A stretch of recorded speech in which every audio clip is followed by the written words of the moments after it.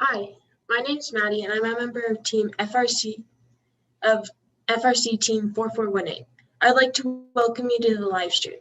We hope you enjoyed the event so far, and I'm really excited that you'll join me for the next 3 hours as we dive into more STEM topics. It's my pleasure to introduce our next speaker, Mike Corzette from Team 1678. He will be presenting on the idea of goal setting. Welcome. Hi, thanks for having me. Are we good to get going? Yeah, you can start whenever you're ready. Awesome. Let me share my screen and we'll get rolling. All right. So I was asked to share on the topic of goal setting. It's a topic I've talked on a couple of times in the past. If you have any questions as we go through the topic, feel free to put them in the chat and we'll have people monitoring that. We're also going to have a couple of times in here where there's some interactive chat questions where I'm hoping to actually get some feedback from our viewers on how goal setting impacts their team and use it as a couple of discussion points. So feel free to share in the chat when those questions come up, and I'd love to see some of your feedback on those. So some brief introduction. So I'm the lead technical mentor for Team 1678. I've been with 1678 since 2008. And I was a student on 114 before that. So I'm about 17 years into FRC. And for work, I'm an engineering manager at NovaSource Power Services. I actually gave a talk a little bit about what I do during one of yesterday's streams. And then a lot of the credit for some of the structure of this talk goes to Karthik on this one. Karthik and I chatted about this topic, gosh, it must have been 2 years ago now, about goal setting in FRC. And, he did a lot of work putting together outlines for this, and then I kind of threw it into presentation format with some additions. So big thanks to Karthik for helping me flesh out some of these ideas. All right, so we'll jump right into it. What are we going to be talking about today? So we're going to talk a little bit about history and background of goal setting in FRC, kind of what's been done in the past and what it's looked like. And then we'll talk about where goal setting meets strategic design. This is kind of, if you're familiar with Karthik's famous talk on strategic design, you'll see how these two ideas connect in a lot of ways.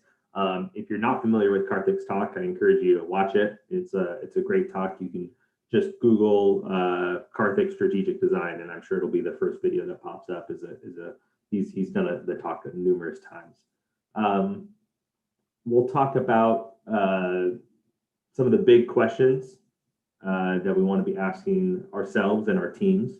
And then we'll break down a little bit what the different types of goals you can set for your team are, the methods to set those goals, and then how to measure and evaluate your progress towards meeting those goals. So as we get going, and we won't necessarily pause, but I do want to ask this question to the chat. So I know we have some people keeping an eye on the chat, and they're going to share some of your answers with me, which I'm looking forward to seeing. I'm really hoping to get some, I'd love to know some of your team's goals. So if you know what some of your team's goals are, feel free to share them in the chat. This can be anything. If you don't know specifically what your team's stated goals are, maybe you can think of one thing that might be one of your team's goals. So maybe you don't know specifically what it is, but you think, hey, our team generally tries to win, one award at every event we go to, right? Maybe that's a goal that isn't explicit, but is something that you think might be the case. Feel free to share that. And then it'd also be great to, if you can, as a bonus, share how your team achieved that goal. So hopefully some of my hosts will be checking that out and seeing if anything gets shared as I go through the next couple of slides. And we will, we'll keep rolling on this. Okay, let's talk a little bit of background history on goal setting. So as you know, FRC is getting to maturity as far as the number of years it's been around. It was started in 1992, and we're coming up on the 2021 season, which I think would technically make 30 years of FRC seasons, which is actually pretty cool. I hadn't thought about that until just now. But I would say that really we call like the modern era of FRC from like 2005, where things got into 3v3 and the rules kind of coalesced. Bumpers came around soon after that. So really we've been operating probably in the last 12 to 15 years in a more or less like evolved sport paradigm. And so teams' methods have evolved since then as well. And in the old days of FRC, there wouldn't be a lot of planning and thought that went into the build process for a majority of teams. And teams weren't talking about their methods with other teams. So it was kind of like every team was just kind of figuring it out on their own. Best practices weren't really developed. And what teams would normally do in those instances is they look at the game, and their whole team would kind of start meeting at kickoff. They get the game, they think about a robot, and then they'd start building. And because there weren't a lot of ideas being shared, and teams in general didn't have as much institutional knowledge, those processes weren't necessarily well defined or well structured, and could be pretty crude in their development process. So beyond just kind of a crude development process, I think teams were not thinking a lot about kind of the why they did certain things on their team. It was kind of like everyone was just there to build a robot and have some fun, and everybody was just kind of figuring it out on their own. So that's a little bit of the background. And then I mentioned the strategic design talk that Karthik gave. That started in 2005 as a white paper before it became the famous talk. And this process introduced some structure to how to optimally select the desired functions of your robot.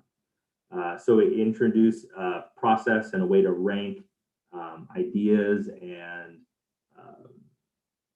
a way to rank your various, like the ways that you weight certain objectives in the game and things like that. So it started to introduce like methods to really evaluate how to build the best robot. And then kind of as a byproduct of that, teams began thinking more intentionally about their broader team goals, because they were spending more time thinking about the process for developing their robot.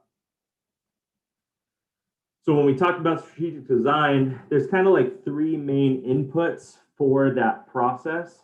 The first input, obviously, for your strategic design process for developing a robot is you need the game. And you need to break down the game into which tasks are worthwhile, and that's a key component of that process. Your team's individual resource level is another key input for strategic design. And your resource level is driven by a whole host of things. Experience is one. So, what sort of first experience does your team have? Maybe your team's been around for 20 years. Maybe your team is a rookie. What sort of engineering experience do you have? Do you have, a lot of veteran students? Do you have mentors with professional experience that's going to be helpful? What's the broader size of your team? So sometimes a larger team is able to accomplish more than a smaller team, just based off the ability to distribute the work. what sort of equipment and manufacturing resources do you have available? This is another big thing. Sometimes you have to build simpler just because you don't have the tools in place to build a more complicated machine. Your budget's going to play a factor, what you're able to afford, how much iteration. 1 second. Yeah, how much iteration can you afford to do, or do you need to kind of one and done it with your robot and not do too many huge revamps of the machine? Another big thing that impacts the strategic design process is the space that you have. So, that's another resource is what sort of build space do you have, practice space, things like that. And then the last factor into strategic design that's different for every team is your robot goals.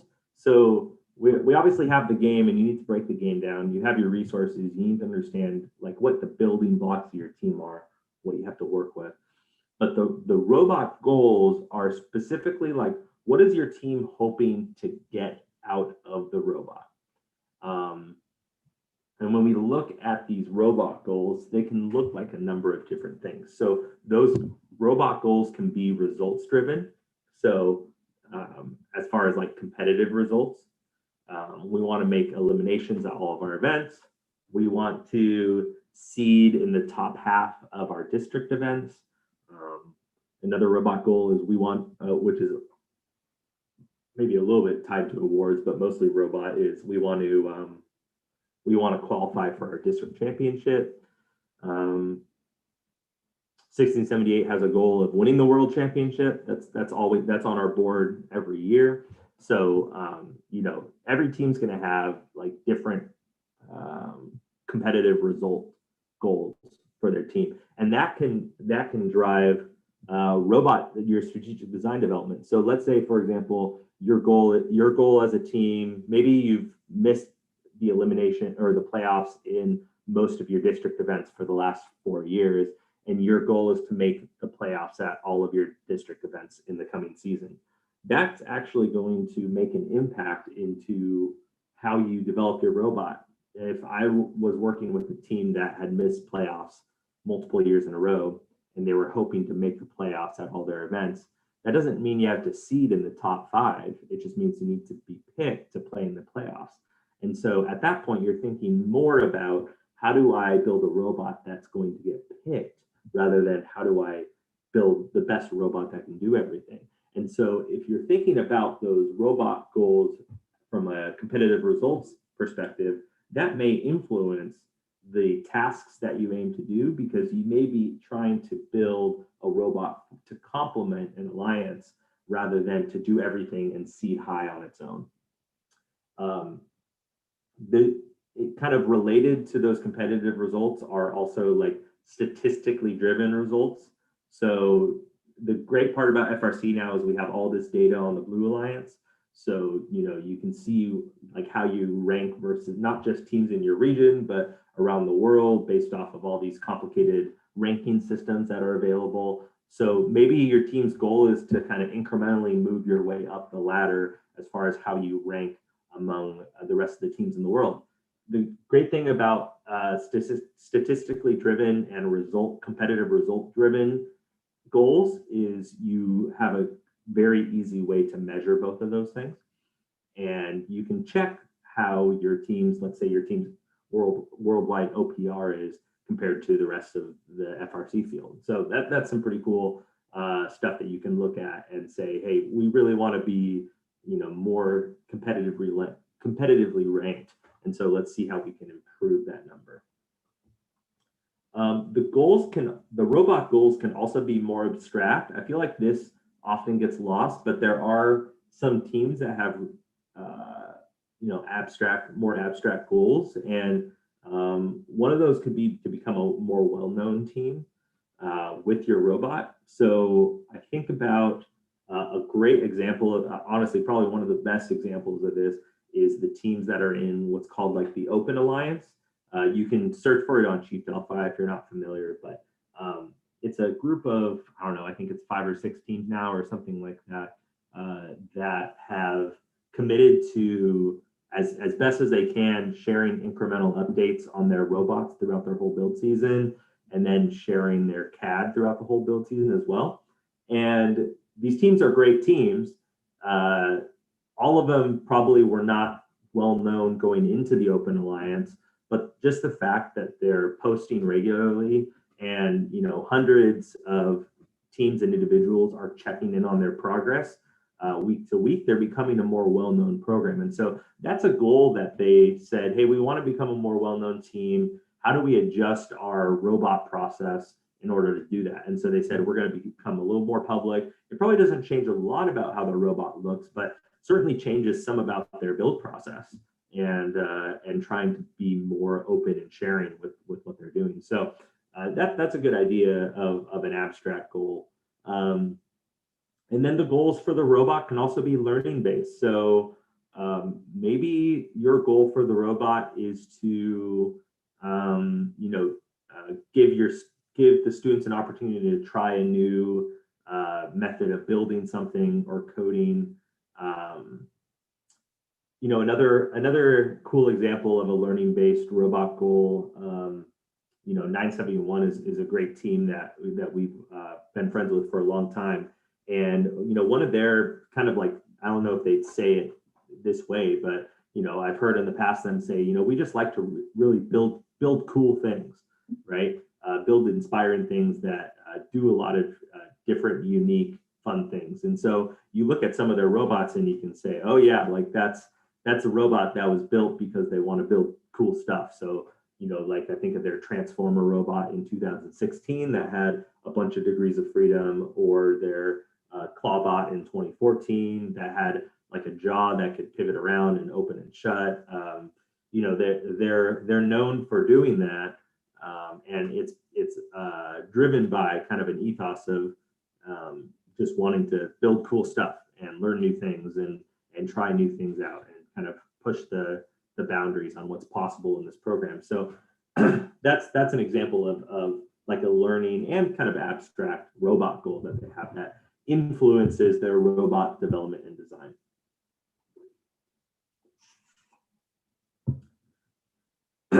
All right. So how does goal setting meet strategic design? So the strategic design process has become very well known in the FRC community over the last 10 years or so, especially in the last 5. It's kind of like every time you want an intro presentation how to be good at FRC, you go to Karthik's strategic design presentation, and it just provides a lot of baseline knowledge on how to be a good FRC team.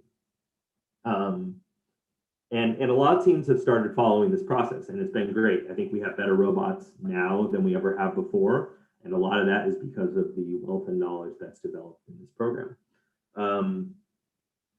I think most teams, though, still lack this discipline and this knowledge on broader goal setting within their team. So outside of just the robot development process, how do you set team goals that are going to push your team forward and bring your team together? So for the rest of this talk, we're going to look at how your team can select those goals that are achievable but also meaningful, and how they're based on your own team's unique situations and ideas and structure and a resource level, and then how it can push your team forward. Okay, so just to summarize before we jump in, so strategic design is that process of making your priority list and developing your robot idea and mapping out the rest of your robot season. Goal setting is the process that you want to start in the fall, and that's where you decide where you want your entire team to be headed. And since robot goals are a input to the strategic design process that we talked about earlier, it's going to be important to have your overall team goals set that include robot goals, so that the robot goals can go into your strategic design process to develop the robot. But you don't want to develop the robot before setting your overall team goals. You want to set your team goals first, which is what the goal setting process is, And then that's going to come into the strategic design process in January when you get your new game. Okay, so why is goal setting important? I could probably talk just on this slide for 20 minutes. Maybe I can, got a little bit of time left, but why is it important to set goals for your team? So probably one of the things that makes probably the biggest difference with goal setting is team alignment. With teams of any size, it's a group of individuals that are associated in some way and are trying to accomplish a task, right? And with any group of individuals, you're going to have different ideas, different thoughts, and there's a lot of research that shows the more diverse of thoughts and ideas that you have, the better your team is going to do. So you have all these different perspectives and inputs and experience levels. On an FRC team, get a little bit more specific, you have rookie team members, you have seniors that have been on the team for 4 years, you have mentors, you have parents, you have all these different individuals, right? On 1678, we have 100 students and 15 or so mentors, and those 100 students are probably bringing almost 200 parents, and so we have like all of these people that are directly related to the team, a network of 300 to 400 people that are just on the team, not thinking of sponsors or anything like that, school admin, stuff like that. And for a team of any size, but especially as your team grows, for your team to be effective, you want your team to be pulling in the same direction. That doesn't mean you want all of your team members to be drones that all think the same way and have all the same ideas and thoughts and never disagree on things. That's not what goal setting is about. It's about having a big picture that people are aligned on and are aiming for, right?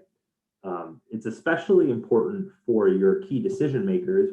We call it our team leadership, to be aligned, because your leadership is going to dictate the direction of the program, and you want a consensus from your leadership as far as what your team is trying to do. Goal setting, this is very much related, but it's a little bit more on a personal level. Goal setting provides a common purpose for all of your team members to get behind. This is a little bit different from alignment in that understanding and having a common purpose can be a very motivating and empowering thing for a team member. So by setting clear goals and aligning on those goals, especially within your leadership, if you can effectively communicate those goals to the team, and communication is not about what you say, it's about what's received. So if your team members are receiving that communication on those goals and they're understanding, okay, here is X, Y, and Z, these are the things that our team is trying to do, right? If I can understand those things and comprehend those, I have a chance of understanding the purpose of our program, the purpose of why our team exists and what our team is trying to do. And that common purpose, understanding the team and seeing your team member next to you has the same understanding of why the team is there and what you're trying to do. That common purpose can be empowering. It can also be motivating, and it allows you to get the most out of each of your team members as they better understand the goals of the team. Goal setting can also be used as a conflict resolution tool. How would that look? It would look like, let's say our team sets a goal for okay, this is just one example, but let's say one of our main team goals is to make a distinct positive impact in our local community, right? and that's like one of the main goals that your team has established for the year. Like that's on your list of 5 goals. Local community impact is right up there. If one or a couple of your students have an idea for a let's say an international exchange outreach program where you develop a partnership with a team from another country and have an ongoing, like, season-long, like, engagement with that team. They have that idea, but maybe some leaders on your team realize that this idea of this international exchange doesn't really add up with our objective of distinct local impact, right? If leadership doesn't think that that effort is worth pursuing, mainly because it doesn't align with your goal, what you have is this list of goals that you've already set out that you can point back to and say, hey, that's a great idea, but our team has limited bandwidth, and one of the goals that we set out for this year is how we make a distinct local impact. So maybe we could retool this idea and say, instead of developing a long-term partnership with an international team, maybe we try to develop a long-term partnership with the team that's down the road, right? And maybe we can do outreach events together and build robots together. We help them with parts, they help us. We practice together, things like that. And so, those goals are things that you can point back to and say, hey, I understand that this is an idea you came up with, but it doesn't quite align with where we're trying to go as a team. I hope you understand that, we're trying to stay on the path that we've set for this year, et cetera, et cetera. So, as you can imagine, this ability to align your team's leadership, and then after that, the rest of the team, and then have this common purpose, allows you as a leader to delegate tasks better to the rest of your team. You can do this because you have more confidence that your team members are aligned on the goals of the team.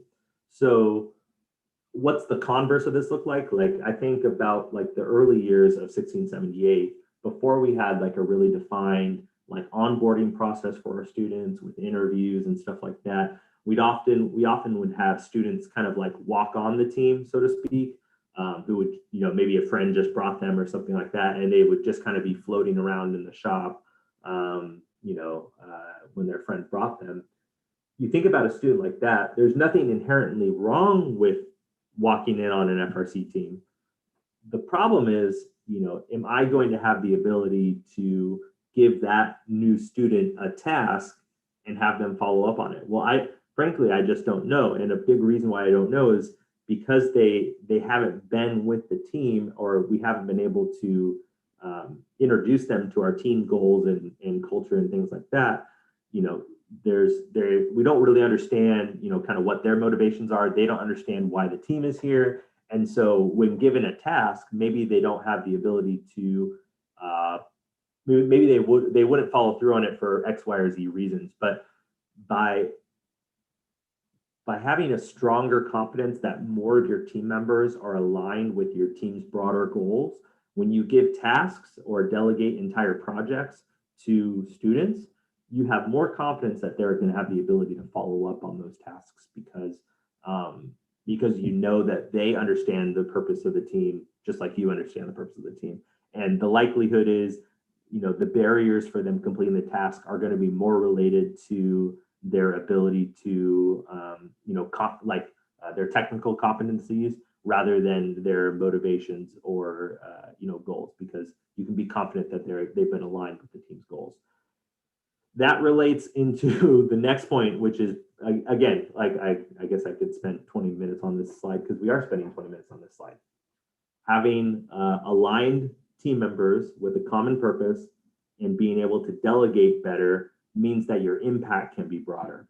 So you can build better robots than if you had a dysfunctional team with people trying to pull in different directions, and you can make a bigger impact in your community in outreach. by being able to delegate better and having a common purpose. So I think about some of the things that our team has done even this year, where it used to be probably 6-7 years ago, I was involved in almost every outreach project on the team in one sense or another. And now entire events are happening that that I'm only aware of, but I'm not involved in the planning process at all or the execution. And they're doing things like we're hosting girl-powered activity events where a bunch of the young women on our team are hosting events for girls in the community and just doing amazing stuff that's totally in line with what we're trying to accomplish as a team. And myself as a leader on the team, I have nothing to do with it. But I did have something to do with kind of the interview process for the lead of that program. And then once they were put in place, we were able to delegate that work, and they're doing a great job with their roles on the team. So it really does allow for you to make a broader impact and support a more complicated organization. So as our team has grown, the emphasis on goal setting has grown as well, and it's become more important to set goals and have those goals clearly communicated, because the team is larger, and it's going to become unmanageable if we don't have this alignment and common purpose that comes from goal setting. All right, so lots of reasons why to get excited about goal setting, but also keep goal setting in mind with your team. Okay, so I know we didn't get any activity from the last one, but I'll ask a second chat question. Let's see. Oh wait, no, this was the last chat activity, which I don't think we got anything from. So we'll move on. Okay, types of goals. So we started talking about the robot goals, but we'll talk about other types of goals that your team can set as well. A lot of teams will have goals related to student outcomes, and this is a great type of goal to set. Some examples of student outcome goals can be, we're hoping to have, 90% of our students, graduate from the team and move on to higher learning, like university or something like that. Or maybe one of your team's student outcome goals is we're going to keep track of the training that we do, and we want every student on the team to come out of the team with a certain level of training competency in a certain subject that they're focused on the team.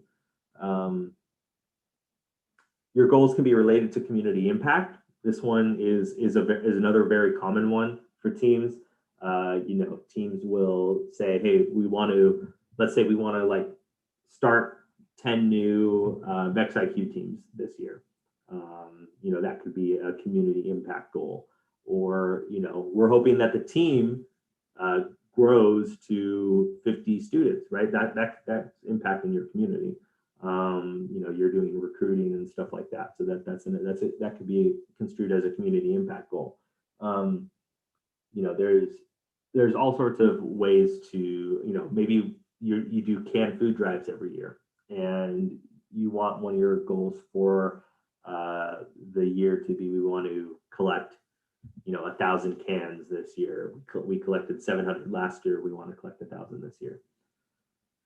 Your goals can be related to the robot. We talked at length about what those goals can look like on robot goals. Teams always have robot goals, and that's great, but it's important to define what those goals are. Goals related to competition results. I think that is very much related to the robot goals. Actually, it's probably a little redundant on this slide. And then goals related to awards. So this is a little bit different, but it is competition related. A lot of teams have goals to win chairman's award. That's a very common one. But there's teams out there that have the goal of winning the safety award at every event they go to, right? And they focus some energy on that. Or there's teams that are really jazzed on their team's recent software improvements, and maybe they're trying to win the Innovation and Control Award. So those are examples of goals that you can set for awards, or maybe your goal is just to win one technical award for the season, right? And if that's a stated goal, it allows you to focus your efforts and energies towards those things. So, for example, if you want to win a technical award like the Innovation and Control Award, you're going to operate your team in a way that puts you in a good place to win that award. So when the judges come around for interviews, you're going to be pushing your programmers forward to talk to the judges. And as they ask questions, you're going to try to have them pivot to control topics that allow you to stand a better chance of winning the award. Okay, so how to set goals. Who sets the goals? How to brainstorm goals, objective goals, and subjective goals. So who should be setting your team goals? Goals should really be set by the leadership of the team based on the culture and the structure of the team. Leadership on a team is different on every team. Many teams have, like a captain and a co-captain, and many teams also have like a head teacher or a lead mentor. And I think on like kind of your given team, like that group would probably be like your like kind of core leadership group. But teams often have leadership structures that are broader. So maybe you have sub-team leads for each of the subject specifics in the program, and you have leads for like your chairman's award or different outreach or business. And so the important thing when you're setting your goals is to bring in your key leaders and develop consensus within that group. It's important to know that, this is kind of a side topic, but there's no correct way to structure an FRC team, but every FRC team will have some sort of structure. In any team or group, there's inherently a structure, and without any leadership, teams will lose direction. So it's important to, if you haven't yet as a team, establish a leadership structure. If you do have a leadership structure, identify that leadership structure and then meet with that leadership structure for setting your goals. And like I talked about here, developing consensus, having a common understanding and acceptance of your team goals, this process is going to be very important. So when you're brainstorming your goals, you want to set aside time, specific meetings for goal setting. And you want your leadership team, this group of students, mentors, etc., to set time aside to do that and write out those goals.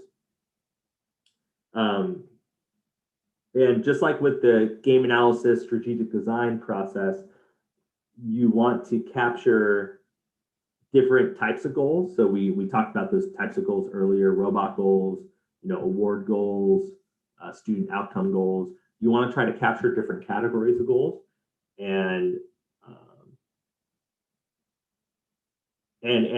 just kind of brainstorm out what those goals might be.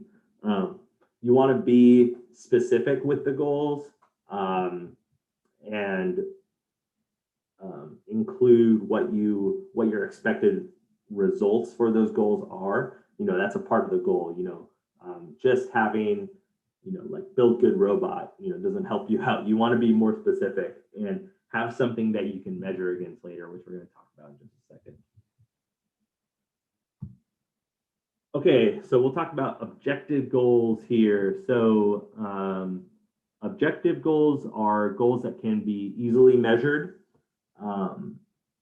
They're goals that you can look back on and see how you performed in that goal in past seasons. So when setting objective goals like this, it's important to reflect on what your team has done in the past. So for example, we talked about the goal of having 90% of your students graduate and move on to university. If you're setting that goal, it'd be important to understand how many students graduated and went to university the past year or the last 3 years, right?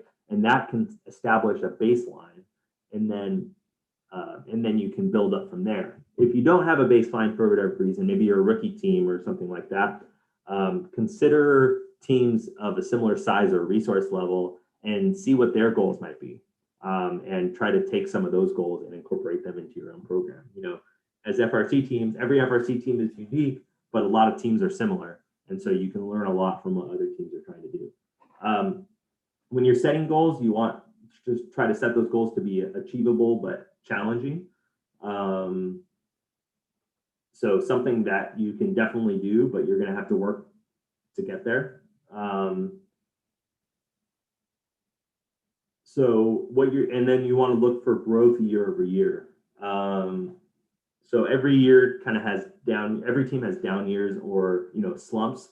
Frankly, every team has a down year this year because our whole season has been put on pause with COVID. So, we're in an anomalous year or year and a half of the whole world, let alone in FRC. But you do want to look at trends and see, okay, here's where we've been the last couple of years. Where do we think we can get this year, right? We've been improving year over year. Let's say we made playoffs once 2 years ago. We made playoffs at all of our events this year. Maybe next year we could push ourselves and say we want to make it to the semifinals at one of our events, right? We got knocked out in the quarters both times last year. So, try to evaluate your team's overall progression and develop goals based off of those trends. So subjective goals, these are harder to measure, but it doesn't mean that they're less important. So a lot of teams will have student learning based goals of, a good example of a subjective goal is, we want students to be inspired and empowered in the subjects that they study on the team or something like that, right? It's kind of a broad goal, but it still can be valuable. And for this type of goal, you still want to be aiming at it and improving year over year. And the ways that you evaluate your progress towards that goal is going to be looking at student outcomes in the past, again, looking in the past to kind of inform the goal you set for the future, and asking your alumni, hey, what was your experience in the program? What went well? What didn't? On 1678, we've started actually, we just finished our first round of like a overall team survey that we're going to be giving twice annually to the team, once towards the beginning of the year and once towards the end of the year, with the aim of consistent improvement with their team and consistent improvement towards our goals, and getting feedback from the students on their experience in the program. And then let's see, so these subjective goals, you want to make sure that they're tying back to your team's overall mission and culture. Other abstract goals could be, like we talked about earlier, like having a better team image or becoming more well known, having more of that exposure, things like that. So those are more subjective goals, but are still important and should be thought about when doing your brainstorming. Okay, we're gonna skip the chat activity. We'll go to one of our last slides, which is measuring goals. So once your leadership team has defined the goals, you need to check in on those goals and your progress towards those goals. So, part of the process is writing all your goals down, putting them on paper. You can also put them on like a poster in your shop to remind you of what your team's goals are. But in those early brainstorming meetings where you come to a consensus on what your team's goals are, also set for yourself future meeting times. So schedule a meeting 3 months down the road, or towards the end of the season, follow-up meetings where you discuss the goals and your progress towards them. If you have a lot of competitive related goals, breaking down your events after each event is also a good thing to do to evaluate your progress towards your goals. Saying, hey, we want to make playoffs at each of our events, check in on the first event. Maybe you missed playoffs at your first event. Okay, what went wrong? How can we improve there? So so that measuring and that evaluation is a very important step when goal setting.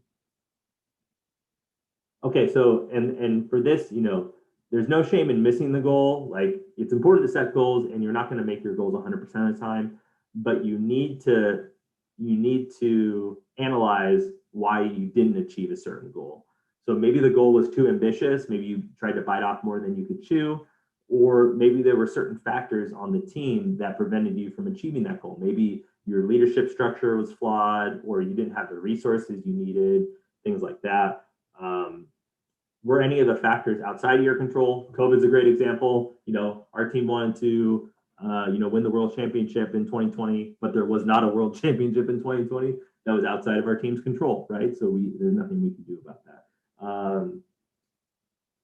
And then those missed goals are a learning opportunity and an opportunity to recalibrate your goals for future seasons. So this measurement process is a key component of a healthy team development cycle and iterating and improving your team year over year.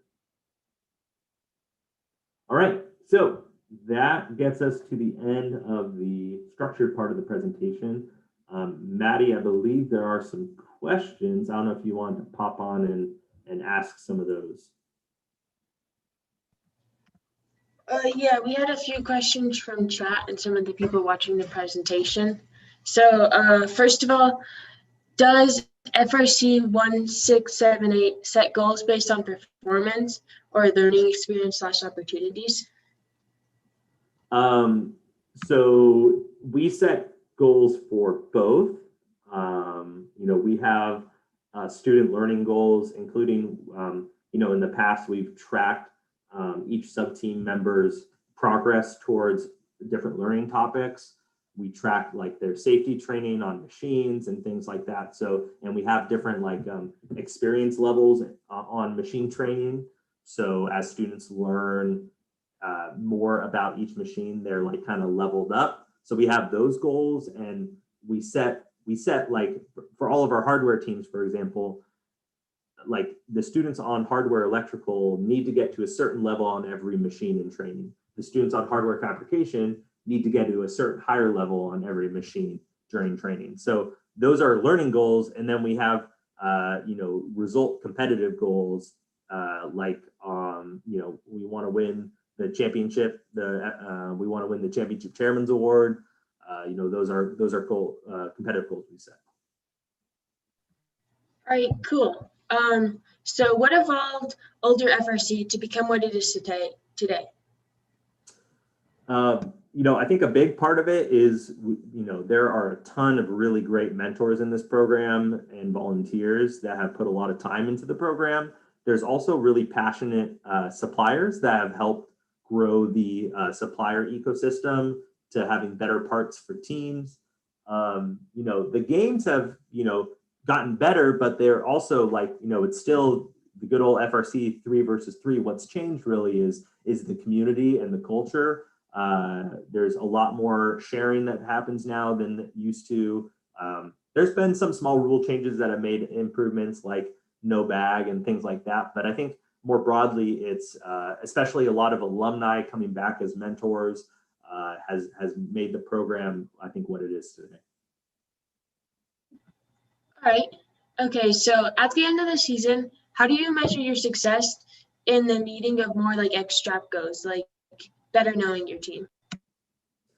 Yeah, so again, that gets a little bit harder. However, what I think you can do for those more those abstract goals is think about stories that may highlight whether you met or didn't meet the goal. So if you want to become a more well-known team, for example, let's say maybe you're part of the Open Alliance and you've posted your CAD. You can actually kind of track how many times that link has been clicked on Chief Delphi, and maybe it gets clicked 500 times, and you see your team's CAD being referenced in other teams' development process. Those would be good indications that your team has met that goal of becoming more well-known. So while it's not necessarily a percentage or a number or a ranking in OPR, you can still find examples that highlight whether or not you met that goal. So it's important to bring those to your measurement process. So as you meet as a team leadership to evaluate your progress towards the goals at the end of the season or in the middle of the season, use those kind of stories as examples to say, hey, we did meet it, or we need to work on it. Yeah, definitely. Okay, and then for our last question, does your team use the SMART goal method to create like specific goals? Or like what Yeah, method do you use? so I don't think we use specifically the SMART method. I keep SMART, it's like specific, measurable, achievable. I forget the rest of the acronym. I'm familiar with it, but we don't specifically use the SMART process. Although I should probably bring up, I get asked about the SMART process probably every other time I give this presentation. So I should probably just add that as a slide to this presentation and talk about it a little bit. 1678 specifically hasn't used it, but I know teams do. And if it's a tool that helps your leadership group flesh out your team's goals a little bit more, then by all means, like, do it. It's kind of a tried and true classic process of goal setting that I know a lot of people have success with. So I think it's a good option. All right, cool. And then another question we just got is, has your team helped other beginner teams out, or how has that happened? Yeah. So certainly we've tried to find ways to help younger teams. Locally, we've done that through a number of FRC teams that we've helped start in the community. So just within our county, we started a team in the town to the north of us and a team to the west of us. We don't live in a huge county, but we have a couple of other towns nearby.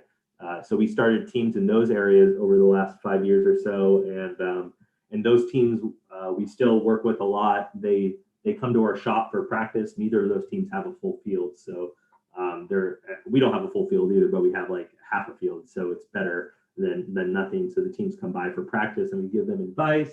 And then we also started a team in the next county over in Sacramento. But then, more broadly, we try to be as, we try to share a lot of resources that can help teams out. We have all of our like fall workshop series and talks that we publish, things like that. And then 1678 is one of the founding members of the Compass Alliance, which I know a couple other teams are involved with. And the Compass Alliance puts out a lot of resources specifically for younger teams to leverage, and also has some services that we provide, like the 24-hour call center and our tag team programs that are designed to help new teams out and give them the guidance that they can use. Yeah, that's really cool. It sounds like you've done a lot. Well, thank you for presenting. I learned a lot, and I hope the chat did as well. So thank you a lot for coming. Thank you for having me, Maddie, and good luck with the rest of the event. Thank you. Bye. Bye. All right, so we're going to play a quick video before we get into our next presentation.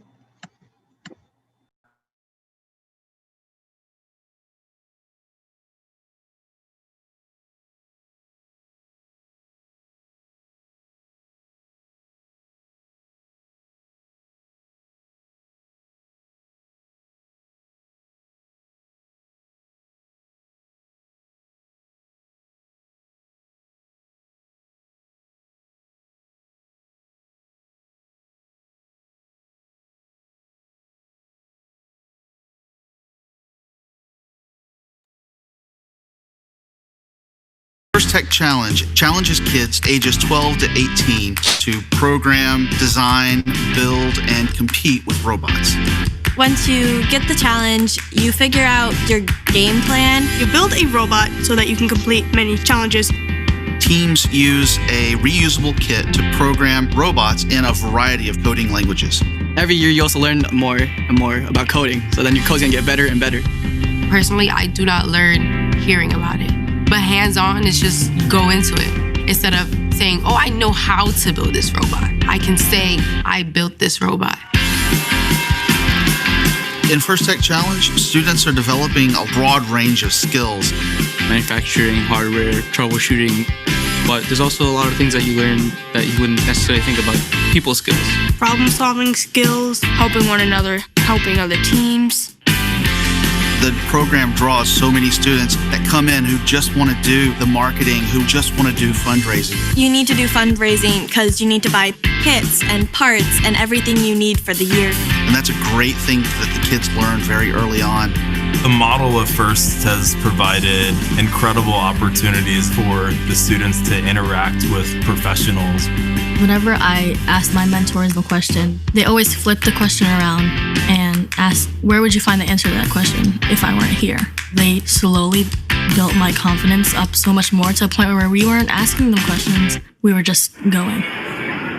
Each team has to compete at a local event, win awards at the local event, and then they're able to move on to the first championship. You walk into the room and there's that smell. The smell of robots.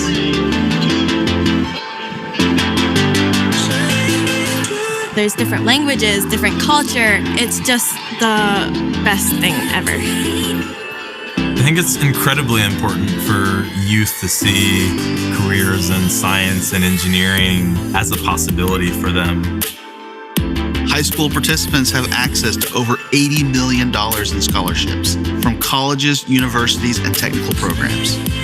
First Tech Challenge is one of 4 engaging FIRST programs. First in one word, wow. Fun! First is inspiration. First is amazing. First is hope.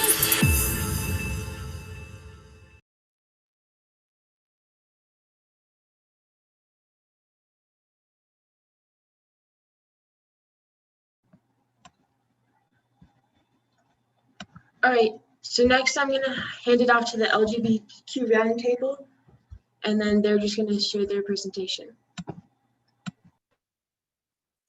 Fantastic. Thank you so much. I hope everyone can hear me okay. I'm sure I'll get a note if you can't, so that's good.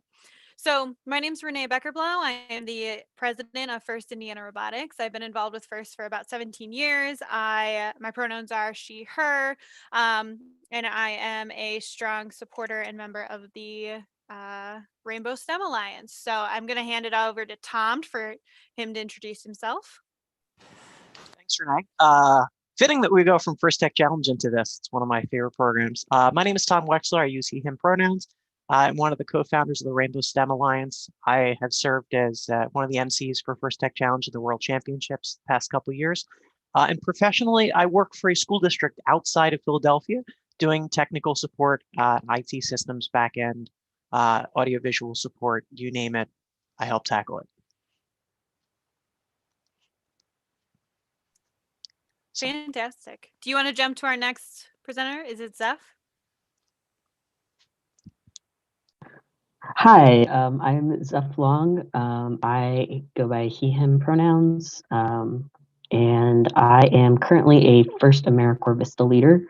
I don't have time to go on my AmeriCorps Vista spiel, but it's a really cool program, and you can look it up on the First website.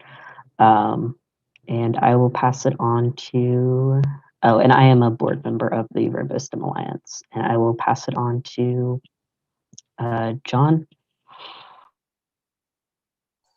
Awesome. Thanks, Zeph. Hi, everyone. My name's John Kentfield. I am the president and co-founder of the Rainbow STEM Alliance.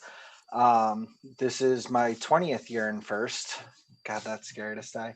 I identify as a cisgender gay man, and we'll go into a little bit more detail about what that means a little later on. My pronouns are he, him. I have degrees in mechanical engineering and engineering management, and I am currently the manufacturing manager for crown supplier to First IndyMark. And with that, I will pass it over to Eamon. Howdy, I'm Eamon Green, and my pronouns are they, them. I was on FRC Team 5530 for 4 years and a student administrator for the LGBTQ+ at First for 2 years.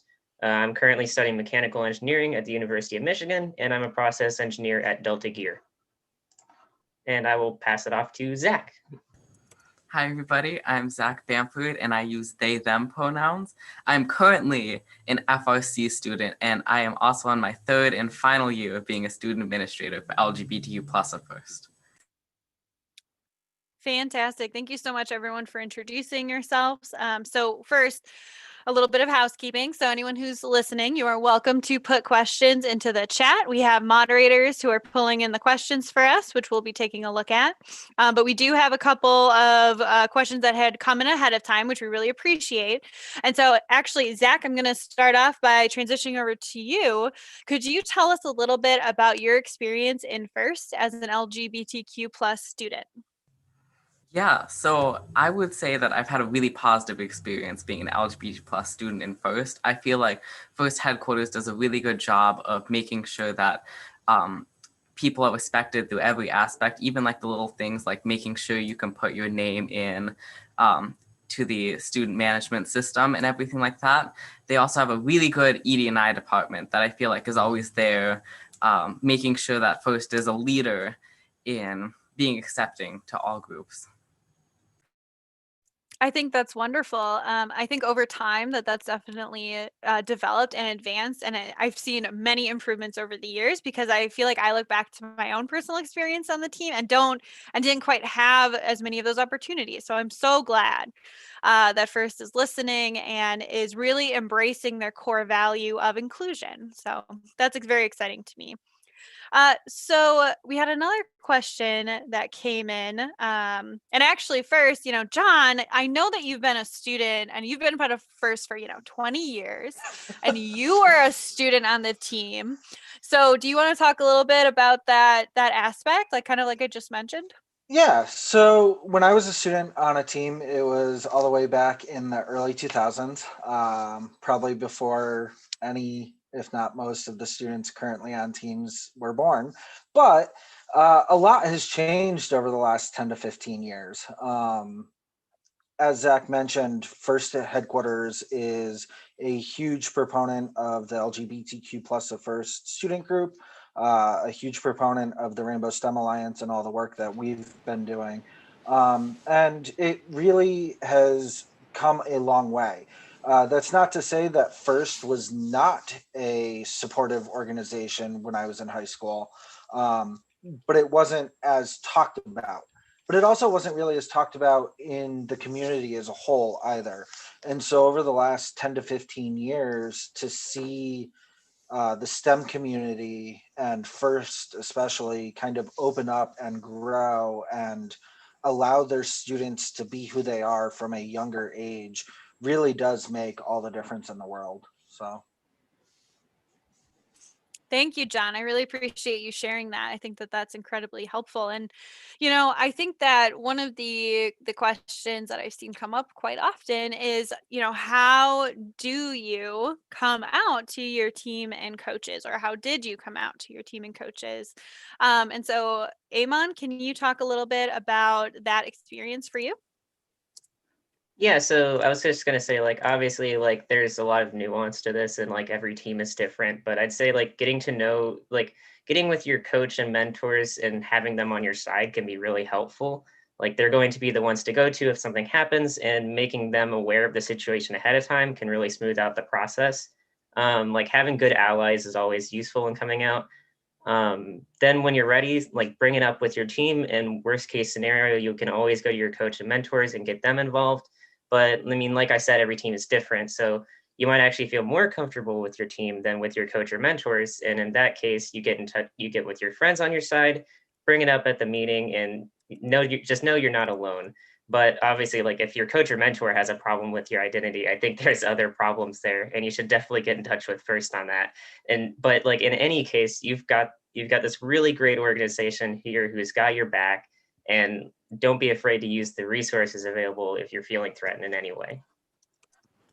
And I think to add on to Eamon, for myself as an FRC alum, I didn't actually come out until after college. Because, whether for me at the time, it was a combination of I didn't feel right coming out to anyone. I was still exploring my own identity. But what helped me at the time and what made coming out later was knowing that the organizations I was a part of, and FIRST is as a volunteer and as a student, going to the competitions where everybody was so kind and embracing and warm, and whoever you were, you just you showed up and were embraced and loved. I was that student who ran around with the mascot costume. For us, it was a Spartan head, and I had the safety glasses on top that were up here. But knowing that I had that safety and comfort of just being myself and being open in the organizations that I loved, that helped me later in life to come out. And just that, helping create that environment where any student can be whoever they are and can pursue whatever they want, not just a STEM thing, but truly whatever, that will help students grow, and that will help them be comfortable with whatever point of their sexual or gender identity journey they may be in. Absolutely. And, Tom, I kind of think about that, and I think that that's a really powerful story. And I kind of want to tie that into a follow-up question I have for you, which is what do you wish someone had told you when you were on, a first team or in high school to make you, to feel that comfort? I think just first off saying, hey, it's okay to be who you are. Rather than me learning it from context clues, somebody just explicitly saying, hey, I see you and you're valid. And it doesn't necessarily need to be on, hey, we're going to have a sit down meeting and I'm going to be the coach that tells you we're going to be accepting of everybody, which it can be that, and that's fantastic. But through every single action of just, hey, we're going to be accepting of everybody. We're going to reach out to other teams because it's the culture first, and it's the culture of just being good people and being gracious professionals. I think if somebody had told me that, just, hey, be who you are, and we're going to embrace that. And whatever you're passionate about, let's go pursue it. And what can I do to help that? I think that's fantastic. And I'm going to throw this next question over to John about coaching LGBTQ plus first students. And so how can people, including, teachers, mentors, volunteers, show that they're safe people without having to introduce themselves as, hi, I'm Renee, and it's okay that, you're LGBTQ plus? So that's a great question, Renee.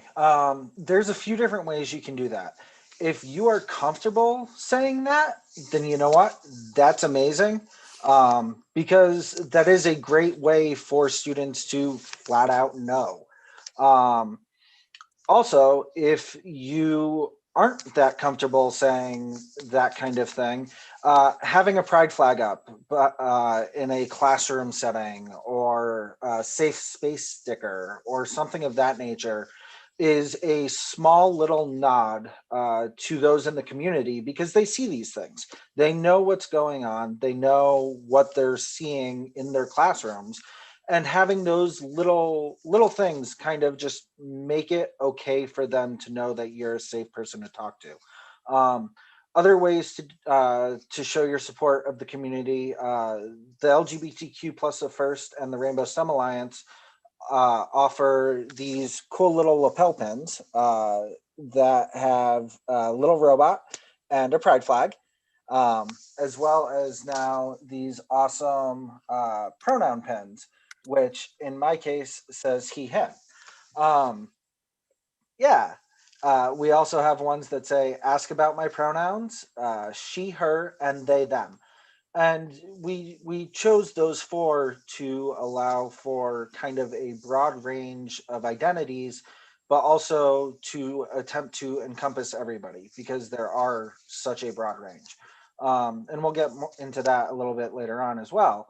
But for the most part, there's little subtle ways that you can kind of show your acceptance without confronting a student if you're not comfortable asking, or just kind of showing your support. Excellent. Thank you so much. And, Zev, I think that you might have a great input into this kind of question as well. Can you provide some feedback? Yeah, I would say also just introducing yourself with pronouns can be a good way to kind of set that as a standard. I'm not a fan of requiring that for students, and I wouldn't necessarily recommend that, but by introducing yourself by your pronoun, with your pronouns, whether you think it's obvious or not, that's That's a good way to kind of set that as a standard and something that other students might be more comfortable doing. As well as supporting other organizations, especially as a first team, looking for ways that you can partner with other organizations and really show that you're not just saying that you're supportive, you're also doing things to actually be actively supporting and making sure that you are fostering a environment that's positive for those students when they do come onto your team. Thank you. That's fantastic. And I just want to share a personal experience. So I run the first program for the state of Indiana. And one of the things that I realized in that position is that I have the ability to really hold space for people. And holding space can literally just mean making sure that there's a roundtable room available for the LGBTQ plus of first, or the first like a girl groups, et cetera, to give them an opportunity to come together and communicate and talk and share and meet other like-minded people. And one of the things that I had learned, this had started, I think, in the maybe 2017, 18, 19, time range, with 20 being, a fascinating experience, but we also had one roundtable, so that's good. But what was really important to me was, I've always been supportive of LGBTQ plus, the community and contacts and friends of mine who are involved with the community. And there is a difference between being supportive and thinking that, because I was supportive, that it was obvious to everybody that I was a supportive contact and ally, involved and engaged in this community. And I think it was important to, I didn't realize until I heard that a student had some problems with identifying, misgendering, that they had, experienced during one of our events, but they didn't know who to go to during the event. And so it was at that point where I worked, I think with my parents and a couple of friends of mine to create the pronoun ribbons that you originally saw at the first World Championship. And so those pronoun ribbons, we sent them over to John, and he was able to distribute them to like Houston and Detroit or St. Louis or wherever it was that year. I don't remember.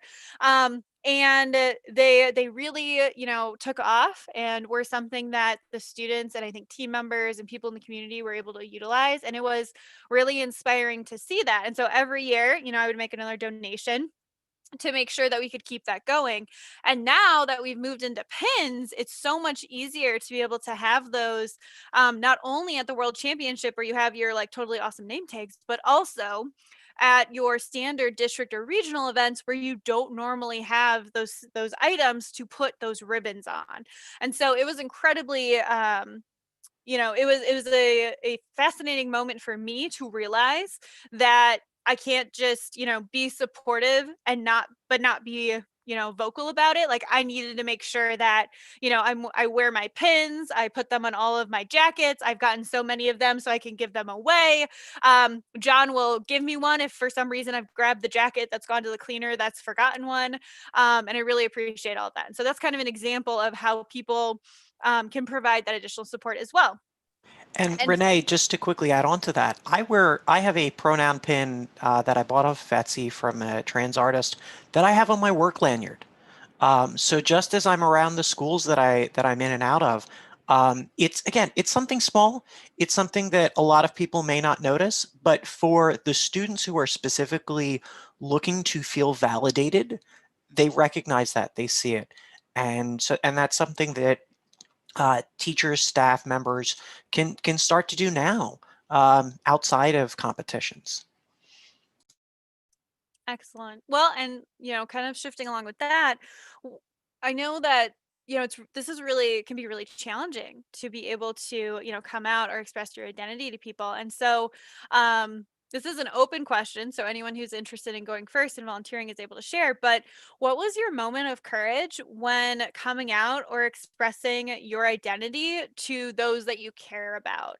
And John, I don't want to throw you under the bus, but I'm going to hand it over to you, and you can direct it from there. Awesome.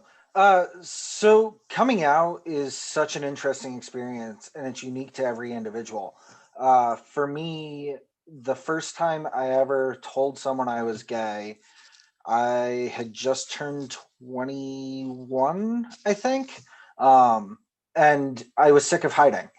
I was definitely outside of first. I was bullied in high school, and so it was a really rough experience for me. And so I wasn't comfortable telling other people about myself until I was. And at that point, it kind of snowballs. But for me, it was also a control thing. Like I needed to control that flow of information. Um, and so the first time I told someone, it was someone that had already come out to me. It was, like I said, it was about when I was 21. When I got in college, I really was able to find myself in my school community and come out to my dorm and my friends at school that I had made and things like that. And after that point, I kind of stopped hiding, but I didn't advertise who I was at that point. It wasn't until probably, oh geez, 4 years ago or so, when we started the LGBTQ plus the first pins, that I really felt like I needed to tell the world my story. In part because I knew that as a high school student, I needed someone like me that I could have seen in a position like mine. As someone who is a head ref in FRC and FTC and FLL, I'm in a very visible position. And so it was super important to me to kind of tell my story and tell my side so that students could see that they could be successful in the future, that it does get better, and that they do have a career in STEM that they can go into if they choose. Fantastic. And Zeph, did you want to share as well? Yeah. So for me, I was out to so I'm a transgender man. I'm also gay. But I didn't come out to my family until I was 19. I was out of high school. Um, but I was out to some people before that. I was very selective about who I came out to. Um, And honestly, a big motivator for me was just that I wanted to transition. And I think that that's a motivator for a lot of transgender people in some way or another. And obviously, that does vary.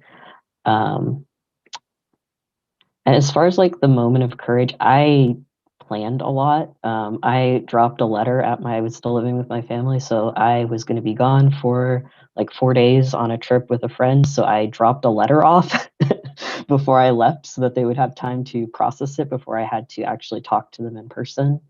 Um, and I mean, that's still a moment of bravery, obviously, but I think that there's also a lot of value in if you're in a situation where you may or may not be safe, um, like plan for it. If you need to give them time, like you tell them in the letter, like, I need time, and maybe plan it when you're going to be out of town with friends, or you can go spend a night or two with somebody else, whether that's a trusted friend, maybe another family member that you're already out to. Um, and as far as coming out to the first community, that was something that I did shortly after because of transitioning. It's hard. Testosterone hits really hard and it's very quick. So that's something I knew that I would have questions about. So I told people, leaders in the first community that were around me with varying levels of support. But obviously, they're not going to say, I can't volunteer. um, so, just letting them know what was going on and being like, you know, I use he, him pronouns now. I might look a little bit different. My voice may be dropping. This is what's going on. I still want to be involved, but I want you to know because you may be the person that people ask weird questions of versus coming to me. But yeah, definitely look out for your own safety, especially if you are a student living with your family, whether you're a minor or not. It can be a big and scary thing. So, and that's more or less my story. I and I really appreciate that. Thank you for sharing. I think that that is incredibly important, and I think it's really important for people to be able to hear those stories, so that they know that there are others that are have been brave, and that it's been okay, and they're not alone. So thank you so much. I think one of the questions I do have from that is, how do you address a resistance or opposition to gender identity or sexual orientation within a team? I think that you gave a couple of really great examples. And Zach, I'd love to hand this over to you for you to answer. Yeah, so since I'm still a student, this is something that I'm still kind of grappling with on a day-to-day basis. And I won't pretend I have the answer, but what I found is that what works best for me is saying, hey, I think what you said / did made me feel a little uncomfortable. And then usually what I'll try to do is be like, here's a resource. Because sometimes what I found is that people just don't understand and they haven't done research. So I'll be like, here's a great resource to look at. Why don't you read it? And you can see that it's not scary. It's just a little bit different from what you've known. And it's a pretty easy way. I have a lot of resources on hand through LGBT Plus First that I ready at a moment's notice. And I found that usually people can answer their questions using the resource, and that makes them a little bit more tolerant. Amazing. And I think another question is if we can also have a description of what does coming out mean. And so, Eamon, I'm going to send this over to you to answer both questions. Yeah, so like coming out, like in its most basic sense, is just taking the leap and sharing your sexual, romantic, or gender identity with others. But I mean, it's also a lot more than that. Like coming out means the freedom to express yourself the way you want and reflect who you really want to be. And ideally, we'd live in a world where coming out is easy and people can just live without fear in expressing their gender, sexual, romantic identities. But unfortunately, we do live in a world of hetero and cis normity. So coming out can also be a time of great stress. There's a lot of uncertainty that goes into coming out for a lot of us. We don't know how our peers are going to react. So there's a lot of anxiety. But coming out can be a pretty big deal in our lives because of this. But it also marks the point in life where it's like, it's, what am I trying to say? It's the point in your life where you can actually start expressing yourself as yourself. And it can be a really cool thing for a lot of people. And, it's never going to be easy, but it's still an important time. And it's the first step towards becoming who you really want to be.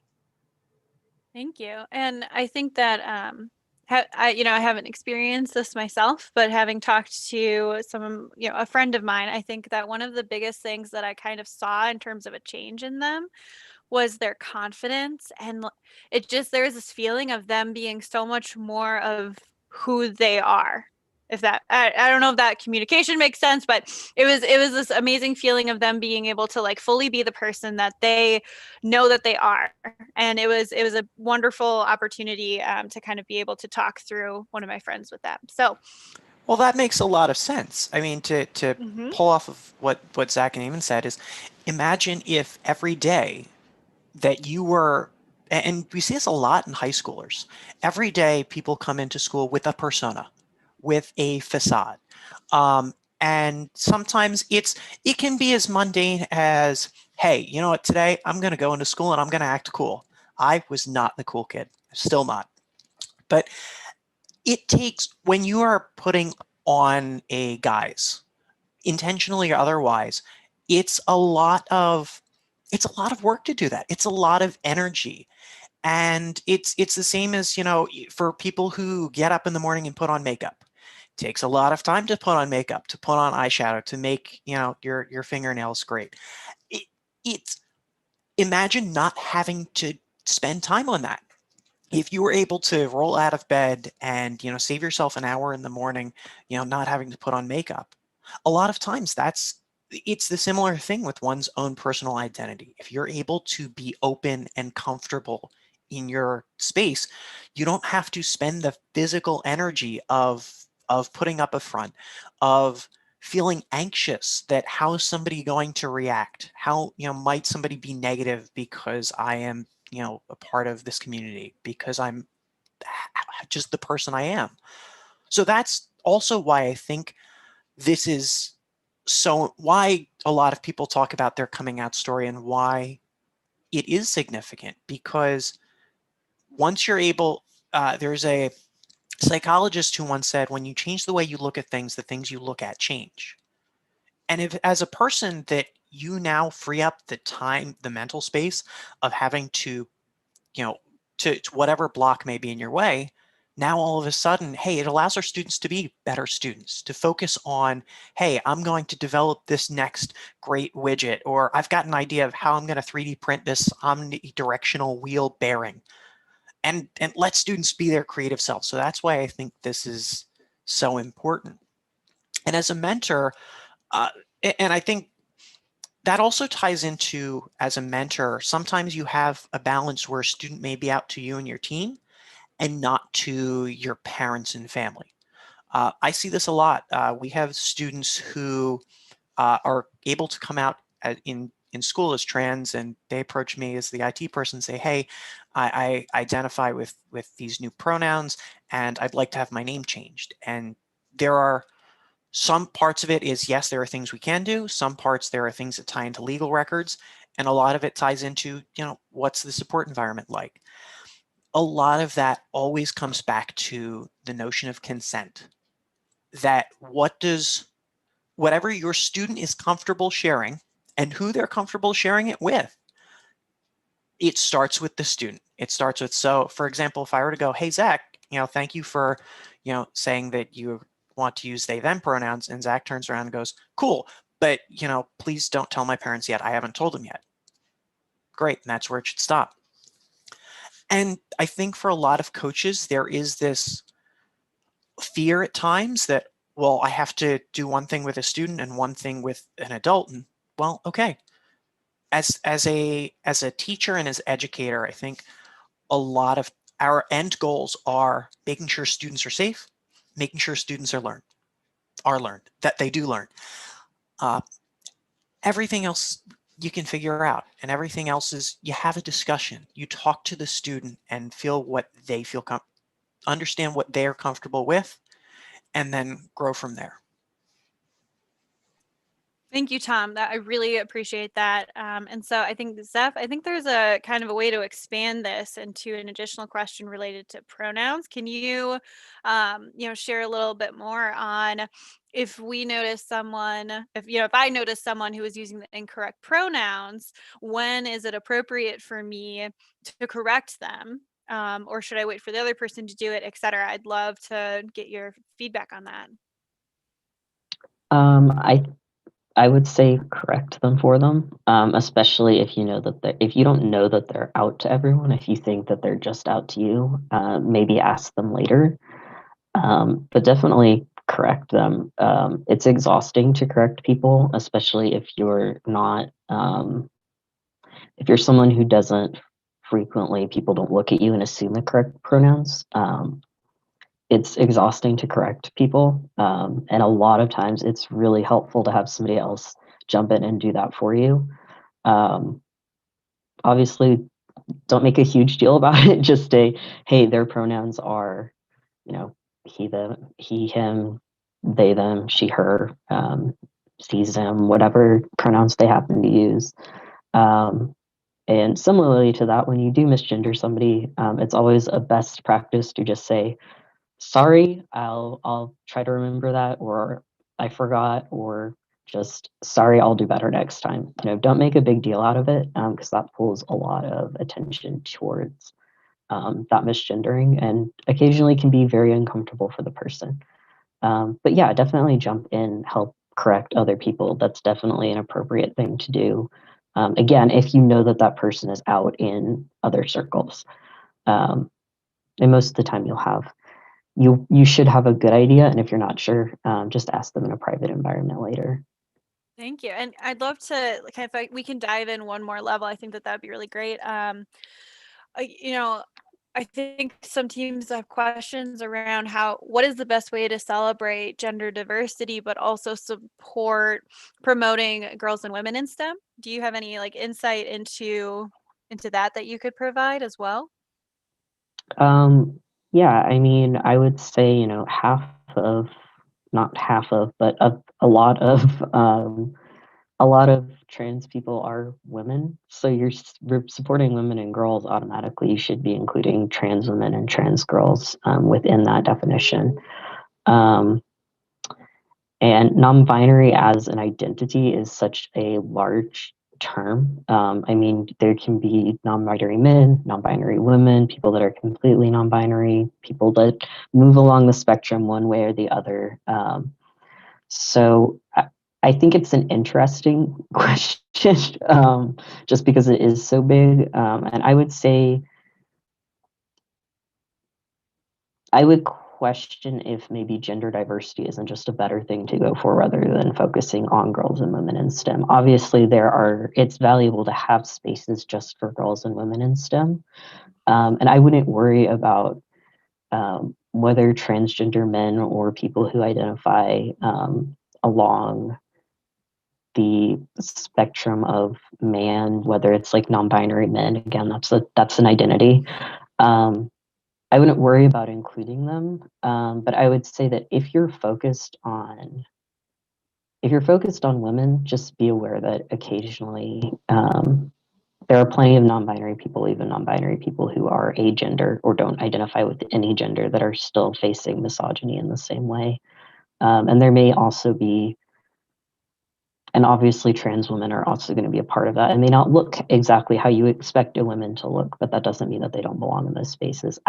It's a complicated issue. It's definitely like there's a lot that goes into that question, but I would just expand kind of what you're focusing on and not just worry about girls and women in STEM when you're thinking about, measures to look at. Absolutely. And I think that that's really important. I volunteer as a chief operations officer for Reinvented Magazine. And, one of the things that we've been talking about is how can we make sure that we are an inclusive organization that has a mission to reinvent the perception of the people who are normally and traditionally in STEM fields. And so, Tom, I'm going to kind of throw this over to you. How can we make these types of metrics more inclusive for non-binary or transgender people? One of the challenges that I've personally experienced is, I don't feel comfortable saying non-male. But one of the things I've started doing is when I have a gender skewed like board meeting or something like that for like an advisory board meeting, I will intentionally say, board members, please invite someone of not the same gender as you to come to this meeting so we have a diversity of thought for this discussion. So I think there are two parts of it. I think there is we are in a data-driven world, so how do we make the data look okay? And then it goes to how do we better use our language? The data part, a lot of, everything is data-driven. A lot of choices are how can we quantify this? And a lot of times it's a binary choice. If we're looking at gender, are you a man or a woman? But our knowledge today, we understand that, much to Zeph's very eloquent point, it's not that simple. So from a data perspective, if you're, having a form that you want people to fill out, one option is you leave that open-ended. People are going to be the best representatives of who they are. You are your own expert on you. So just leave it as a open text field. It's not going to be that hard to sort out the difference. To that point of language, though, I think it requires work, like everything else, to realize, hey, I'm using a gendered speech. The biggest thing, especially since we're talking about first at events, almost every event, you hear the MC come out and go, ladies and gentlemen, because we're trained that it draws our attention, that we need to pull focus to this thing. Well, that eliminates a large portion of the population. So it's small things like that changing. And it takes work, but you can be creative. One of my favorites is if I'm emceeing is distinguished guests and robot fans. That includes everybody, and it's exciting. I have a teacher friend who's teaches 6th grade language arts, and she refers to her students as chicken nuggets or cherubs. It's again, it's easy, it's catchy. For teams, if you're trying to get everyone's attention, what's your team name? Hey, Team Impact, since they're the ones that are helping host us today. It's very clear who you're referring to, and it's Team Impulse. Excuse me, I'm thinking of another local team, Team Impulse. So it takes an effort, but it's and when you again going back to when you change the way you look at things, the things you look at change. For some of it, we have a lot of. I am unfortunately a white dude. But what I can do is use that and recognize, hey, let's look at other people and how can we raise them up. Instead of saying sometimes what we need to get a lot of women in STEM, which we do, maybe we say, hey, how can we elevate other people that are not white men into this? Mm-hmm. Absolutely. And I want to just make a note. I had an experience where, we had a student and they shared their specific pronouns with us. And if an individual has given you specific pronouns to use, he, him, she, her, etc., using they, them pronouns in regards to that individual is still misgendering them. Unless they specify that they, them pronouns are those pronouns that the person uses. And, I had this personal experience where I needed to, I wanted to make sure that one of our students was being appropriately identified. And so I had needed to interrupt a representative of a team that wasn't appropriately identifying them and speak up and say, hey, we need to be able to it's the, please use they, them, or please use he, him. And so I think, Ammon, do you have another update about this as well that you can kind of reference from that point of view? Yeah, I was just gonna say, so like normally like we use like they them like a generic sort of term, but also it can be sort of seen as just sort of like a cop out. So like say like I don't know someone's pronouns, I just use they them, but like that's not okay. You should actually go and ask them because like that's an important thing to validate their identity. Absolutely. Yeah. And I would say when you're asking them, don't ask in a public place, especially if you're not sure. And if you're asking someone, I would first consider like, why am I asking this particular person? Do I think that they look trans? Is that why I'm focusing on this specific person? And just consider your own like biases in that particular instance. Like, why are you singling out this person? Maybe you're really not sure, and that's okay. But definitely don't do it in a place where you're putting them on the spot. And I would say, as Amon said, like they, them is a fine placeholder. But once you do know their correct pronouns, like use those correct pronouns. Thank you. Excellent. So we are, getting to kind of, about 20 minutes left. And I think it's really important to transition over to some advice for people and teams to be able to take away from this conversation. And so I'd love to be able to, kind of hear, specifically from Zach, what advice do you have for students on how they can support their peers? I think that the first and really the easiest way is that just do research, take 5-minute break from doing whatever you're doing and look up, especially if you see, oh, I see that person uses they, them pronouns, you can go and look up all of the different identities and such. And then that way you can really relate to them more. You can be like, oh, I understand exactly what you're talking about because I did my research. And there's a lot of great resources out there. Not to plug LGBTQ plus first again, but that's a great resource. And really just doing your research makes a world of difference. It really shows that you're a true ally, at least in my eyes. I think that's fantastic. Does anyone have any other examples or advice for students on how they can support their peers? I think that this is a really important question to kind of give multiple options and different reflections and points of view on. I think similar to Zach, kind of taking off of that, listening is a big part of it too. doing research is great, looking out for additional answers, but sometimes what students need is to be heard. And that is not saying something sometimes is equally as important as saying the right things. And Tom, that really, I think kind of comes back to the, not saying something wasn't the right move in my case for when I needed to make sure that the students knew who they could come to for as a safe individual. And so speaking up was really the right move in that instance. And that was something I had learned. But there are definitely cases where not saying something is also an appropriate response. So I think that that's great. And I'd love to, go to John and really ask, from that point of view, what adjustments has first made to make the LGBTQ community more comfortable? Because we talked about that a little bit earlier, but I'd love to call out some of the specific things that they've done, and also to talk a little bit about how these pins have helped us with have helped with validation. So John, I'll hand it over to you. Awesome. So FIRST has done quite a bit in working with us at the RSA and the LGBTQ plus the FIRST student group, where things like in the student system, it no longer requires a legal name.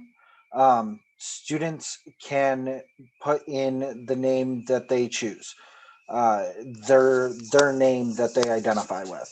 And so there are little things like that that mean the world to a student that may not really mean a whole lot to a mentor who doesn't understand. And that's not saying that the mentor isn't trying to, but it's little things like that they have those places where they can put in their name that they identify with. And so that's kind of one of the big ones is that FIRST remove the requirement for a legal name for students and anyone under the age of 18. Obviously, for youth protection program reasons and things like that, you are still required to put in a legal name for someone over the age of 18. But otherwise, they've done a lot to help make the students feel more safe and secure in the way they are as a person. And I think the pins have helped people feel validated. I'll never forget, a friend of mine shared a post with me of a student that I saw when I was head reffing one of the fields in Detroit. They had a pride pin on their hat. And I saw the pin. They were on the drive team. I saw the pin. Me being a head ref, I had the yellow shirt on, not even thinking about the fact that I had a yellow shirt on going to talk to a student. But I went over to them and I'm like, hey, I saw your pin. I work with LGBTQ plus of FIRST. I started the RSA and I wanted to give you one of these. And it was one of the rainbow lapel pins. And they ended up sharing on social media later about what it meant to them that someone saw that, took the time, especially someone in a position like mine, took the time to go over, find them, stop them, have a conversation, and really be like, here you go, you're not alone, you are supported in this community.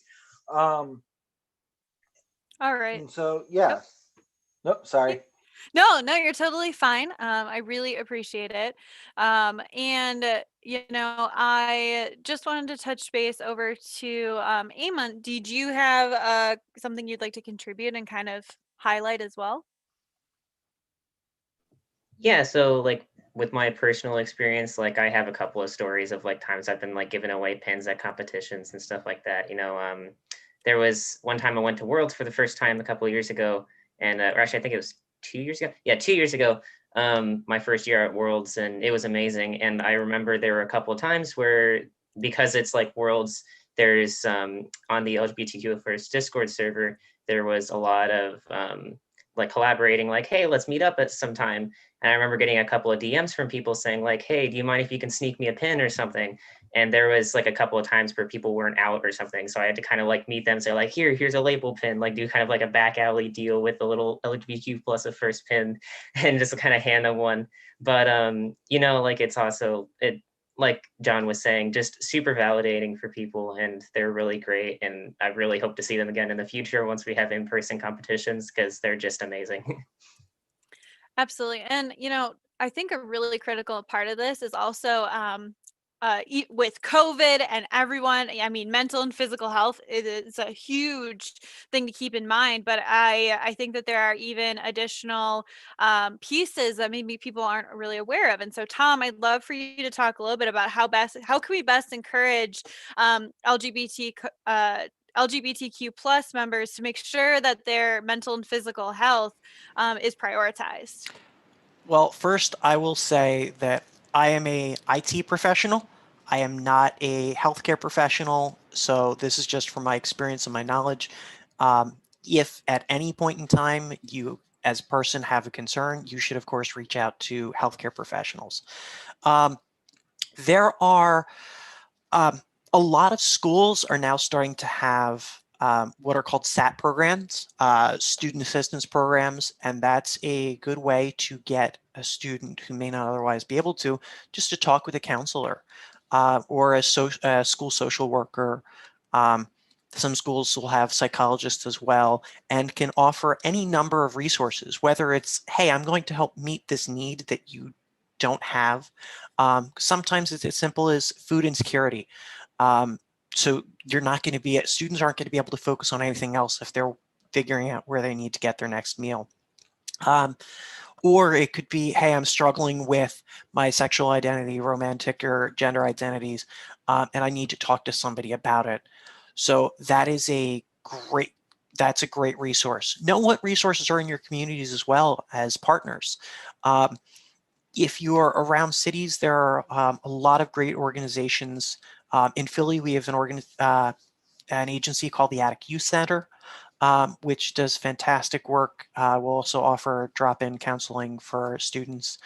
There are, again, listening as well, making sure that your students are taking care of themselves. Gosh, we have many high school students that are taking 3 or 4 AP courses and trying to be on the drive team and then a team lead and are involved in 3 or 4 other curriculars, recognizing that, hey, sleep is just as important, taking care of yourself and staying hydrated. Simple things like that. That was always one of the things I focused on. There are far better engineering mentors around me, but I can help make sure that that student is, taking care of themselves. And so I think that that's, and students will want to be involved in as many things as they can because things are fun. Building robots is fun. Getting to be on the drive team, talking to other people is fun. And sometimes you just need that outside voice of somebody that you trust in a mentor, a coach, a teacher to say, hey, you know what? It's okay for you to just take a moment and breathe. And then we'll get to all the other craziness. Amazing. Thank you so much. I really appreciate that perspective. I think that mental health, I have a therapist. I personally think that even if you feel like you're at 100%, a therapist will make you 10% better. And just imagine what you functioning at 110% would look like. And so I think that that's great. Yeah. And to tack onto it too, a lot of what we're talking about today is a shift in language. It's a shift in understanding. And you know what? It's okay to talk about therapy out loud. It's okay to talk about, gender identity and things you're struggling with. And it's okay to talk to these things out loud. I guarantee, because for me, I always was thinking, nobody's ever going to understand the things that I'm feeling. I'm the only person in the world feeling the exact same things that I am right now. And nope, that's not true. People immediately around me, people that I am friends with, family members are going through similar and same things. And it makes it so much easier when you can just share with somebody else and confide in someone else. 100%. It reminds me of the term when I started explaining what imposter syndrome meant to a group of younger students. And suddenly there was a student that just looked over and was like, I thought it was just me. And I was like, no, like there's literally a term for it.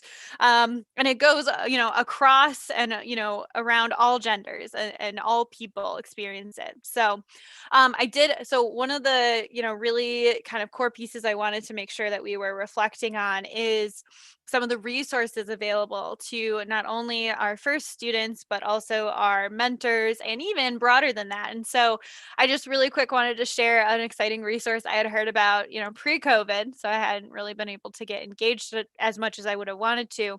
But at where I'm getting my master's in nonprofit management, there is an OSTEM group. And so it's out in science, technology, engineering, and mathematics. So it's a 501c3, essentially a nonprofit professional association for LGBTQ plus people in the STEM community. And so they have over 90 student chapters at colleges, universities, and professional chapters all across the US. And so that is one, kind of not traditionally first resource that I wanted to share.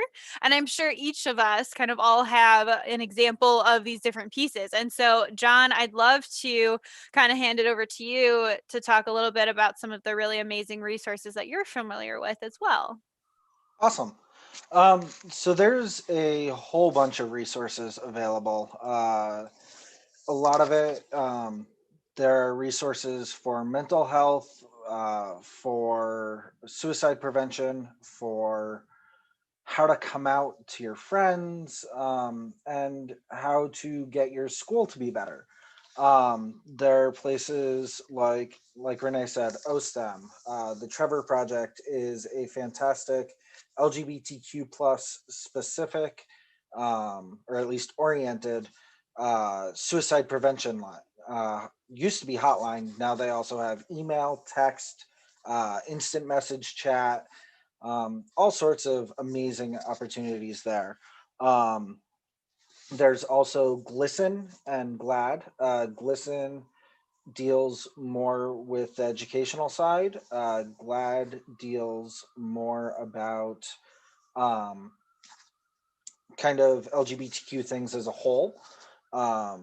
Then there's organizations like Love Loud. Love Loud was founded by Dan Reynolds of Imagine Dragons, and is a concert, not so much a concert, but a festival out in Utah every summer.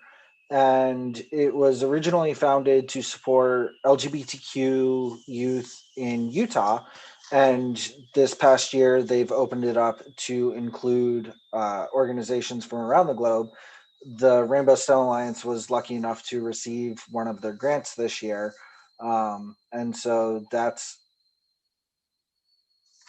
sorry. And so that's just one of the one of the things that exist. And so yeah, Excellent. And there's just a bunch of stuff out there. So thank you. And we are slowly, I believe slowly or maybe quickly, depending on how quickly our moderators are helping us, sharing all of these resources in the chat as well as it's going live. So, and then I think that, I think everyone probably has resources that they could really highlight. Is there anyone else that wanted to just touch base about some of the other resources that are available that you've found to be incredibly helpful? If I have a volunteer, the floor is open. Yeah, sure. So I can specifically talk about the LGBTQ plus of Discord server. It's a really great community. We're almost to 1,000 members, so help us get there. We have, it's for, mentors can join, alumni can join, anyone in first and even allies can join. It's great. It's a really cool community and been going on for a few years now, and I highly recommend it. We'll put an invite link somewhere. Fantastic. That's amazing. Yeah, I'll just jump in. I mean, we're as the Rainbow STEM Alliance, we're collecting a lot of resources as well to help provide to teams. Two of my favorite organizations that I follow on Twitter, Pride in STEM, which is based in the UK, and it's a global organization to help really highlight scientists, technologists, engineers, mathematicians across the globe doing research-based work and all sorts of amazing things. There's also a small organization called Point of Pride. Point of Pride, their mission is to benefit trans people in need through gender affirming support programs to empower them to live more authentically. Things like donating, they have a transgender surgery fund, free chest binder donation program, an HRT access fund, just so many resources to help trans people become their authentic selves.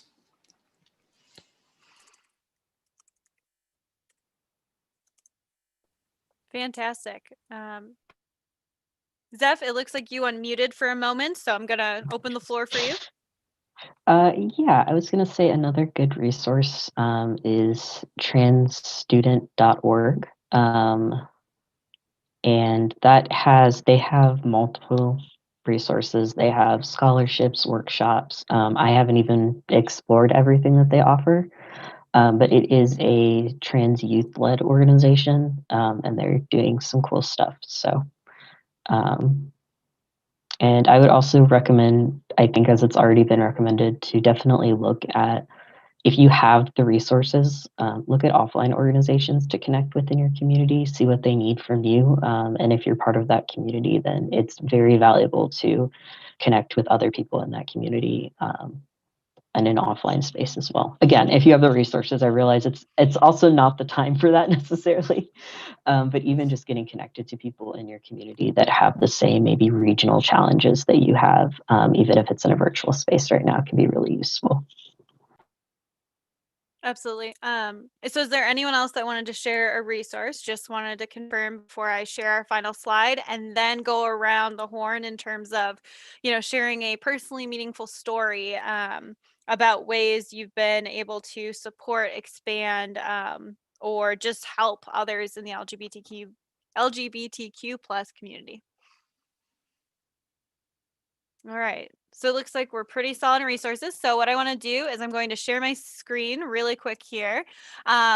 Please excuse the fact that I'm showing a photo, and so you might be able to see the photo piece. But these are all the various social media channels where you can find LGBTQ plus of FIRST. I'd also love to encourage people to join the Rainbow STEM Alliance as an organization that you'd be able to provide donations to, support, etc. I was thrilled to hear that we are now providing a scholarship. I look forward to donating to that every year as well.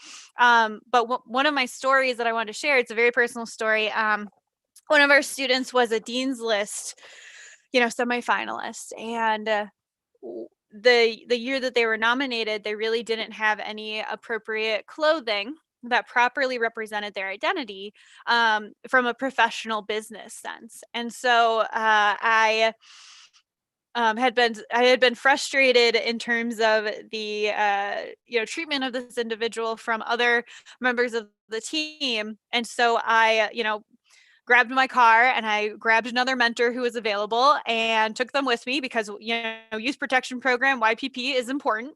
And then met the student at a Kohl's and proceeded to purchase a whole outfit, button down, tie, dress pants, belt, etc., so that they would feel comfortable in their Dean's List interview room.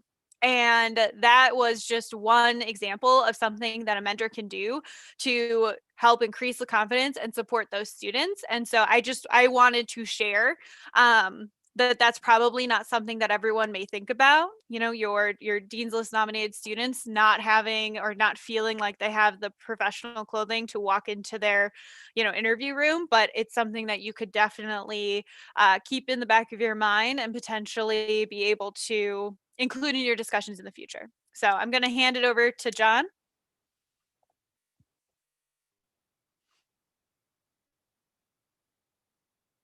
Oh, maybe not. Well, John is still muted. So I'm going to hand it over to Tom to see if there is any final personal stories that they wanted to share. I could talk for another 3 hours. I thought so. Every single student interaction I have, that's where a student feels comfortable sharing their story with me is special and meaningful. So to all the students, mentors, parents, friends that are watching, you're not alone, and we are here to help, and everyone around you is here to help. All right. Does anyone else have any other final words of wisdom before we transition off right on time at 2 p.m.? No? All right. Well, this has been absolutely fantastic. We truly appreciate the opportunity to be able to share. And, for all of the speakers here today, thank you for sharing your stories and talking to our students. And special thanks to our hosts today as well. And we'll let you kind of take it from there. Thank you so much. Thank you guys so much. I really enjoyed that and listening to that. Okay, so for our next presentation, I'll throw it back to Mike from 1678 to tell us about match strategies. Welcome back. Awesome. Thanks, Maddie, and thanks for the panel that just presented really great stuff. All right, so we're going to be talking about match strategy here. And I've actually been pulling together some various slides, so I'm actually looking forward to giving this. It's going to be a fun presentation. All right, so if you weren't on the stream 2 hours ago when I started my last presentation, Mike Corsetto, lead technical mentor for 1678 Secret Circuits, been doing it FRC for 17 years and been with 1678 for I guess 13 years now. And then I'm also an engineer and a manager at NovaSource building robots that clean solar panels. So let's just jump right into it. We'll chew through some content. So for this outline, we're going to talk about why match strategy is important. We're going to talk a decent amount about what your team can be doing before your events to develop match strategy. And we'll talk, that's the preparation section. We'll kind of blitz through some example strategies, although these slides are a little out of date, so we'll see how that goes. And then we'll talk about how to actually execute match strategy at an event. And we'll mention some resources at the end. So yeah, looking forward to going through this. Are you able to see my screen? Yeah, okay, cool. Okay, so why is match strategy important? So best to kind of outline a high-level goal for match strategy. I like to think of it as, the goal is to develop and execute an effective match strategy that gives your robot, your team, and your alliance the best chance of success. And we'll talk about later, success isn't always just winning. So we'll talk about what that looks like as it pertains to match strategy. So some important things that, why do we even need match strategy? Well, so FRC for the last 15, 16 seasons has been a 3-on-3 game format. And just like in the sports world, having basically multiple entities on the field in a head-to-head style challenge introduces all sorts of iterations on how to play the game. I think if FRC was a 1v1 competition, the game would be a lot less dynamic. And outside of, I guess, the 2015 game that didn't see a lot of interaction, your game strategy needs to be dynamic because the opponents you face are going to vary match to match, and that's going to impact how you approach each match. And that's what the term like counter strategy is trying to wrap up in. There's going to be points in a season where you, points in a match or variations in match to match where you need to plan for what your opponents are capable of and may do and try to adjust accordingly.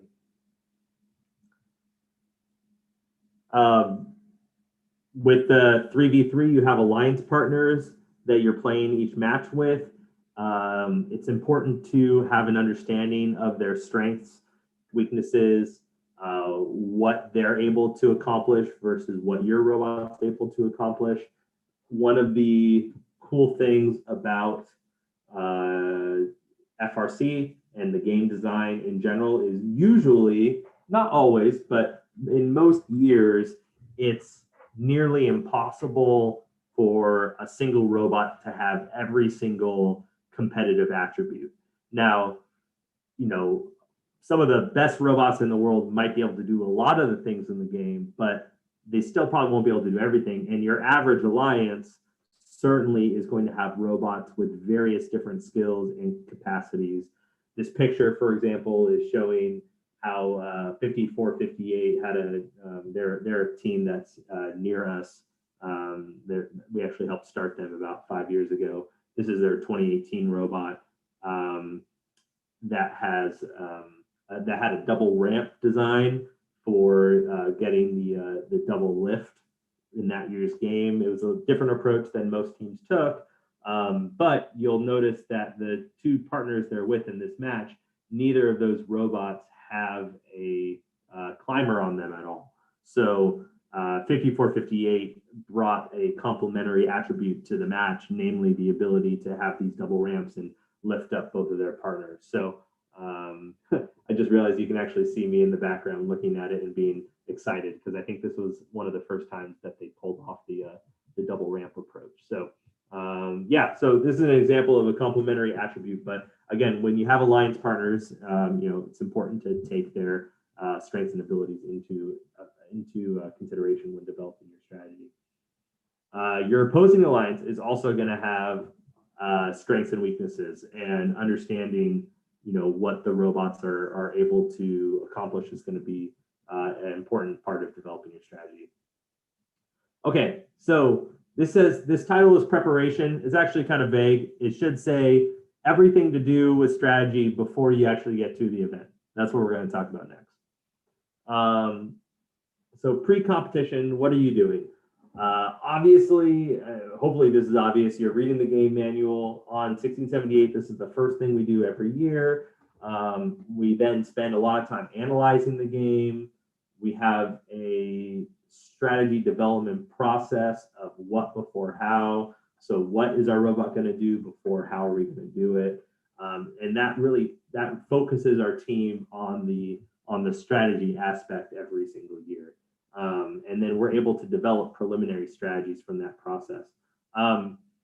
What that means is, you know, we're looking at the game, figuring out, you know, what do we think is going to be the most effective way to win matches, get ranking points, things like that. And we'll talk more about that. We actually started in 2017 developing a strategy team in addition to our kickoff strategy process. So our kickoff strategy process is where we set our core criteria for the robot, but our strategy team is an additional kind of auxiliary sub-team that spends additional time thinking about strategy related topics. So on 1678 this year, our strategy team has been meeting once a week in the fall, actually once or I think sometimes even twice a week. And every meeting, they're going over a different like strategy related topics. So like one week they're talking about chokehold strategies in the past. Another week they're talking about like strategy resources in the community, like different shows and stuff that talk about strategy. Another week they're you know, talking about how to make a pick list and things like that. So they're updating their whole team on the topic of strategy and getting more students familiar with the more advanced topics related to strategy. So like I mentioned earlier, they're training in the off season with the basics, watching match videos, studying past games, giving presentations, sharing knowledge. And after kickoff, they begin meeting and discussing this year's game. So I don't know if we don't talk about it in this slide, but one of the key things that our strategy team has done in the past is evaluate like potential match scenarios and how we might approach them.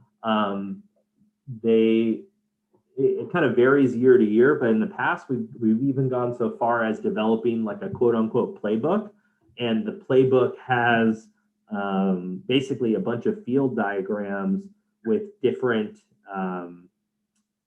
settings and different scenarios where, like, let's say we're partnered with certain teams of a certain strength level versus opponents with a certain strength level and skills in certain areas. How would we approach that match? And so they try to think through the scenarios we might realistically come upon at an event and plan out how we might diagram out a match with those specific scenarios.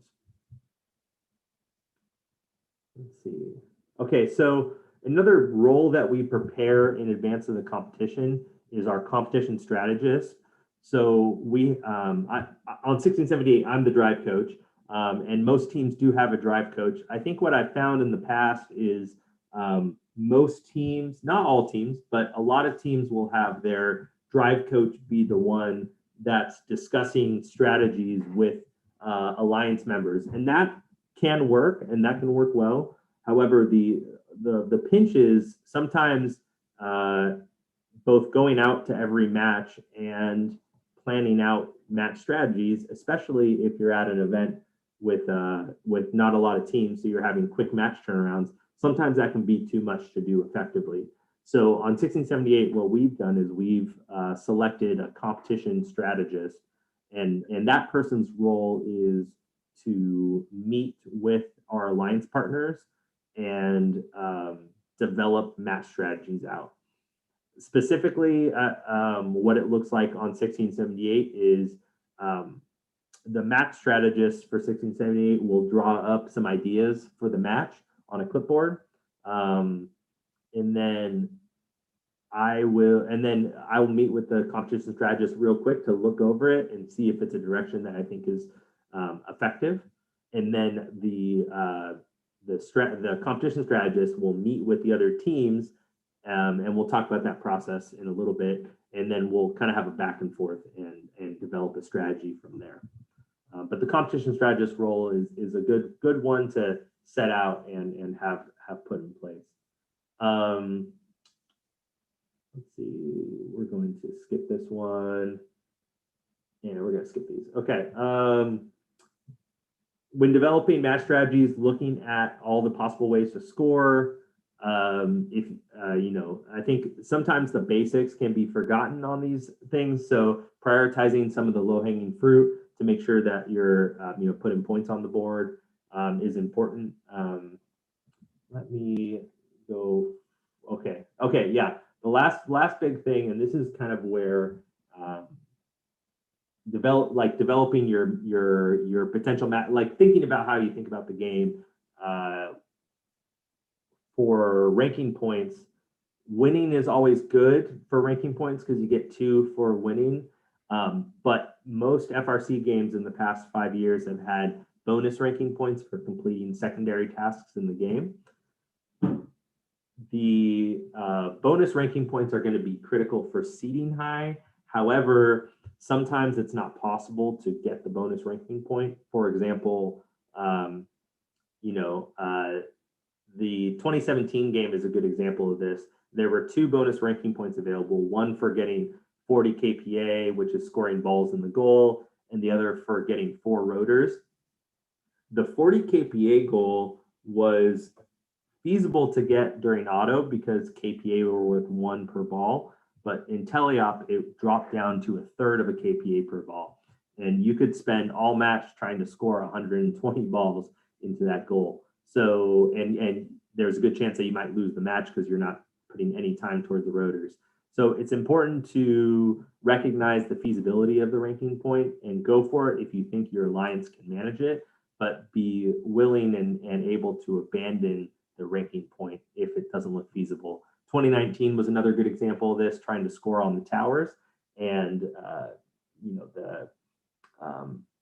sometimes the defense would come right at the end of trying to finish the tower and would make it nearly impossible to finish the tower. And you didn't want to spend the rest of the match just trying to push through the defense to score on the tower, because while you're doing that, your opponent may be scoring more cargo and could pull out the W. That happened quite a bit in 2019. So it's important to consider the feasibility and be willing to call off the ranking point if it's not going to happen. Okay, live scouting data. This is a system that would be helpful for your strategy team to, or your team to develop. And we have a whole other team called our scouting software team that develops these systems and apps. But it doesn't actually have to even be that complicated. It just means developing a system before your event for how you're going to communicate data from your scouts to your strategist and or drive coach. For us, it looks like a full suite of apps where the scouts are inputting data on tablets, it's going to a server, and myself and the rest of the strategists have iOS apps or whatever that are used to take in the data and things of that nature. But if you don't have all those systems and you don't have that software experience necessarily or the bandwidth to develop that, what I did I worked with another team, 1662, for a couple of years. They did not have a scouting software team. We had paper sheets to track data for robots. What our system was that year, before every match, our head scout would just pull out the 6 sheets of paper, or I guess the 5, because we knew what our robot was capable of, more or less. But they'd pull up the 5 sheets of paper of our partners and our opponents, and they would kind of type up a summary of the data. And usually it's pretty easy to tell which robot can do what. So for example, let's say we're like halfway through qualifications, they would send me a text saying, all right, alliance partner A, can score 5 balls a match and can hang. Alliance partner B hasn't moved in the last 2 matches. You may want to check up and see what's up. Our opponents, 2 of them haven't scored yet at the event, and 1 of them can score 10 balls a match. So you probably want to play defense on that on alliance opponent C. So those text message summaries, sure, it's not like a data rich, all these different fields and averages and stuff like that, but it at least gives you context for what you're coming up against in the upcoming match and allows you to better plan out your strategy, which we'll talk about in the execution at the event section of this. But yeah, all that to say, live scouting data is important. Scouting data isn't just used for alliance selection, it's used to inform match-to-match information, because remember, this is a 3v3 format. Knowing the strengths and weaknesses of your alliance partners and your opponents is important. So having the ability to track that live and communicate that to the people making the strategy decisions at the event is going to be important. And we're going to talk a lot more about that. Okay, I'm going to skip through the example strategies right now. Maybe we'll come back to them, but I really want to focus a lot of the time on how we plan out match strategies at the event. Okay, so let's say you roll up to your average event. Let's say there's practice matches or qualification matches haven't started yet. What are we doing on 1678? What's the idea for how we prepare for the event? Pit scouting, it doesn't have as big of a role as I think a lot of teams think it does based off the questions they ask us at events. But it does have a role on our team. What we're doing is we're going around, we're taking pictures, we're taking notes on high-level things like pit organization, build quality of the robots, some basic specs on the drivetrain. So what style of drivetrain, how many motors are in the drive, what type of wheels are they using? Those data points are important for us because typically in the playoffs, our second pick is going to be playing more of a defensive role. And those defensive roles can be harder to play depending on the drive chassis they have. And it's important for us to be confident that the robots that we're selecting for the playoffs have robust drive chassis that are able to withstand the duration of the playoffs. So evaluating the build quality of the robot and their and taking note of their drivetrain type is going to help us filter that out for alliance selection. The seals and testing mechanisms, this is more related to from qual match to qual match. We evaluate our partners' capabilities, and we have a seals team that is there to address any weaknesses that can be corrected before our upcoming match with that partner. So, and also address compatibility concerns. So for example, I think, I'm not sure exactly what year this is. I think this is 2018. Yeah, this is 2018. So the thing you're seeing in the picture here, this was a system we developed in 2018 to validate our alliance partners. There were two aspects to we talked about bonus ranking points just a minute ago. For the 2018 game, the first bonus ranking point that you could get, you needed to have all three of your partners drive across the line in auto, and then one of your robots had to score in auto. So we could handle the scoring thing, but we had to make sure that all of our partners could drive across the line. So actually what you're seeing in the picture, these two kind of black rectangles, these are actually rollers and belts, carpet belts that effectively made what we called our robot treadmill. And we could flip this onto the ground and put a robot on it and basically test their auto and measure the drive length of their auto to ensure that it drove past the length needed to cross the line. So we use this tool to evaluate in the pit, so we didn't have to go to the practice field and spend a lot of time waiting there to do a quick evaluation to make sure that all the robots were able to cross the line and get that first ranking point. On the other side of this platform is a mock-up version of our robot's buddy climbing ramp. So the second ranking point that year was awarded for having two robots above that line. Remember that picture I showed a while ago here? This picture here, having two robots bumpers above the 12-inch mark on this platform. And so we had a ramp that would pick up our partners and put them above that line. But we had to confirm that the robots were able to climb up our ramp because, like I mentioned earlier, some drivetrains aren't capable of it. Maybe the robot doesn't have enough clearance, things like that. So we had the ability to test that capability in the pit as well. These things are not correlated to match strategy, but they're a part of how we're executing our overall match approach at each event. We're using these the SEALs team to test teams' capabilities on these couple of core competencies. And then if the teams aren't able to accomplish them, we have to adjust our strategy appropriately. So for example, SEALs tests two teams in the pit that we're playing with in the next match. They discover one, like team A is able to cook right up our ramp and get on top of it, whereas team B is really struggling and takes 30 seconds and sometimes gets stuck when they're trying it. So at that point, we update our match strategy to say, okay, for the end game, we're going to have team A climb up our ramp and team B, you're going to be scoring here for the rest of the time or whatever, because we don't want to risk a team getting stuck trying to climb up our ramp.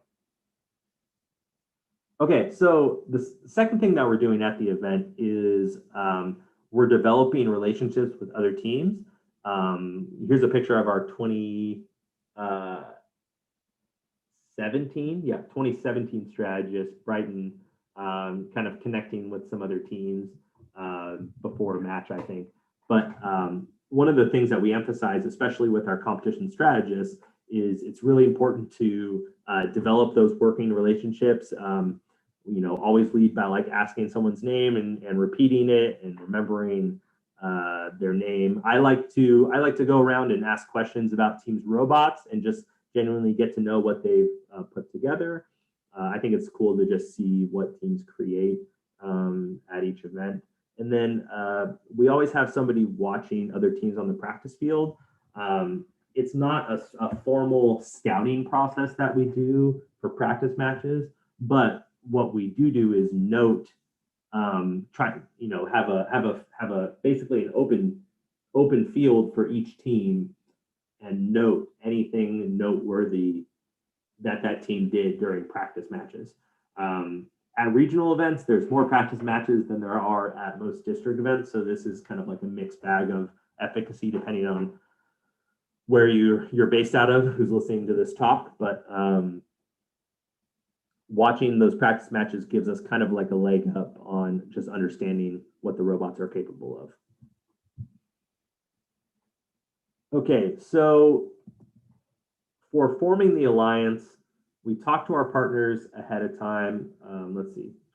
Okay, so here's the process that we use. So when we're talking about strategy, usually our competition strategist is meeting with the drive coaches or strategists for the alliance partners that were within that match.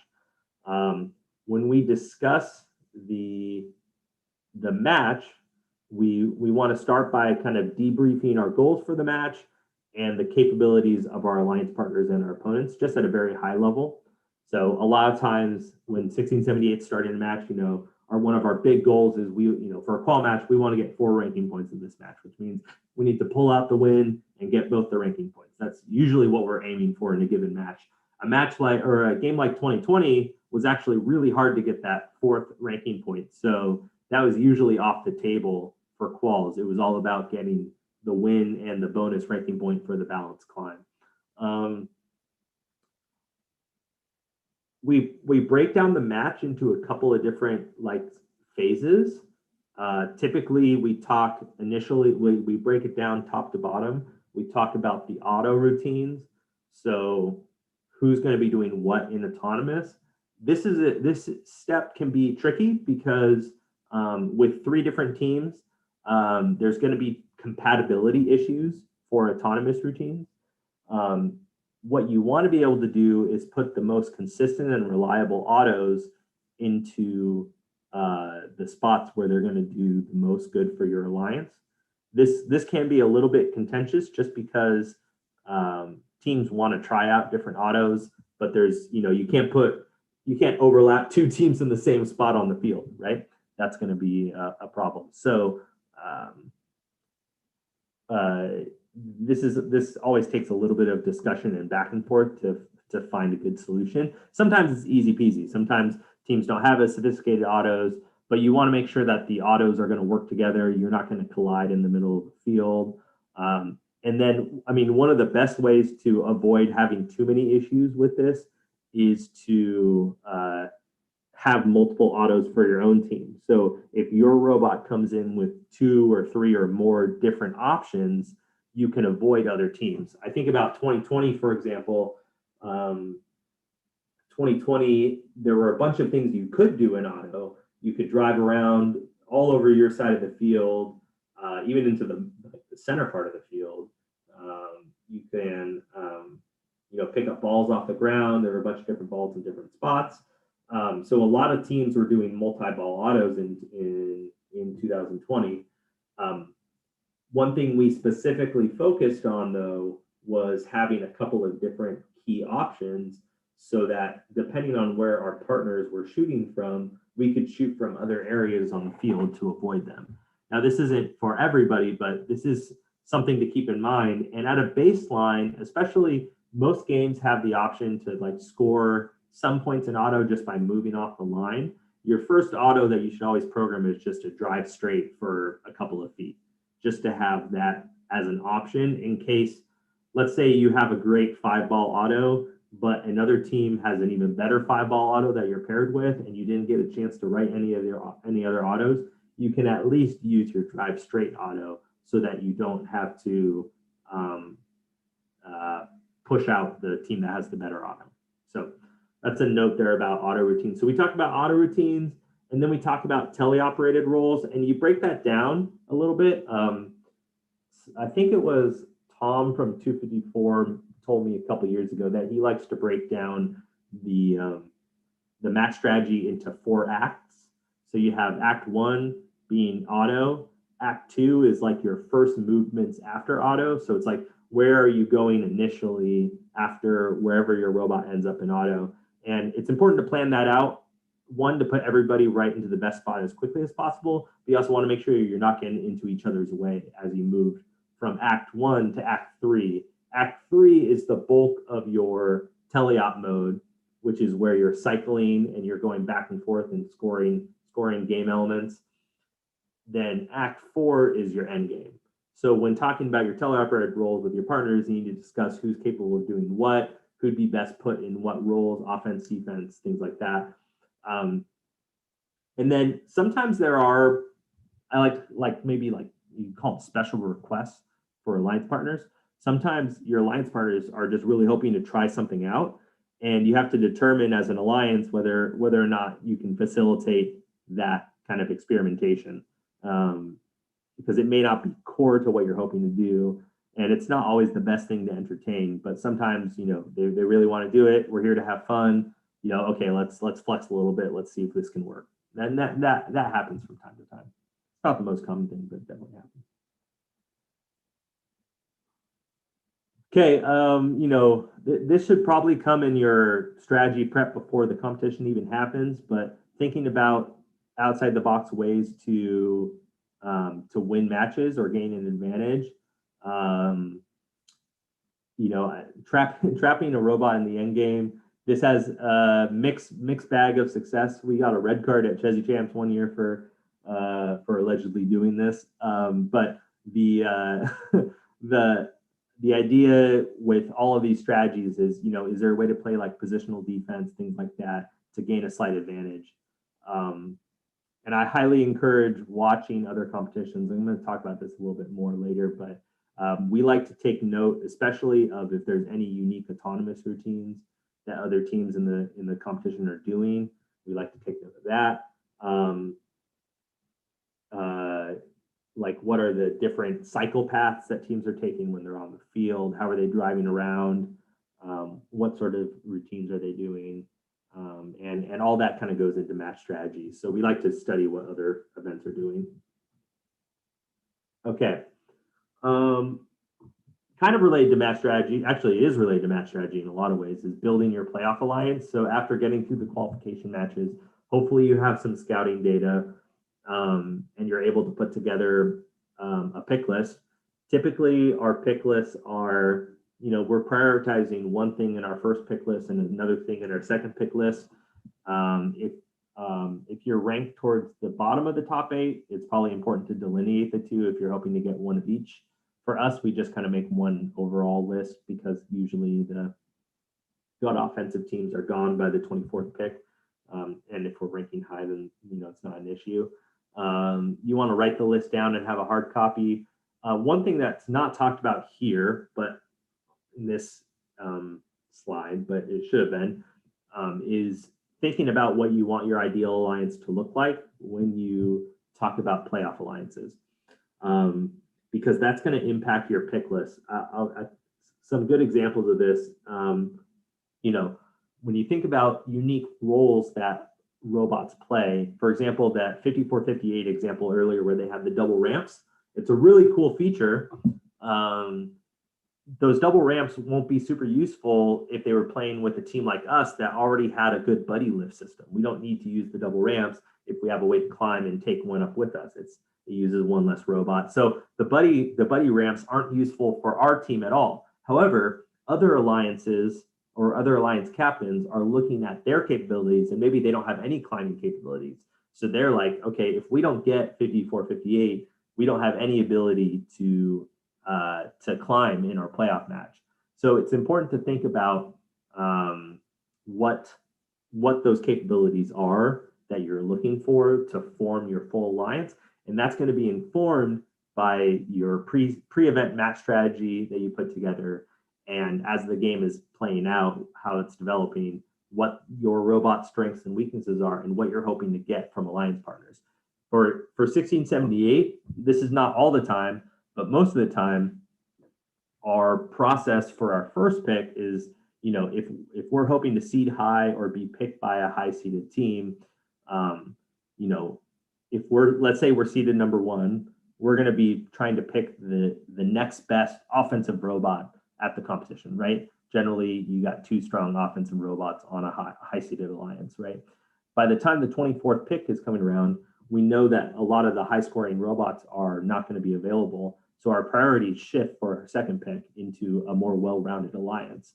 So in general, for the 24th pick, we're looking for a team that can fill a different role that's going to involve more defense, maybe involve some core competencies in picking up game elements and dropping them off, or for example, like endgame climbing, maybe we need them to be a climber. Like 2020 was a good example of, we wanted our 24th robot to be able to climb if possible. That was hard at early competitions, but I imagine if the game played out further, we were going to get more teams in the 24th spot that could climb. So that's another thing to factor in. That doesn't always hold true, though, for a couple of reasons. Sometimes there's really strong 8-seed alliances where, because you're getting the effectively 16th and 17th best robot at the event, sometimes you can get some dark horse strong offensive robots and form 3 offensive robot alliance that can put up some big points. Conversely, sometimes you get lucky in the first seed and you get a strong offensive robot. In 2015, 1678 had the luck of the draw to pick 1671 as a 24th pick in the draft, but they were able to put up 2 stacks of totes on their own. So we actually had 3 strong offensive robots that year, which was nice because there was no way to play defense. So it was good to have them in our corner that year, and actually was a key component of our world championship win that year.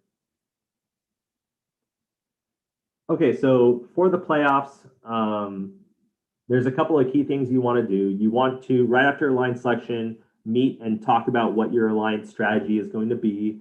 A lot of times, hopefully you've drafted up more or less what this looks like before the event even starts, but there's going to be nuances that are fleshed out with your specific alliance. For example, like what roles people take in auto, those are going to be specific to the alliance that you're, the alliance partners you have. Sometimes you need to do some light improvements. This is a cautionary tale, though. I would not advise a team do a lot to their partners for a playoff match. Maybe loaning them batteries if they don't have a large bank of batteries. But I've probably seen more times than not teams try to do too much to their alliance partners, via helping them secure their wiring and stuff like that. And there's a good chance that you actually introduce more problems than you solve. So definitely cautionary tale there. We also have our scouts that are watching other playoff matches and looking at the strong alliances coming out of those playoff matches, with the goal being, especially like if you're in the quarterfinals and you're hoping to make it to the semifinals, your scout should be watching the other quarterfinals happening on your side of the bracket and taking note of how those 2 alliances are playing out, so that if you win your quarterfinals, your scouts are familiar with the team that's coming out of the quarterfinals on your side of the bracket, and they can tell you what that alliance is doing. And then likewise, during the semifinals, if you're hoping to make it to the finals, your scouts should be watching the other semifinals on the other side of the bracket and taking notes of what those alliances are doing, so that you have a summary of their capabilities for if you make it to the finals and you're up against them. So that's important and allows you to adjust your strategy appropriately. Attending multiple events. This is a slide that was written a couple years ago, but now, more than 50% of the FRC field is in districts now. So everybody's going to 2 events, it feels like. But there is a huge learning curve in that process of going from your first event to your second event. You have time between events to debrief. Now that there's no bag, robots are going to be improving more and more between events.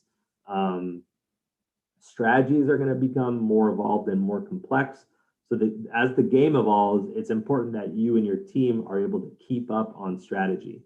So stay connected. You know, the topics earlier about like watching other matches. You know, we watch other events, other regionals, other districts. We're trying to watch what other teams are doing, and as the game progresses, we're trying to keep an eye out for how that's evolving and how we can keep up. Okay, so at the championship event or your district championship event, I mean, for the championship event in particular, let's talk about that one right now, because the at the championship, your match strategy or your match schedule, sorry, is published early. This is a really unique opportunity for us. On 1678, I'll just give you a little peek behind the looking glass. We download match video for all of our partners and opponents on our published schedule. And then, you know, we're in California, we're usually flying to Texas for champs. So on the plane flight, we'll have 10 match strategy papers and one for each match. I think we usually play 10 matches at champs. It's been a while since champs has happened. But we'll have 10 sheets of paper, and I'll sit in the same row as our strategists and our head scouting software person. And we'll just watch match video for the full like 4-hour flight. And during that flight, we're drawing out match strategies for each one of our 10 matches based off of what the capabilities appear to be in our alliance partners. And obviously those are subject to change, but the other thing that helps do is it gives us insight into every team we're scheduled to play with and against. And it especially helps us get a kickstart on that process of evaluating teams' capabilities. So for example, if a team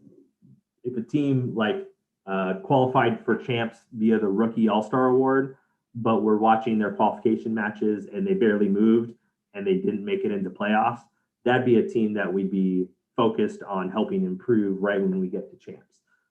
Because we know we have to play with them and we know that they struggled through their event. So we need to figure out how to make their robot and team more effective for the match that we're going to play with them. So we try to single out those opportunities as they present themselves.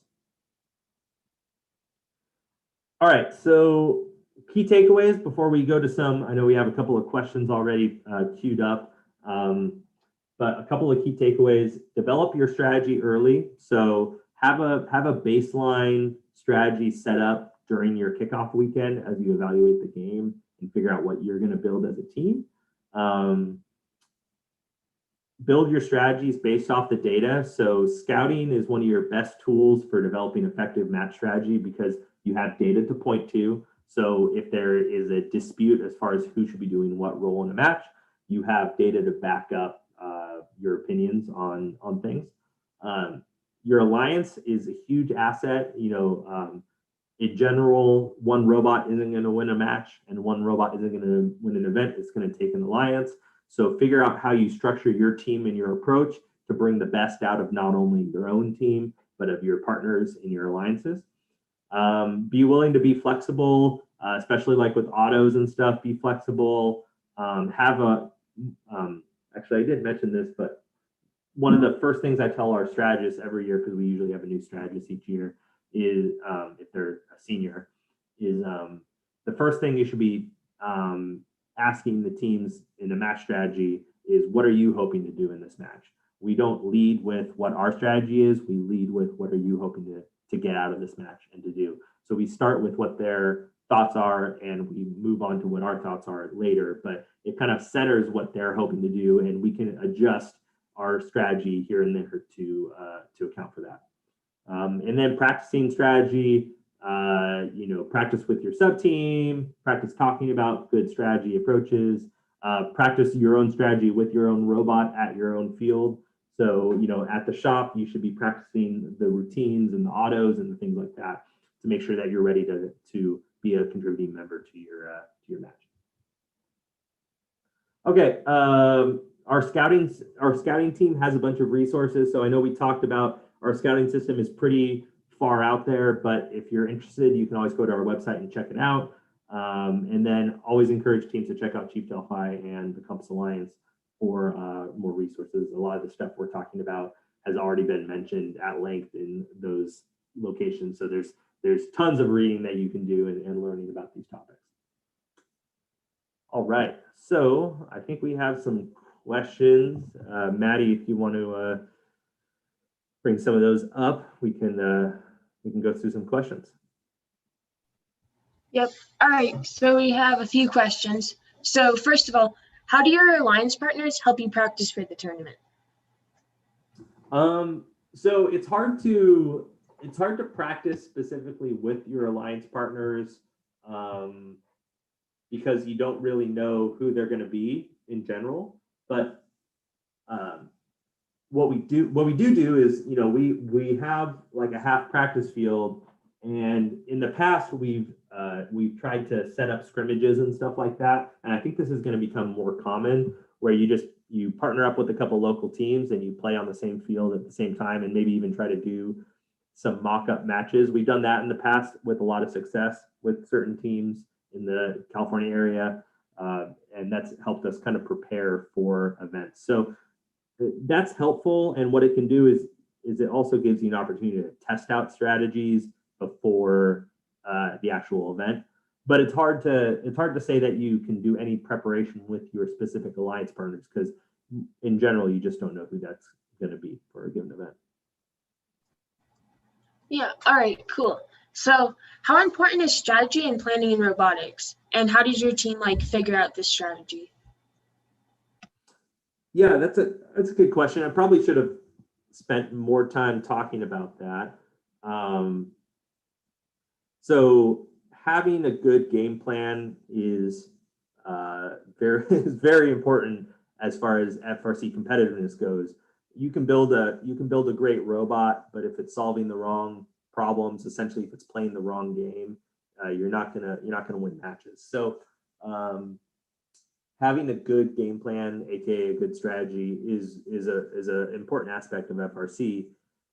Our approach to actually breaking down the game, and again, I apologize because I probably should have talked a little bit more about that specifically. A couple of things we do that might be a little novel is we will try to determine what's possible as far as number of points scored in a match. We'll base that off of we call them time studies, but basically a match is only 2.5 minutes long, right? And you only have 15 seconds for auto, typically. There is a realistic limit to what's possible in those 15 seconds. And so we try to determine, based off of the drive paths that you need to accomplish, the tasks that you're doing, assuming you optimize everything, what can you actually practically do? And so for 2020, for example, we felt the limit for practically was a 10-ball auto. We never ran a 10-ball auto in competition, but we were running 8-ball autos consistently. And I think maybe through the season, we might have fleshed out that 10-ball auto if we had gotten to play the whole year. And then we do similar time studies with what we think is practical for cycle times. So you have to score a game element, and a lot of times it can be a repetitive task. How long do we think that's going to take? And based off of how long we think that's going to take, what do we think effective strategies are going to be to get the ranking point and things like that? And then you have to start thinking about, okay, what are the defensive strategies going to be? Where are the pinch points or the choke points that might significantly slow your robot down? 2020, for example, we felt like one of the big pinch points was going to be the middle of the field because of all the bars and the fact that it's unprotected. And that actually ended up kind of fleshing out a little bit. Tall robots tended to have trouble full field cycling because of defense in the middle of the field if it was there. So we built our robot to be low to go underneath the tunnel, but that involved a lot of compromises as well. So I think those are some of the key things that we use to factor in to develop an overall strategy. Yeah, that's really interesting. So another question is, how proficient is it to have a team that's just devoted to strategy? How what? Sorry, how proficient? Proficient, yeah. Not sure if I understand the specifics of the, I don't know how proficient is it. Like I would say we're able to have a sub team committed to strategy because of the size of our team. I still think that most every team can afford to have at least one match strategist, and that match strategist could meet with the drive coach regularly to talk about strategy, and that could be your quote unquote strategy team. It doesn't have to be something really elaborate, but having a couple of people with at least one of their key responsibilities being thinking about strategy throughout the entire season is important. So maybe you don't need a whole team, but maybe having a couple of people who that's one of their focuses is that strategy aspect is I think something worth doing. All right, cool. And then our final question we got is, do you figure out to build the robot before you make your strategy, or do you make your strategy and then build the robot? The latter. So we figure out our strategy first, and then we build our robot based off of the strategy. So it's, you know, the strategy is interesting because the idea of strategy takes into account 6 robots, right? Because you have 3 partners and 3 opponents, but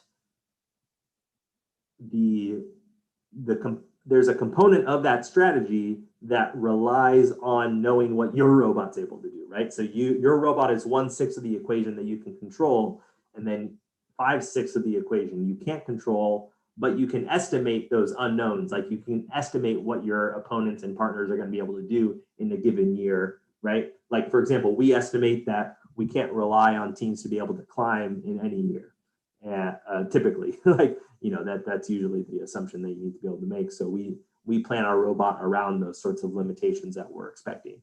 And so our strategy and our robot specifications are ultimately very coupled because our robot's capabilities are going to determine what strategies are available to us.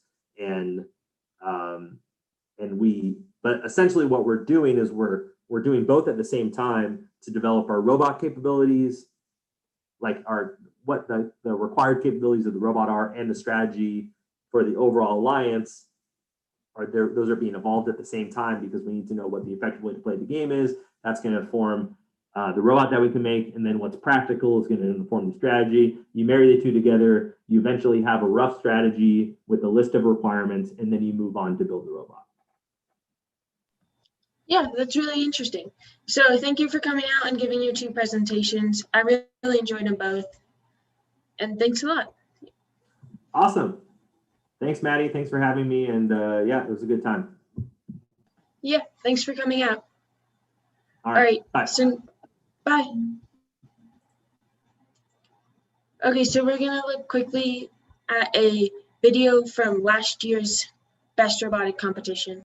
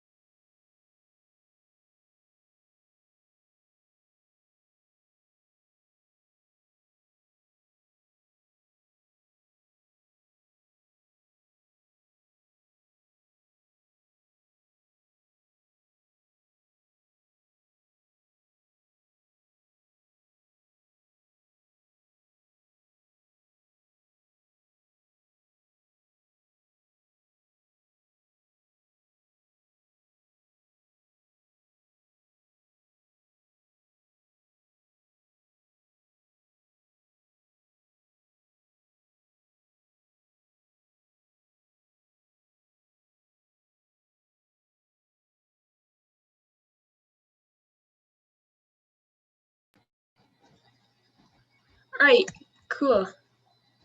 So I'd like to thank you guys for joining me for this interesting Zoom session. I hope you guys learned a lot. I know I did. And so I'd like to introduce the next team who's hosting, Team FRC 971, and they'll be hosting the final hours.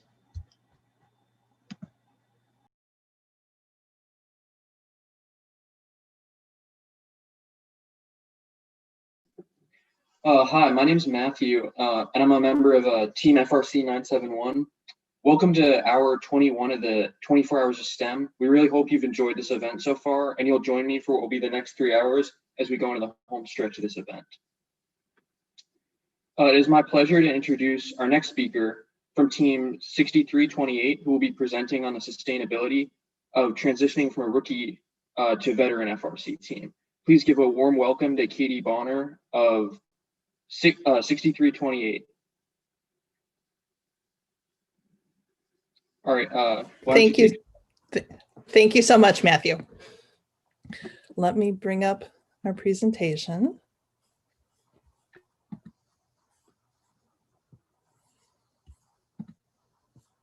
Okay. So we thank you all for joining us today for moving from rookie to veteran, FRC team sustainability. We are Mechanical Advantage 6328, and we are here to talk about our journey growing from a rookie FRC team just a few short years ago. So it's still really fresh in our organizational memory to now a veteran team and the lessons that we've learned along the way. Before we begin, I do want to add that this presentation is positioned with the idea that the COVID restrictions that everybody's currently under will hopefully lift within a couple of years, hopefully much sooner than that. Much of what we'll be describing will work in either virtual or in-person formats, but we're operating under the belief that in-person work and competitions will be returning, so we can plan on that. Mechanical Advantage is based in Massachusetts, about an hour northwest of Boston, and we love being part of the New England District and the NE First community. We are a community-based team. We draw students from all of the area schools from many different towns in our area. We actually have students from 7 different high schools, which is kind of fun. Though most of the high schools in our area are relatively small, so this actually also provides an opportunity for students to meet and learn from peers in other school districts and expand their own peer community and friend groups. Our rookie season was in 2017 with Steamworks, so the 2021 season that's coming up will be our 5th. Of course, no one's exactly sure what this coming season is going to look like, but we'll be there and participating as best that we can. We currently have about 30 students and 20 mentors. Some of those students and mentors are more active than others, which is fine. Everybody offers their own valuable contribution. Among those 20 mentors, 5 of them, including me, have been with the team since that rookie season in 2017. I'd also like to call out that in that group of 20 mentors, 8 of them are actually college students at WPI, which is about 30 minutes from our workshop. We started bringing college student mentors in our 3rd season, and that's been really nothing but a positive experience for us as a team. They were all on FRC teams in their own high schools, so know what FIRST is all about. They bring an energy and enthusiasm for the program that really is just contagious. They are also, of course, only a few years older than most of our high school students and generally have a really easy time connecting and engaging, not just about FIRST, but also about school and college applications and summer jobs and all of the rest of the stuff that everybody is dealing with. And our high school students seem to really like having mentors who kind of get it in ways that their parents don't, right? And personally, I really enjoy working with these college students to help them make that transition from FRC student to FRC mentor, which is, sometimes different than you might imagine it would be. So let me quickly introduce our presenters today. I'm Katie, like I said, and I'm just doing this introduction. I've been with 6328 since our very first introductory meeting in the summer of 2016. Even though I went to that with my son, completely determined not to get involved myself.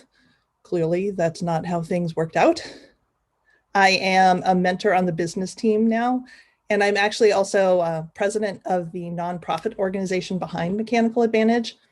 I got involved when my oldest son joined the team as a freshman in our rookie season, and he graduated in 2020, and now my younger son is also on the team. Next up, we're going to have Lizzie, who is a junior, and she is our electrical sub-team lead and very active in planning our outreach and marketing activities. Maddie is also a junior, and she is the technical student lead and project manager, so she is one of our 2 team captains. Anne, who is also our junior, is the other student team captain as the lead for our entire business team. Dave joined 6328 in 2019 and is one of our lead technical mentors, as well as overall general advisor in the ways of FIRST, since he's been part of the FIRST program essentially since he was a toddler. Might be a little bit of an exaggeration, but not by much. And then we'll finish up with Ayush, who is a sophomore and is the marketing sub-team lead and an integral part of our programming team. All of our student presenters today have multiple years of experience in both FLL and FRC and as FLL coaches once they got to high school. Okay, so why are we here today? This is the question that we want to focus on. After the adrenaline of the first year or 2 fades, what can you do to set your team up for sustainable success and build a program that continues to serve your community for the long term? We will use our experience going from a small rookie team in 2017 with 12 students, half of whom were seniors at the time, to a thriving regional program in just a few short years to illustrate some of the possibilities for other young teams and also for veteran teams looking for ideas to grow their existing programs. This doesn't have to just be about rookie teams, right? These concepts apply to older teams that might be struggling for whatever reason and are looking to kind of regroup and reset and start their program again. That's not that uncommon an occurrence. I'm sure we all know those kinds of teams that just need a little bit of a reset.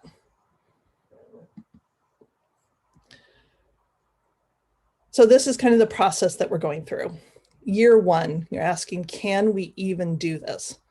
This is the rookie season, and it's usually so exciting, right? Everyone has so much energy to try something new, to get hands dirty, build really cool robots. It's actually next to impossible to think about sustainability planning that first year because you're generally just trying to make something happen for that first competition, right? And that's okay. But if you can think a little bit about the foundation that you're building, later years can actually be a lot easier. So after that first year, you go into year 2. Can we possibly repeat this? Yay, your team survived rookie season, and hopefully a lot of your students and mentors are returning for year 2. Generally, there's still lots of energy, there's lots of momentum to push forward, try it again, now that your students have experienced the thrill of that FRC season and competitions. So then the question becomes, can you take what you learned from your rookie season and get the process to work again, maybe even better? But then comes year 3.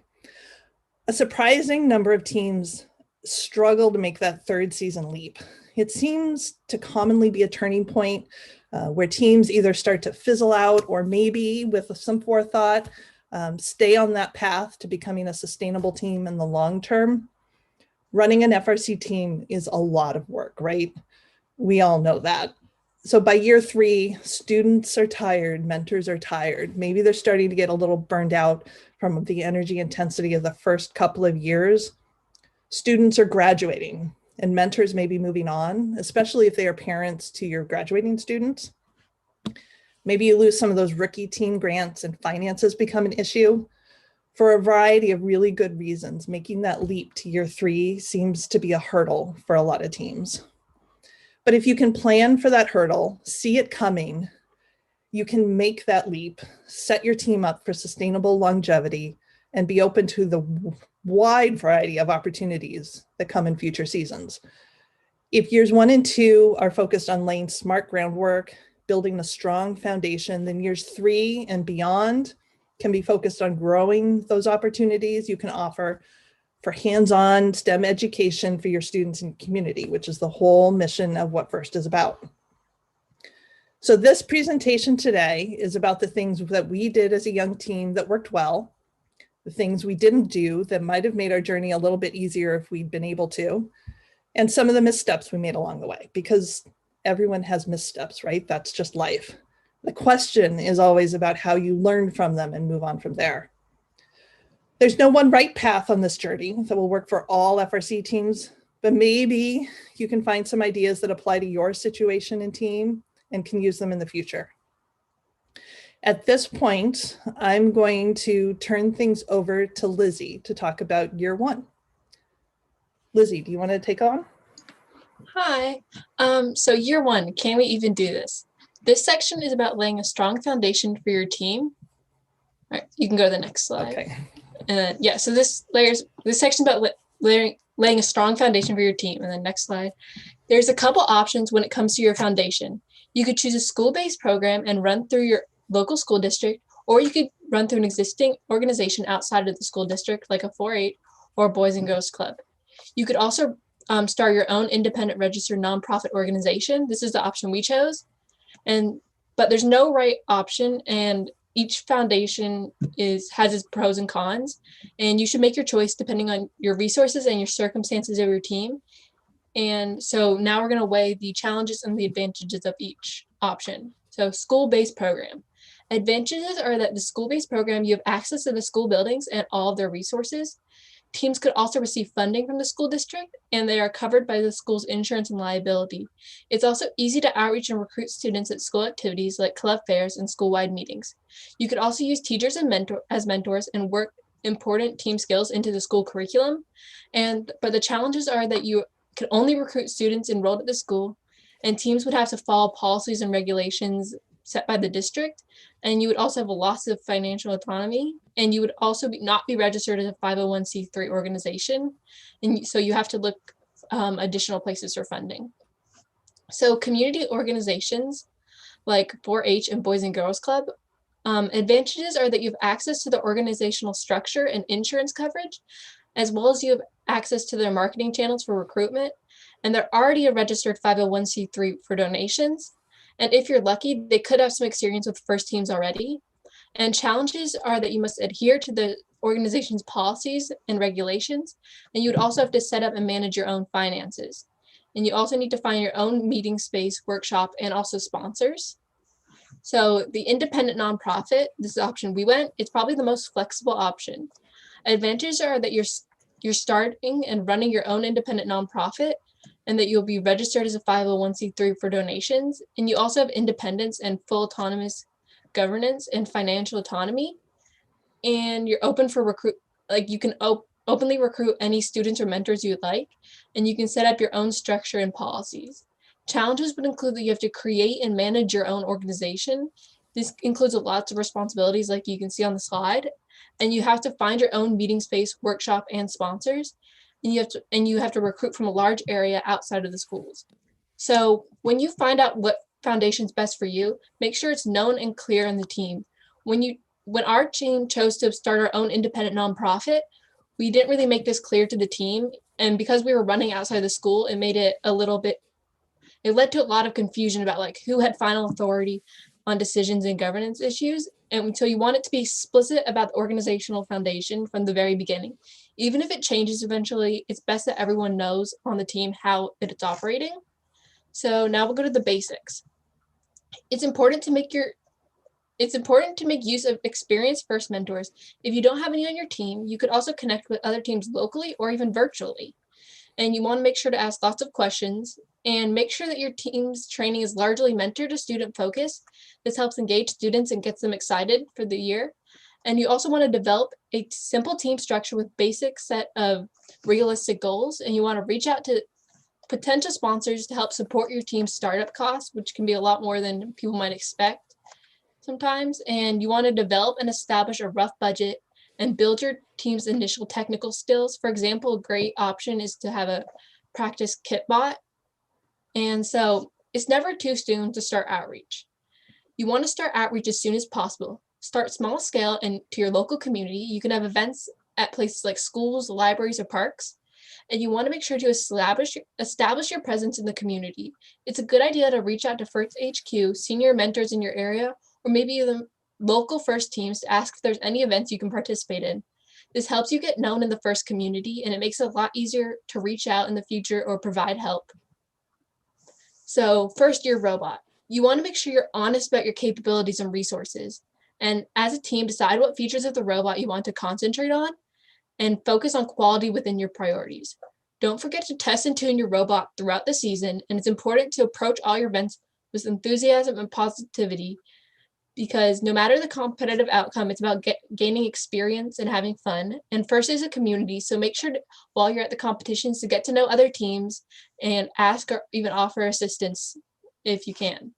So that wraps up year one, and next is Maddie talking about year two. Thanks, Lizzie. Hi, I'm Maddie. So now we're going to talk about the foundation. Next slide. So your rookie year has gone by and you've built a solid foundation. It's time to prepare to take the leap to a veteran team, and you can utilize your first year of experience to do so. We're focused on expanding and reflecting on our rookie year success. So you can ask yourself questions like, what worked well, what were the struggles, and what skills and resources could have helped. You want to set specific goals for the next season, whatever they may be. Many rookie teams start out with relatively few resources, so goals could include getting more sponsors or bringing in more team members or mentors, whatever is relevant to the past season. One important thing to keep in mind is outreach. Many teams don't start serious outreach until later on, meaning that they're losing years of valuable time that could give you a huge head start for outreach awards. In fact, the outreach we did after our rookie year secured our wonderful workspace and several new members. Once you have your main goals in place, it's important to build on your rookie year foundation. Don't just repeat your successful events, add new ones. Look at options like FLL or Girls Who Code to start a student pipeline. Evaluate the needs of your community for STEM education programs and establish plans to fill those needs. Now that you've made it past the rookie year, it's time to start thinking about long-term plans, things that could put you in the running for outreach awards in a few years. These complementary programs are really going to help expand your outreach, and in our experience, it makes the off-season really fun and engaging. That's another thing that you can do to make your team really strong, having fun and doing team bonding. We've spent a lot of time to make sure our team feels like a family, which it certainly is. That was actually the theme of our chairman's presentation last year. We go on team outings to amusement parks and escape rooms. We eat dinner together every night during build season when it was safe, of course. And we keep up a fun, lighthearted environment at our workshop that extends to our competition time too. And that's really one of my favorite parts of the team. All right, now I want to talk about team sustainability with members. So next slide. So you're going to lose members every year to graduation or other activities. That's just kind of the way First runs. Over half of our team graduated after our rookie year, which left huge gaps in the team. Our involvement in the community and 8th grade FLL to FRC pipeline was a lifesaver then, and it's the reason Ann, Lizzie, and I are on the team. We actually all joined after 6328's rookie year, which is kind of the position you would be in right now. So that's why recruitment and developing a pipeline is so important for team sustainability, especially in the first few years. You can outreach to new members in many ways, and being present in your community helps a lot. You can do things like community events, talk to schools, libraries, parks, and rec. You can post flyers, and another really important thing to do is hold an introductory meeting, which of course might be a Zoom meeting this year. And you can use this meeting to highlight the best parts of your robot and your team. Robot demos are always a hit, and highlight every aspect of your team. Just remember to be present in your community, and you really do know your community best, so you can ask yourself where you'll find students or parents and engage them in said introductory meeting. All right, now I'm going to hand it off to Anne. Thank you, Maddie. Hi, everyone. I'm Anne. So part of our process for recruiting students is our FLO to FRC transition program, and it is our mainstream way of feeding students to our team by integrating 8th graders on our FLO teams onto the FRC team. And by using FRC students as FLO coaches, incoming students have more time to get to know the older students and feel a closer connection to the team. This all helps make FRC less intimidating since they would have already been introduced to the program and team members even before officially joining the team. So all 4 of our student presenters today from 6328 have been through this transition program. And during the summer of 2018, some of us as 8th graders attended off-season competitions as part of 6328, and we got to try out different roles such as being part of scouting, the pit crew, and the drive team. And this gave us a taste of what FRC was like without the pressure of an actual competition. We also started going to off-season meetings and hanging out more with older team members in our workspace. And as an incoming freshman at the time, I felt welcomed by the team, especially when we conducted our bucket hat ceremony, which resembles a graduation ceremony where we give each of our 8th graders a bucket hat and a flower before kickoff to officially welcome them to our team. So recruiting mentors. The importance in recruiting different mentors is that you should have a balance of experienced first mentors with industry experience, since it's great to have a variety of perspectives. This can include mentors who were previously involved in first, whether as a mentor on a different team or in some other form, and they can provide insight into the cycle of the FRC season.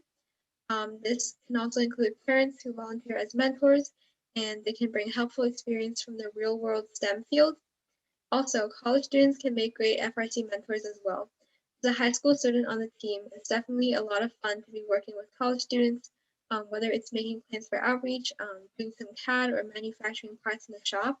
And usually when college students are interested in mentoring, it means that they generally had a positive experience on their own high school team, and they'll bring great enthusiasm and energy.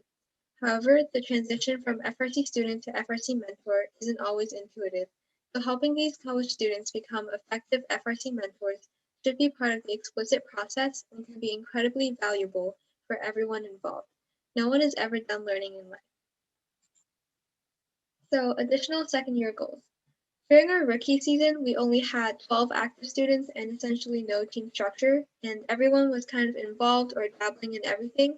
But during our second season, we created 4 student lead roles: mechanical, programming/electrical, business/community, and strategy. But we were still figuring out how to effectively use student leadership. One of the lessons we've learned on our journey as an FRC team is that returning students can help support any training efforts now that they have a bit of experience. So take advantage of that. In terms of workspace, during our rookie season, we worked in one mostly unused classroom space, plus a classroom-sized workshop with some power tools and an old Bridgeport mill. But after the season ended, the school needed access to the space, and our team needed more space as well, so we made the hard decision to look for another facility sponsor.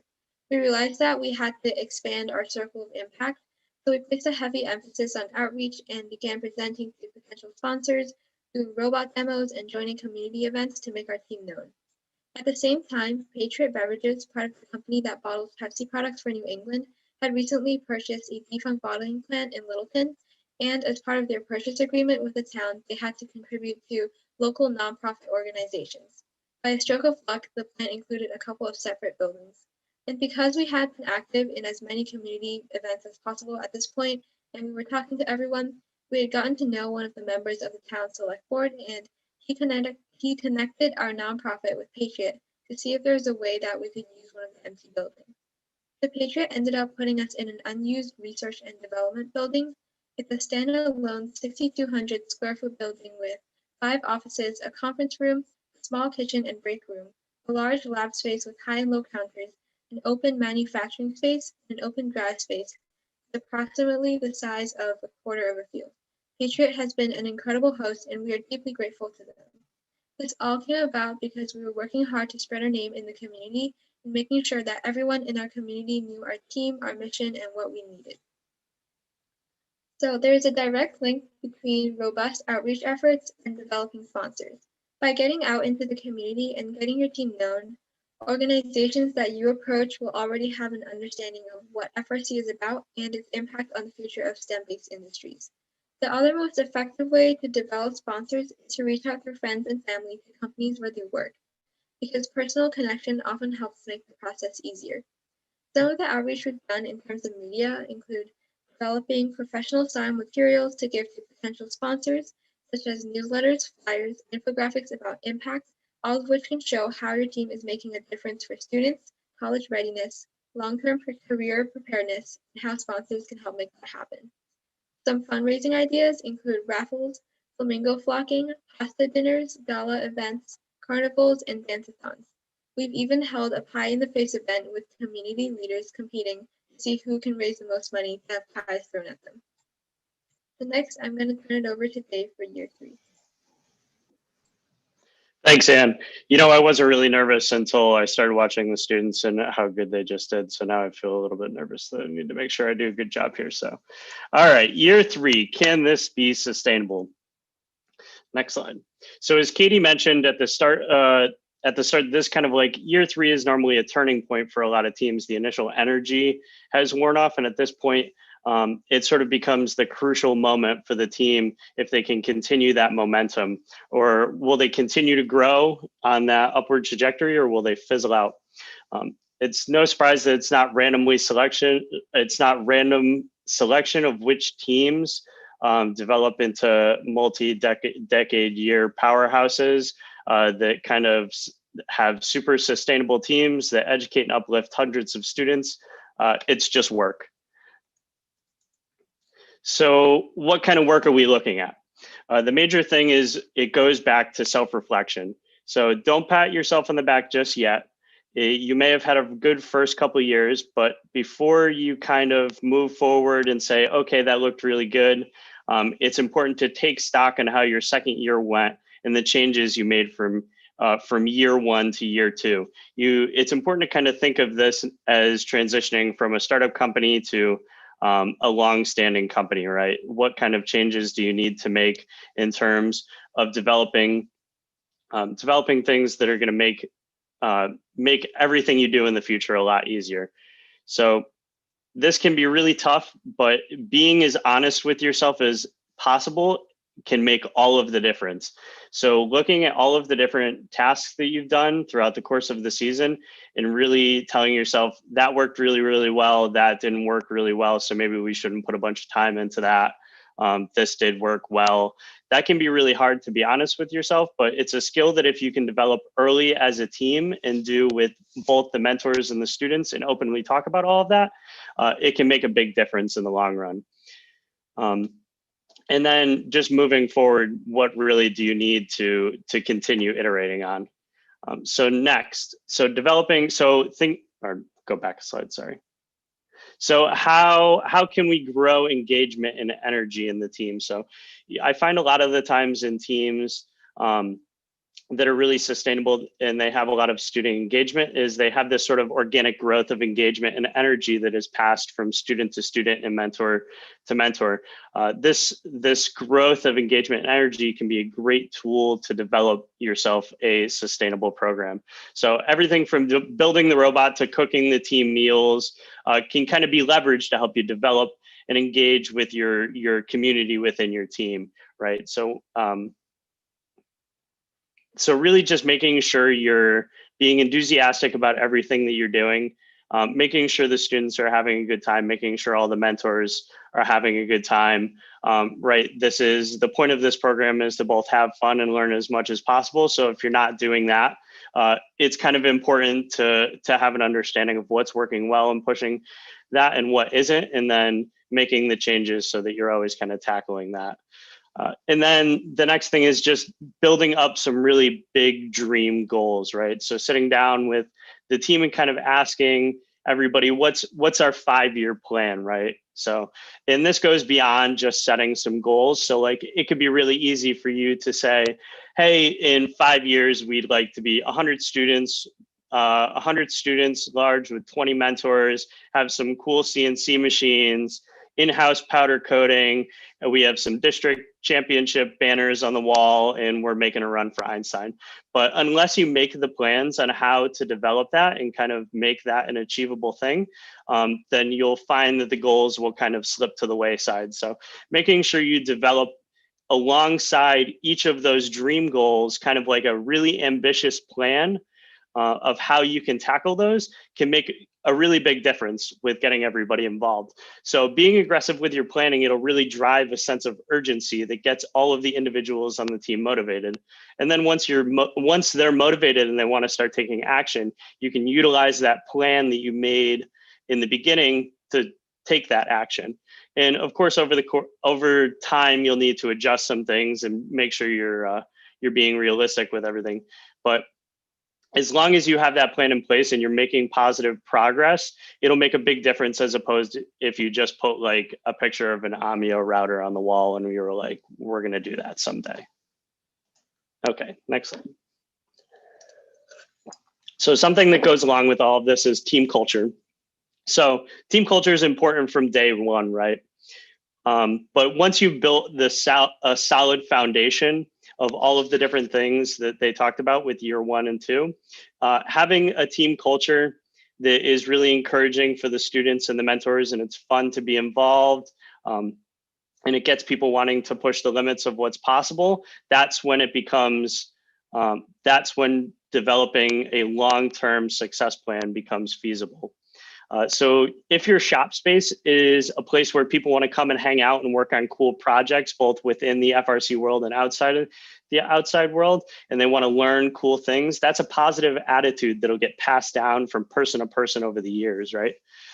But it doesn't happen, or it doesn't always happen just naturally sometimes, unfortunately. It would be nice if that you could kind of get some enthusiasm beginning of the year, but it's always tough to kind of fight with burnout a little bit. So you need to be realistic, and it's a proactive goal. So always push to kind of continue working towards that, developing a team culture that you're happy with. And this team culture, what we have as a team culture on 6328 may be different than what your team culture wants to be, right? And that's okay. So it's important about being honest with yourself about what that's going to be, and then always working towards that, and not just telling people what the team culture is going to be. It's really making sure the mentors and the student leaderships and all of the high level roles are living the team culture day over day. And it's about making time for doing the fun things outside of just the grind of build season, or all of the things that can get tough sometimes because it's really fast paced in this world. But making time for team bonding and doing fun things will help you gain the ability to build each other up in the team. And then as everybody gains a better ability, right, the whole level of the team will increase. That doesn't mean that everybody agrees all the time, but it means that we treat everybody within our community with respect at all times. And if you're not, there's going to be a conversation, right? Like this, we respect each other and everybody's opinions. So along with this, it's important to watch for burnout among students and mentors. That's something that you hear a lot, and it's something that actively works against achieving sustainability all of the time, right? I'm sure everybody that's watching has an understanding of how grueling the start of build can be through competition season, and then going to off-season events. And then sometimes you're like, oh my God, I feel like I've been doing this forever.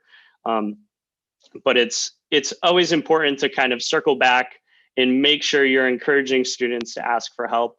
And a good tool to do that is encouraging mentors to ask for help in front of the students, right? So really being open as a mentor and as a team to say, like, we have a culture of being able to help each other, never being embarrassed if we need the help, right? And always being willing to help somebody if they ask for help. Okay, next. So planning for sustainability. So unfortunately, teams that last decades, it doesn't just happen by luck. It takes a lot of planning and continued work. So these are some things to look out for when you're planning for sustainability. So student and mentor turnover. So this is a big one. As Katie mentioned, we have a bunch of WPI students that that help us, right? And we know that at some point they will leave, and along with the students that graduate from the team from high school and they go off to college, they're going to leave.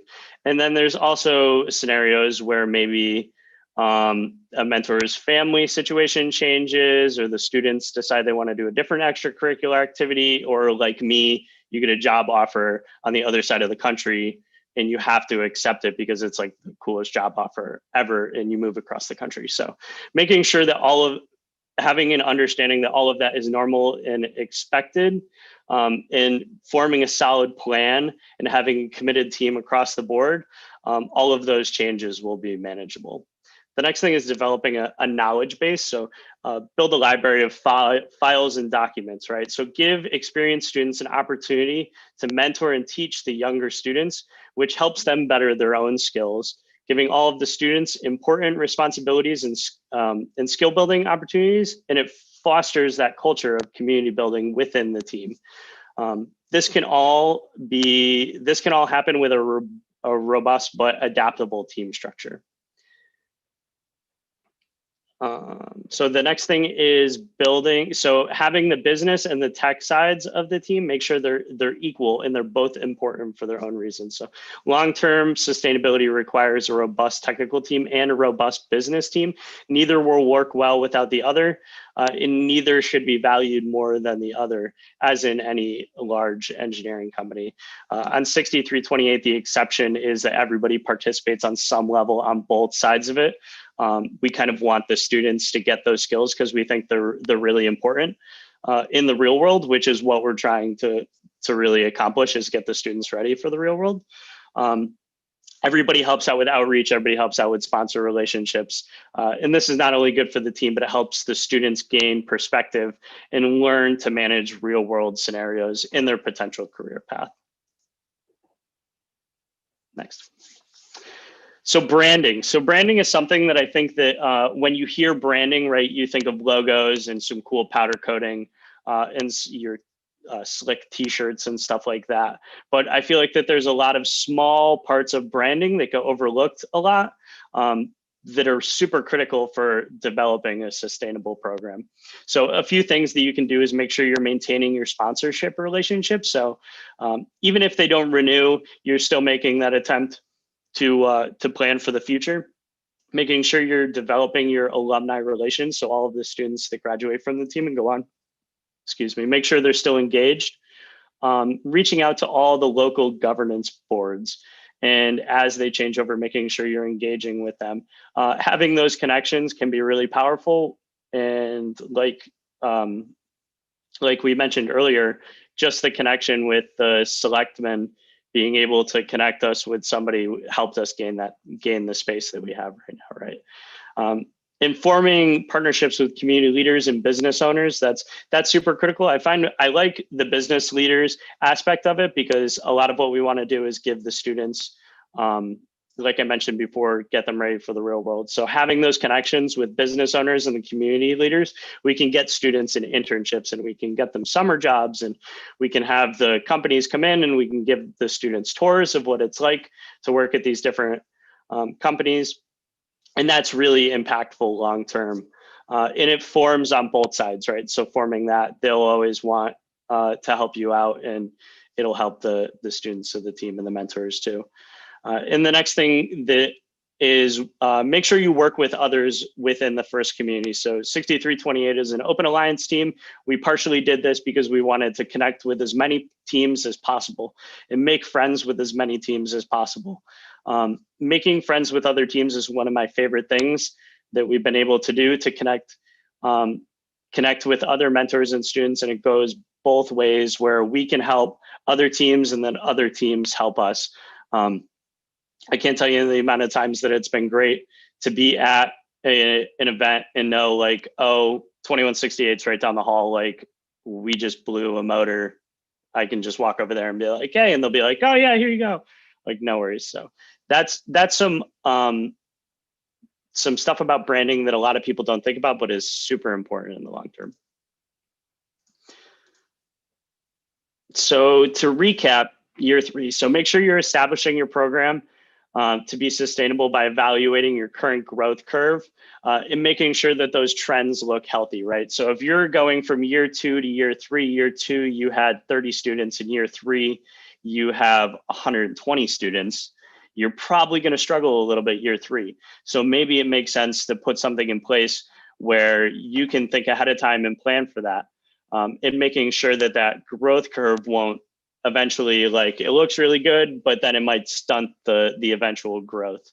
And then creating sustainable and scalable outreach, developing sponsor and community relationships, working on with expanding facilities and obtaining capital equipment, encouraging family support and participation, developing a long-term financial plan. So we just, 6328 just released we're going to try and raise like 120 grand to get a bunch of capital equipment. That's us developing a long-term financial plan.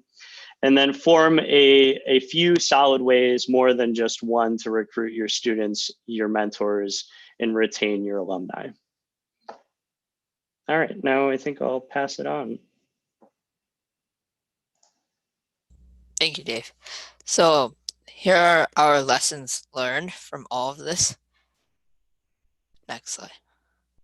So you should think about FRC as running your own business, where students and mentors alike would participate on both of the teams, the technical and the non-technical side.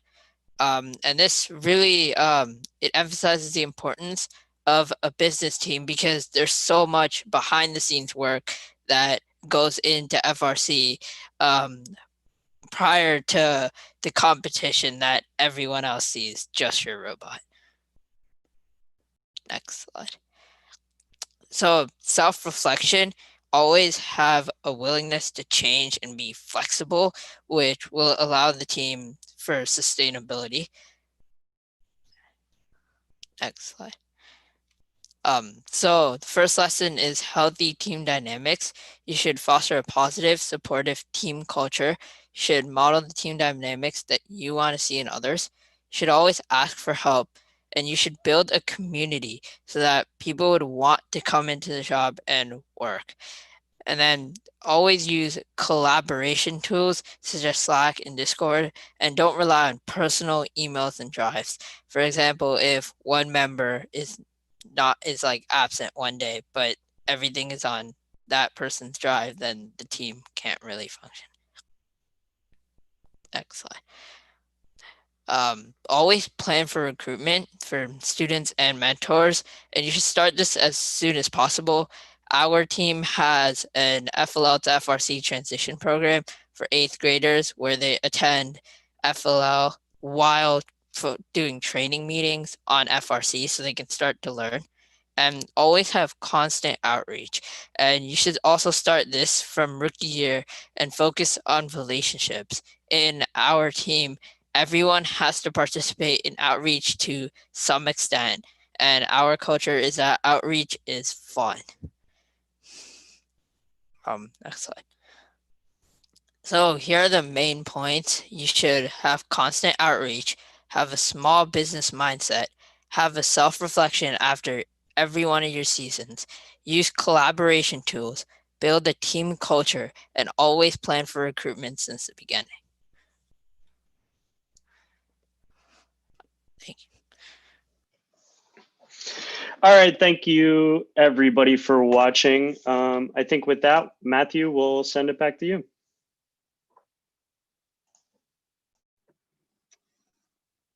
Yeah, so we actually have a couple of questions from the audience. This is a really good presentation. So the first one is directed towards the students. What do you like about being part of a younger team? Well, personally, I like the fact that there are more opportunities on a younger team. For example, when I joined the team, our scouting systems team was a small group of students. That was a smaller sub team. So I joined that and I got more opportunities to learn. Yeah, I agree with that. And like in the couple years that we've been a team, we've accomplished like a lot more than I think we could have ever like imagined. So it's like really exciting to be able to see what our team's doing and see us moving forward. And like I like to be able to help my team grow and like seeing the impact we're making on the community.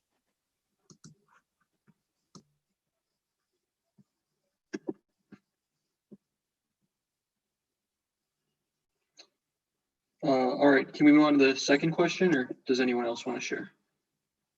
Okay.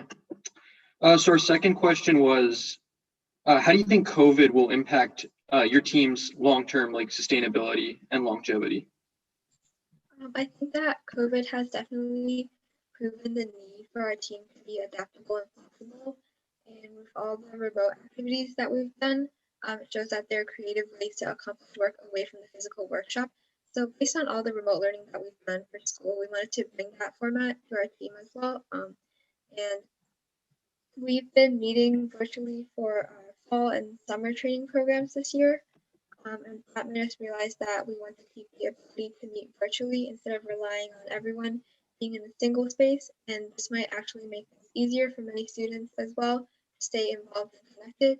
And they can do this by joining a meeting virtually if you can't make it in person. And also, since it's not safe enough to do so yet.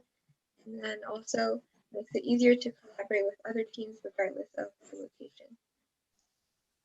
And it's made it easier for me since I live in California now, so 1+.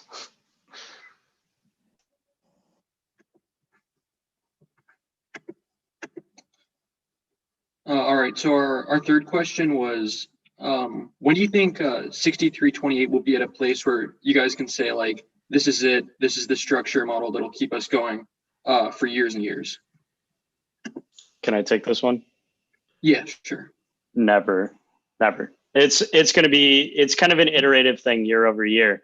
I think if you're ever in a place where you're saying, okay, this is it, this kind of makes the most sense, I think there will always be something that you can change, right? There will always be something that you can improve upon. There will always be a higher goal to reach, right? And unless you're winning Einstein year and chairman's like Hall of Fame, like you can't do it for how long? Like you got 1,000 students running through your program and every single one of them are getting full rides, right? There's always a taller goal, right? There's always a point where you can adjust the structure and the model of the team to reach a little bit higher. So I think that, to put it simply, never.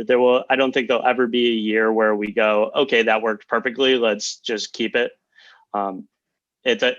There's always more, right? Yeah, that makes sense. I was just going to add to that too, if I could, that yeah, go ahead. The nature of FRC is such that even if you have the perfect year where everything works right, that may be irrelevant the next year because you've had students graduate. It's a different game. You have different mentors. You can learn what you can, but you have to expect that things are going to change every year. Yeah, it's a revolving door of things where you have all these variables changing. All right, so our next question is, what's the hardest part of being a younger team?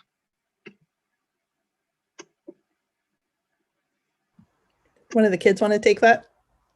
Yeah, I don't have an answer. Sure. Well,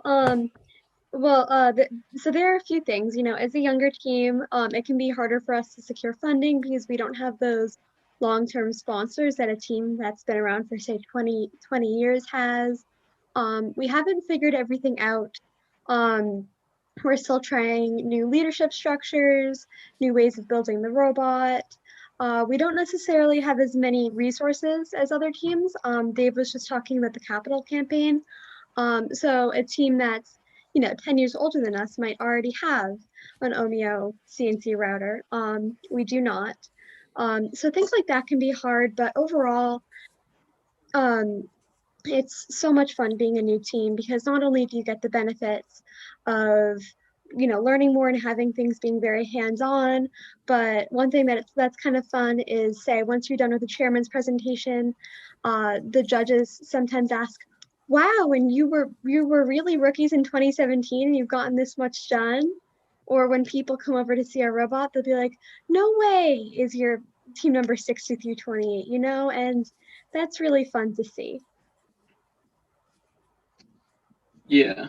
All right, so we have another question. What's the biggest thing you guys have learned from FRC? For me, it's the flexibility and adaptability. And we're saying that each year has to be different just by the nature of the game, right? And you have to be willing to see that.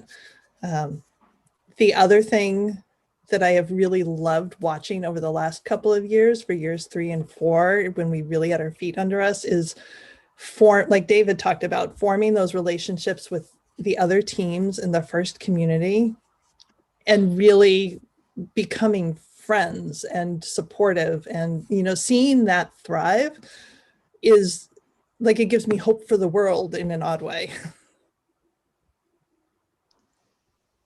I think for me, it's like learning how to like work with other students, or just like we had like leadership training stuff, and I'm the electrical lead, and I really like, before this I didn't really know how to like lead students or divide tasks, and like I feel like that's a very important thing to know, like going into like my future at like college or like a career.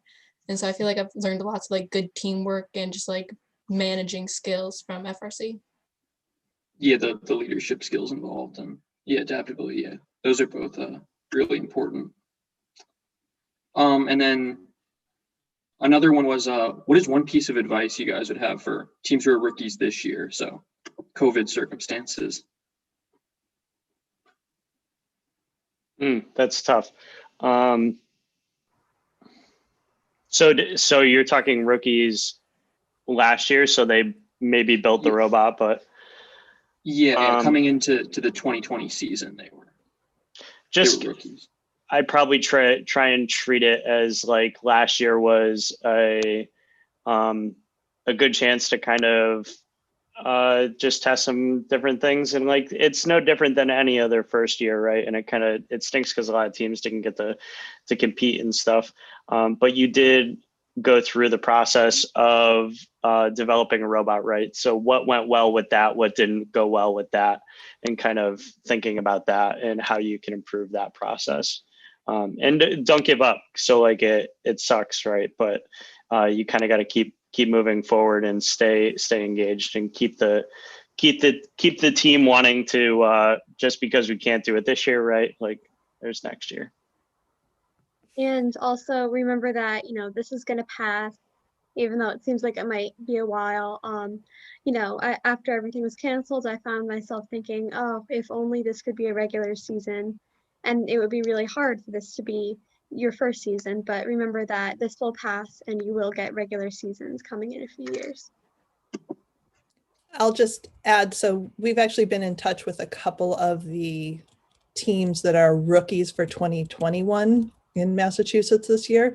And I have been super impressed with their ability to kind of take the circumstances that we're in right now and make the best of it, and still really engage with getting their students with hands on some tools, even if it's, 2 at a time, standing 20 feet apart, to really try and make this work in a way that goes through the process and gets their students involved in the STEM education, which is the whole point of this program.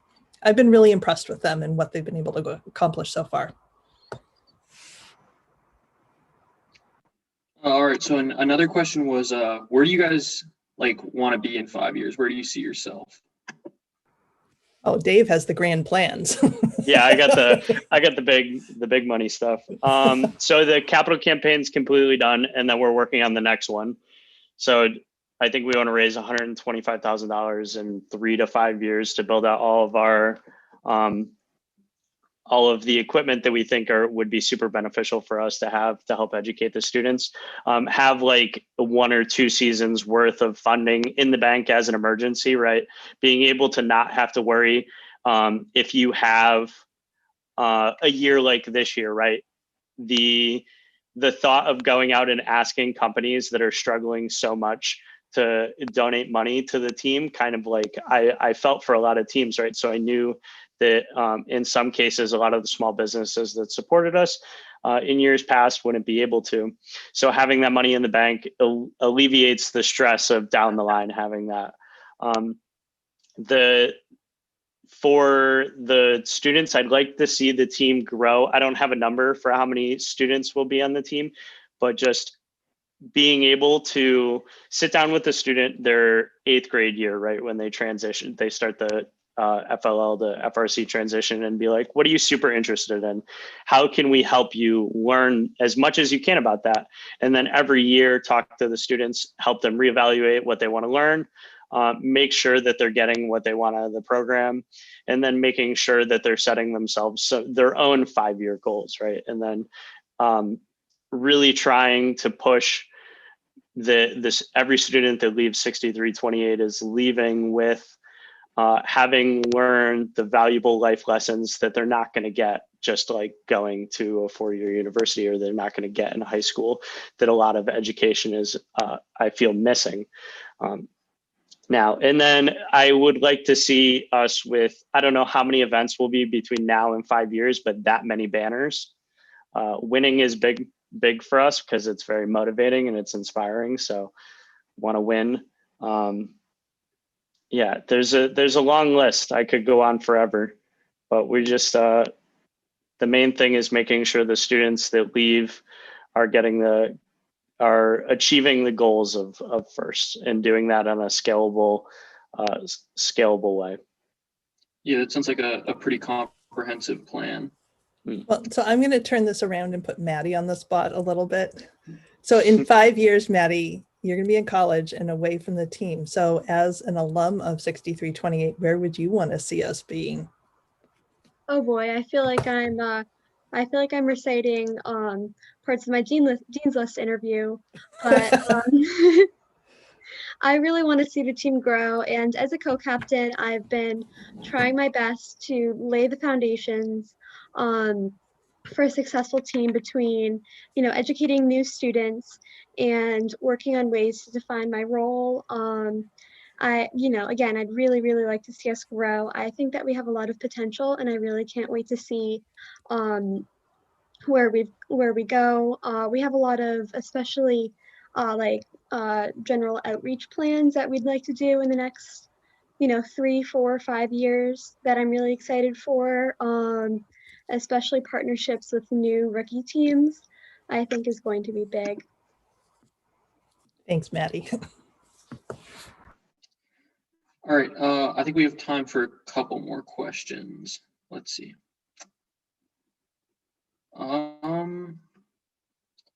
Has your team started thinking about how you'll handle remote judging?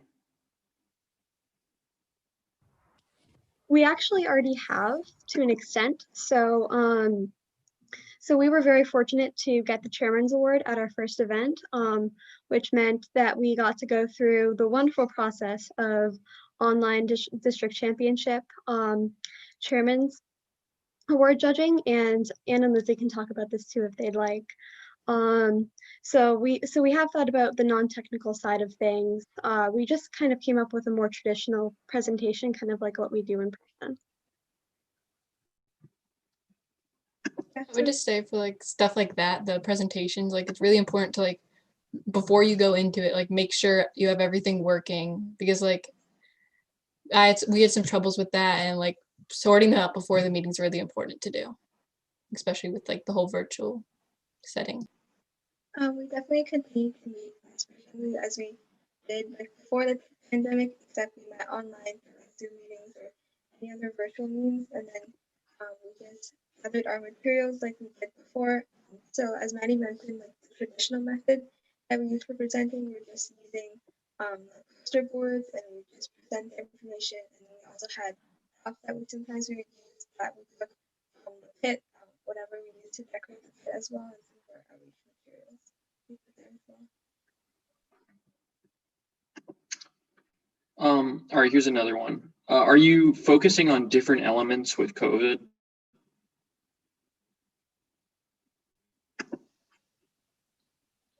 Same general premise, but just adapting the way that we're kind of tackling the individual elements, right? So building the foundation of the team that we have over the last so many years, we put in place a lot of things that help us obtain the overall goal of what we want to achieve. So now it's not switching to a different element. It's just kind of adapting how we're focusing on that element, if that makes sense. Yeah, that makes sense. All right, here's one. What is one funny thing that has happened to your team in the first couple of years? Katie's got to have some really good stories. Yeah, nobody else was there that rookie season, right?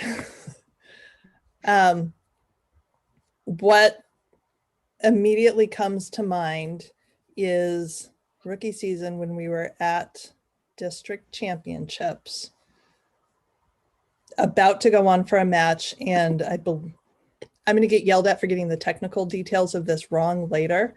I believe it was a drive shaft that broke, and we had like 2 matches to fix it, which involved getting a lot of help from other teams, delaying queuing as long as possible to the point that the entire arena was like panicking that we weren't there, wheeling the robot on the cart onto the field with hands still in the bottom of it, trying to figure out how to fix it while it was being lifted on the field, putting it down, walking away as the buzzer went, having no clue whether or not the thing was going to work again. And just waiting to see what happened in that first auto routine. And the thing worked. I will say that also happened in Northern Connecticut, Katie. We in like finals 2 or something, or finals 1. Did it? Oh yeah. I just remember it was like Maddie and Lizzie and a couple others just having their like hands, like their entire arms just in the robot, just like bringing it on, the head ref being like, I'm going to shut the gate and then you're not going to be able to go. And I'm like, some things never change. Yeah, if I remember correctly, another member and I were like standing on top of the cart. People were running back and forth from the pits. Definitely we're winning a safety award for that one. That also happened at Battle Cry 2019.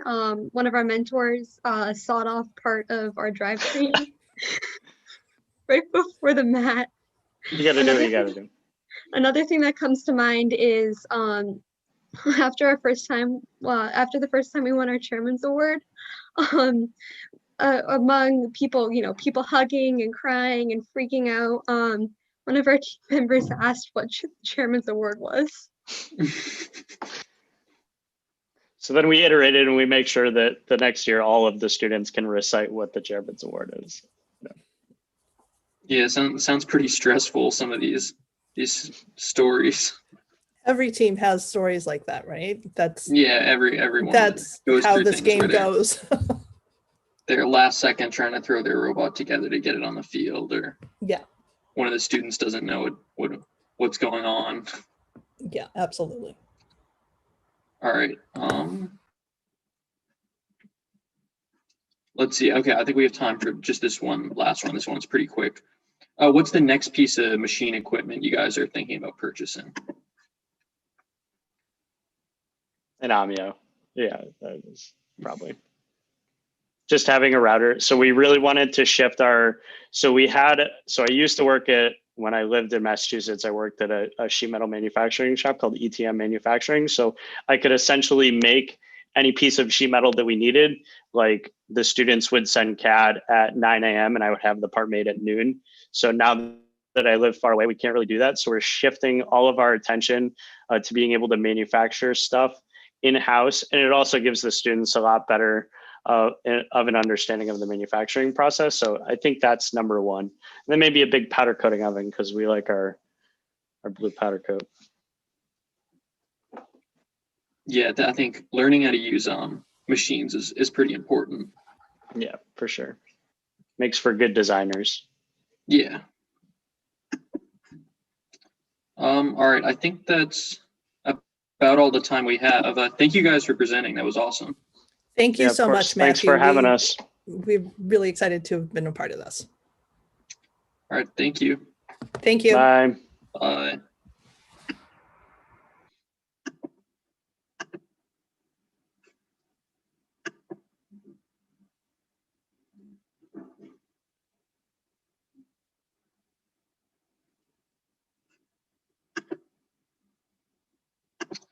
All right, so our next presenters are from Team 2468, and they will be presenting on the adaptability, or on adaptability as the new benchmark of leadership. Please give a warm welcome to Arohi, Kelsey, and Shrestha of 2468.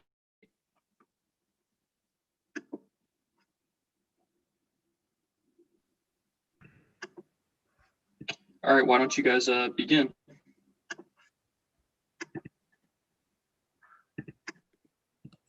Hi everyone, we're so glad you're here with us for this presentation at the second 24 Hours of STEM event.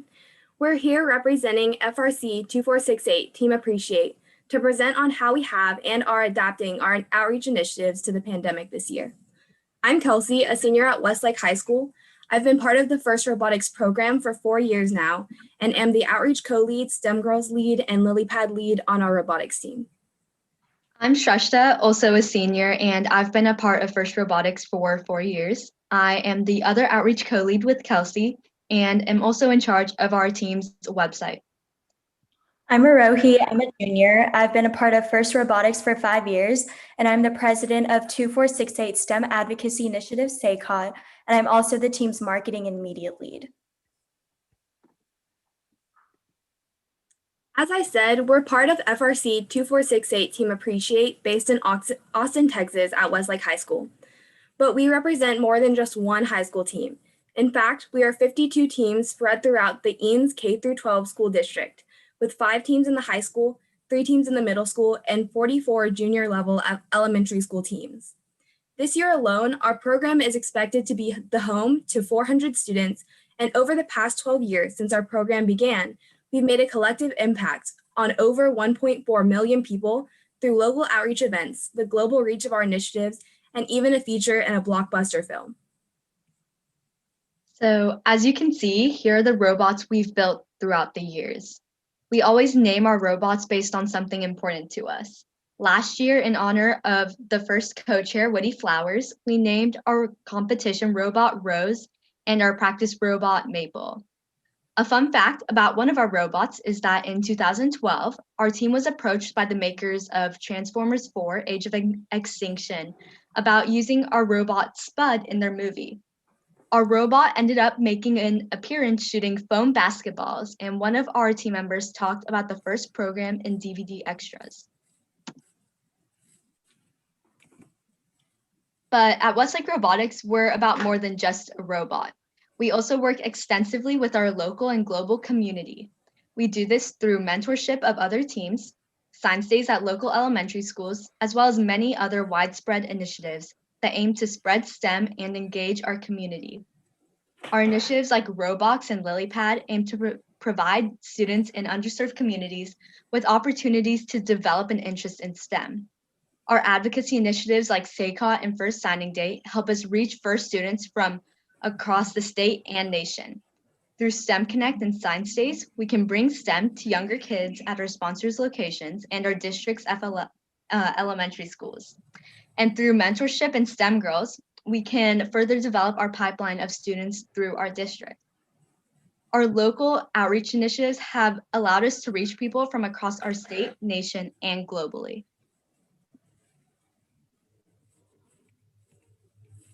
But COVID-19 caused us to significantly pivot how we ran not only our outreach, but our entire program. The impact of COVID came suddenly for us. We were halfway to our second competition in Amarillo when we received the news that the competition had been canceled, quickly followed by the cancellation of the rest of our season. We knew that the newer members on our team wouldn't have the same competition experience that the veterans had. So our immediate change of plans focused on sustaining our team's growth and impact through our initiatives. We moved all meetings online and began brainstorming how we could adapt each of our initiatives and training sessions to be virtual. Through this unusual time, the most important lesson we learned was adaptability. Now we will share how we adapted to these new conditions. We will walk you through a few of our initiatives and how we changed them to reach people safely during COVID. In 2016, First Signing Day was created to recognize first seniors for their dedication to robotics and STEM, and it was a way to celebrate them as they announced their post-high school plans. First Signing Day has become a nationwide social media movement where individual teams from across the nation hosted their own in-person signing celebrations. Then they used the official First Signing Day hashtag to share their celebration photos. We spread the message of this initiative and actively recruited others to join us by talking to teams in the stands and pits at robotics competitions, as well as through booths set up at our competitions for our SACOT initiative. Throughout the years, we've recognized over 2,000 seniors from more than 100 different FIRST robotics teams. These seniors have gone on to pursue a collegiate education in a variety of more than 70 universities, with many still staying connected to FIRST through the FIRST Alumni Network at their college. First signing day was going to be different though when COVID hit. As I said earlier, adaptability was a concept we had to quickly grasp onto once this pandemic began, especially during the planning of our annual First Signing Day celebration. In a short matter of time, we had to pivot from planning the usual in-person event to a completely virtual format because COVID-19 was not going to stop us from celebrating and recognizing our first seniors. This change was a blessing in disguise, since our team got to collaborate with FIRST headquarters and partnered with them for this year's First Signing Day event, which was live streamed to over 1,000 viewers on the FIRST Twitch channel.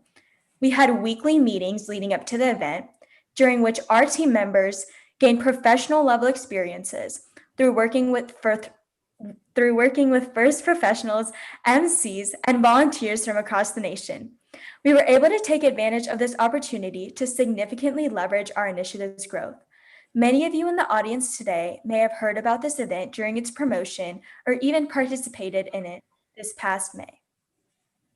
First Signing Day 2020 was a significant achievement for our team since it was the first successfully executed virtual adaptation to COVID. The process leading up to our First Signing Day event and the execution itself set the pace for the rest of our events to adapt to COVID. We got a hang on how to navigate our way through the pandemic and continue to have our outreach events in order to spread the overarching message of FIRST to all. STEM Connect is our team's week-long summer curricula that strengthens our partnership with our sponsors. It's a huge contributor to our team's self-sustainability as our main source of funding, while teaching the younger members of our community STEM skills through various activities.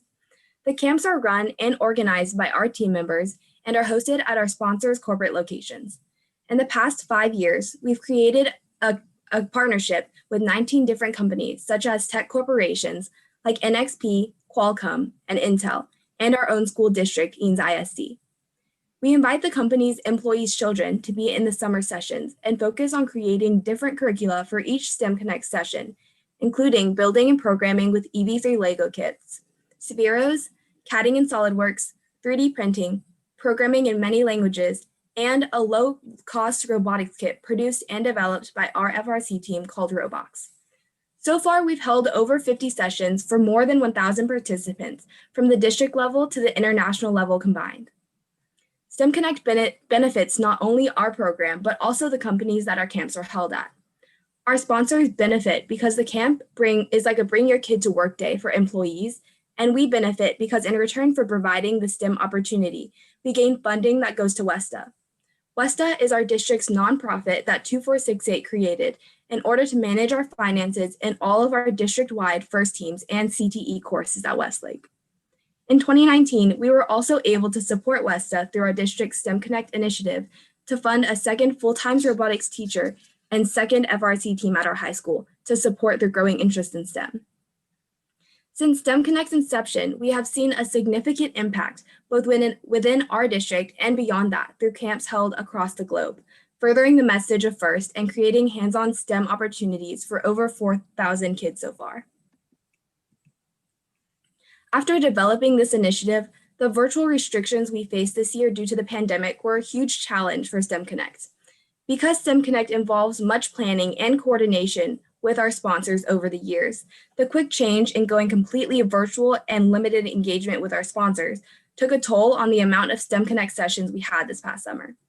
Although we did have fewer camps this past summer, we were able to slowly find a COVID-19 safe way to continue with STEM Connect. We turned to Zoom and held completely virtual camps for students in our district. We taught programming curricula with a focus on coding challenges to continue engaging our attendees. Through the help of our school district's main computer science teacher, our program's head FTC mentor, and many veteran FTC team members, we were able to continue bringing hands-on STEM experiences to kids through the JavaScript coding platform. Our district's FTC teams assisted in the creation of a coding curricula, and we were able to capitalize on their knowledge with more simple programming from their past competition challenges. Though we faced challenges with making the summer STEM Connect experience comparable to the past years, it was a really unique opportunity for campers to program and test their code at their own pace, followed by compiling their work directly onto the FTC robots from the comfort of their own homes. After this past summer, we found a new virtual model for running our STEM Connect sessions that we can develop even further and share in the years to come. Through the experience and insight gained from learning how to conduct a virtual event for First Signing Day and our STEM Connect sessions, we decided to introduce a new speaker series called First in Focus to stay connected and strengthen bonds between first teams from across the nation. The idea of First in Focus rooted from the cancellation of the World Championships. Usually at Worlds, teams will be able to give presentations on all sorts of topics from CAD to outreach. But with the cancellation of Worlds, about a month away from the event, we knew it would be difficult for teams to share their ideas with the rest of the FIRST community. To bridge the lack of World presentations, we wanted to create a platform that could reach thousands and allow any team to present about various topics. Every week, we invite a new guest speaker, either STEM professionals or a FIRST robotics team, to present about any topic ranging from technical to non-technical aspects of FIRST and robotics. After 8 presentations from the spring and to this fall, we've had a total of over 2,100 views from the recorded live stream on our YouTube channel and live viewers combined. This initiative has given us an opportunity to train many team members, both rookie and veteran, on how to host a virtual live stream, which is a skill we knew we would need going forward.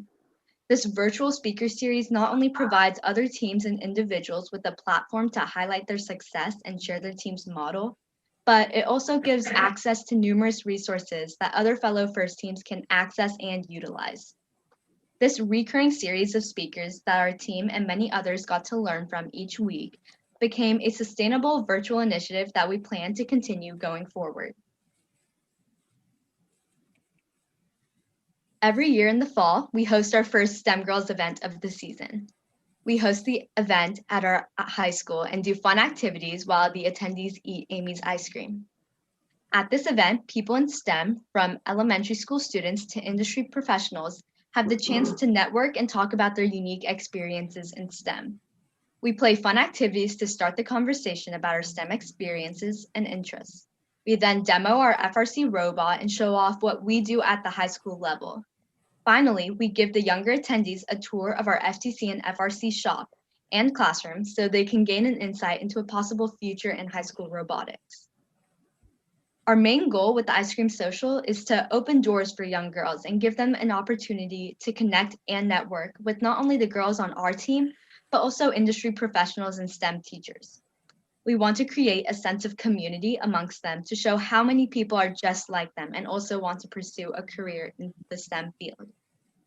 Hearing the professionals talk about their own unique story and their path to success through STEM enables the young attendees to learn from these real-life role models and see just how many career paths are available with a STEM education. Usually, this event takes place at the center of our high school, with us giving out ice cream. However, to follow COVID safety guidelines, we were faced with adapting our Ice Cream Social. We explored many variations of pursuing combinations of online and safely in-person options, but finally decided to maintain the integrity of the social networking aspect of the event and planned for a socially distanced and COVID-safe in-person outdoor social. By hosting the event at our school soccer field, we allowed room for attendees to stay socially distanced. Rather than providing ice cream, we simply encouraged attendees to bring their own ice cream or snacks to the event. This way, we were able to create a safe and inviting environment to continue to reach our community. We also had to adapt the event's activities. One thing we kept the same from previous events are the robot demos with both our FRC team's robot and a robot from one of our district's FLL teams.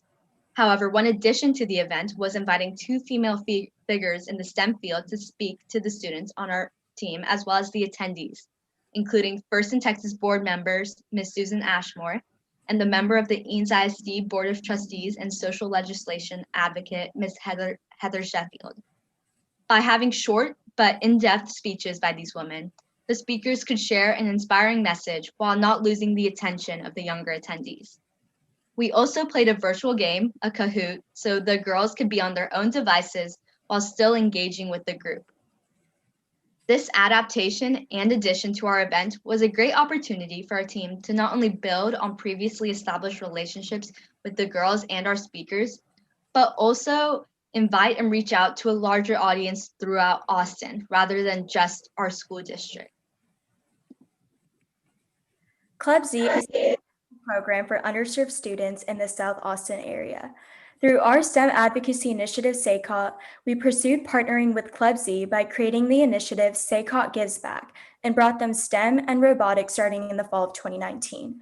We introduced over 32 children from ages 6 to 13 to a 6-session STEM curriculum consisting of robots, building and programming using EV3 Mindstorm kits, Spheros, Lego build kits, and more last fall. We also had one session where we demoed our FRC and FLL robots and explained to the kids what we work on in our high school robotics team. The kids were amazed by how massive the robots that we build are, and many kids said that they want to do robotics themselves when they get older. It was truly amazing to see each of them light up when we worked with them on these activities. As a part of a team who has access to a thorough STEM education, along with resources and funding we bring into our program from other initiatives like STEM Connect, we are able to create a segue to similar learning opportunities for these students who are limited in an underserved community. For many of these students, our interaction with them was one of the first times, if not the first time, they had ever been exposed to in-depth STEM learning or robotics. Through the continuous sessions and newly created curriculum, we saw a huge impact and a high level of engagement come through from these students, making us hopeful for the future of accessible STEM learning to all, regardless of their background or socioeconomic status. When the pandemic hit, we still wanted to continue our partnership with Club Z going into this school year. We faced the challenge of ensuring that the kids would be engaged and interested in our refined curriculum. We had to plan the sessions with the knowledge that some age groups might be hard to teach through Zoom, since they depend on in-person interaction to keep them focused during our activities. After considering all of the factors that would affect our virtual sessions and much adapting of our curriculum, we had a plan in mind for how this would work. For each session, we would have 3 SACOT members Zoom with the kids and a couple of Club Z adult volunteers. We introduce ourselves, talk with the kids, show them different videos on how FIRST works, along with some fascinating robotics innovation videos, before we transition to our main activity of this session, Lego build kits. One of our SACOT team members drops off bags of these kits at the after-school center prior to our Zoom call each week. SACOT members walk the kids through building their own new Lego toy during each of our sessions, and the kids get to keep it and take it home. Once we finish building the Legos with the kids, we end with playing fun games and saying our goodbyes. So far, our SACOT team has had 2 successful virtual sessions where we were able to connect with the kids at Club Z as much online as in person. Now, our team plans on continuing our partnership next year through virtual sessions and hopefully in-person ones too, once it's safe to do so. In addition to volunteering at Club Z through SACOT, we also created an Ask Me Anything series. SACOT has grown to be an organization with over 1,000 members. To engage with such a large audience virtually, we created the SACOT AMA series. This virtual series so far has been an amazing chance to strengthen our partnership with First Updates Now by utilizing their Twitch channel to reach a larger audience within the First community. For each AMA, we invite guest speakers from significant figures in First or professionals in the STEM field to answer questions. Leading up to the live stream, we set up 2 run-throughs and AV calls with the guests to make sure everything will run smoothly on the day of. We also heavily promote the event on our 3 SACOT media platforms, as well as Chief Delphi and our FRC team's media, to encourage anyone who is a SACOT member or follows us to submit questions through our website that will be answered live on the stream. In the 2 AMA sessions we've had so far, we've had Mr. Patrick Felty, the Executive Director and President of First in Texas, and Jay Cooper, FRC 2468 alumni, entrepreneur, and NASA engineer, both be on our show.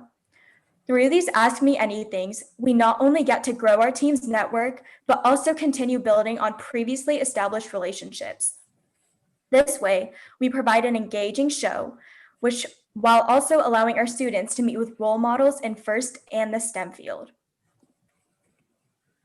So our second annual STEM Girls event of the year is on MLK Day for 3rd to 8th graders, where the elementary school students get to program and modify the EV3 Lego robots to complete simple tasks such as moving objects across the surface. They also get to learn how to program spheros or little robotic spheres to do similar challenges.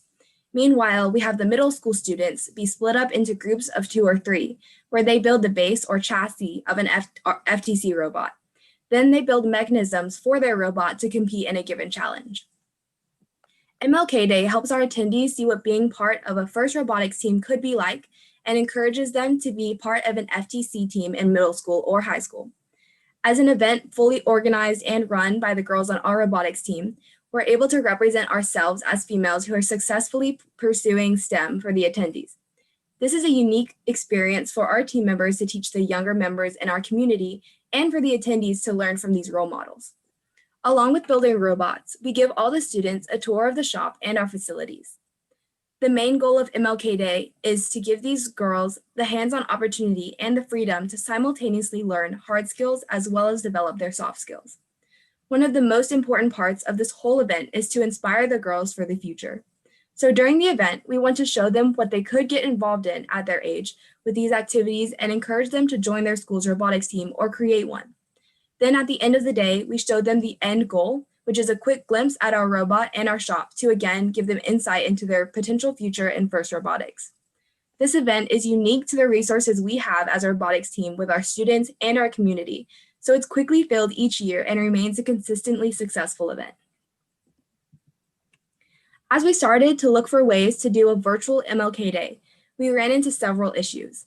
MLK Day has always been very dependent on in-person interactions and the inclusive learning environment that we create.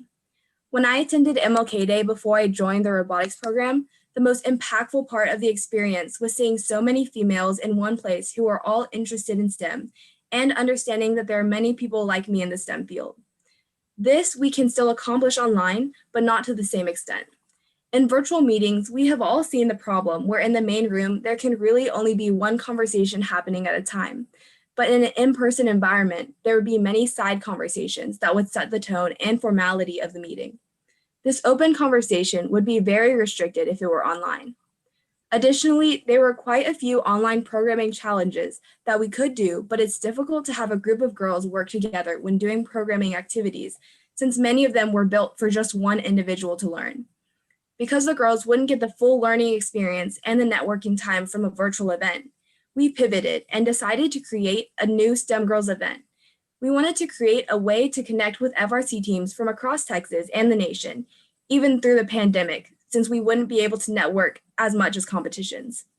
We want to have a series of events rather than a single event because we don't want people to meet someone at an event and never see them again. We want to create a place where women could not only talk about their STEM experiences, but also develop connections to other women at the event over the course of a few weeks. We're still working out the details of this event, but we'll post more information on our team's social media platforms as soon as we decide. Yes, so as Kelsey said, keep an eye out on our social media for more information on our virtual STEM Girls event in the spring. Also, feel free to reach out to us through any of our socials or emails shown on the screen. And you can also learn more about our team and initiatives through our website, frc2468.org. Thank you to 24 Hours of STEM for allowing us to present, and thank you to all of you for listening to our presentation.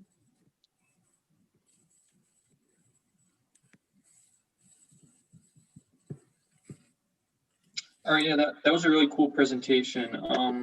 We have a few questions from the audience.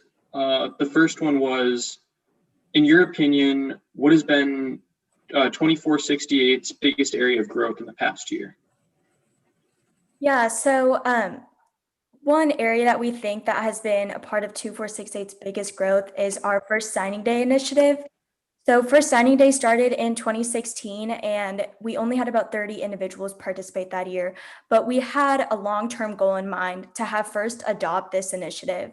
And this past year, we have been the closest to reaching that growth because we got to partner with First Headquarters for about a couple months in preparation of our virtual First Signing Day live stream.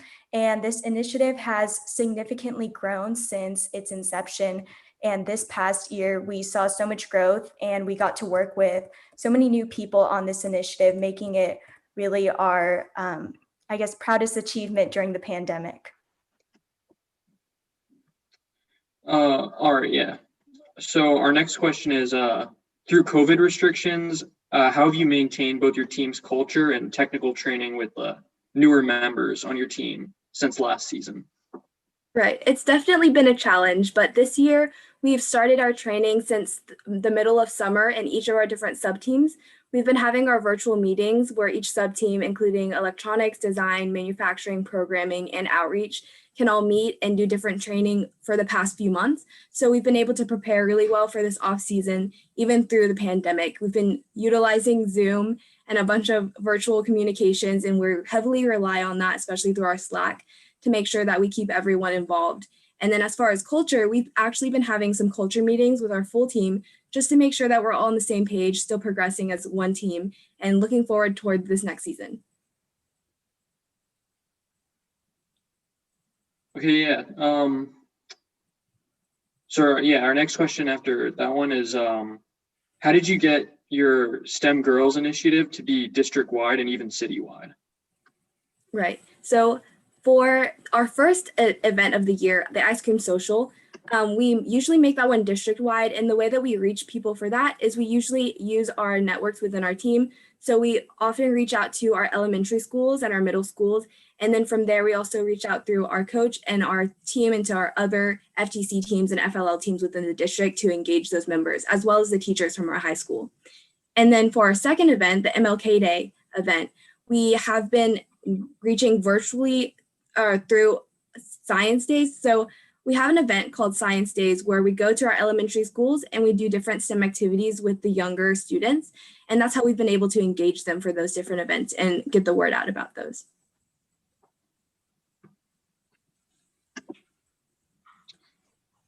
So our fourth question is, how do you plan on sustaining the virtual initiatives your team began during the pandemic? Even when we go back to like normal in-person events, do you plan on continuing these?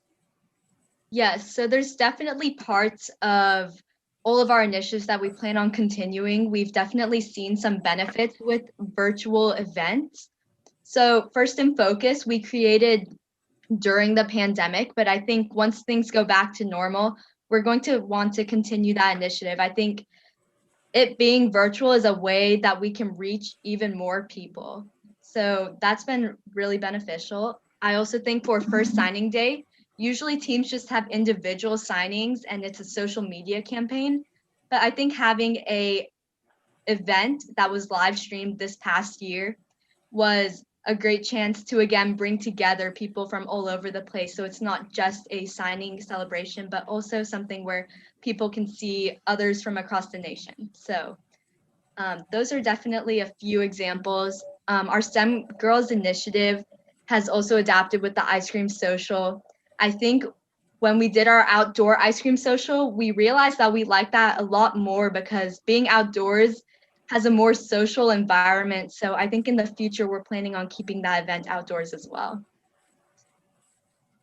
Yeah, I think there's a lot of things be taken away from these, like the events that these COVID restrictions have basically forced the online. I think it's interesting because you can incorporate a lot more people.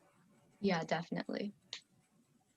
And then how do you create curriculum and organize activities for your events?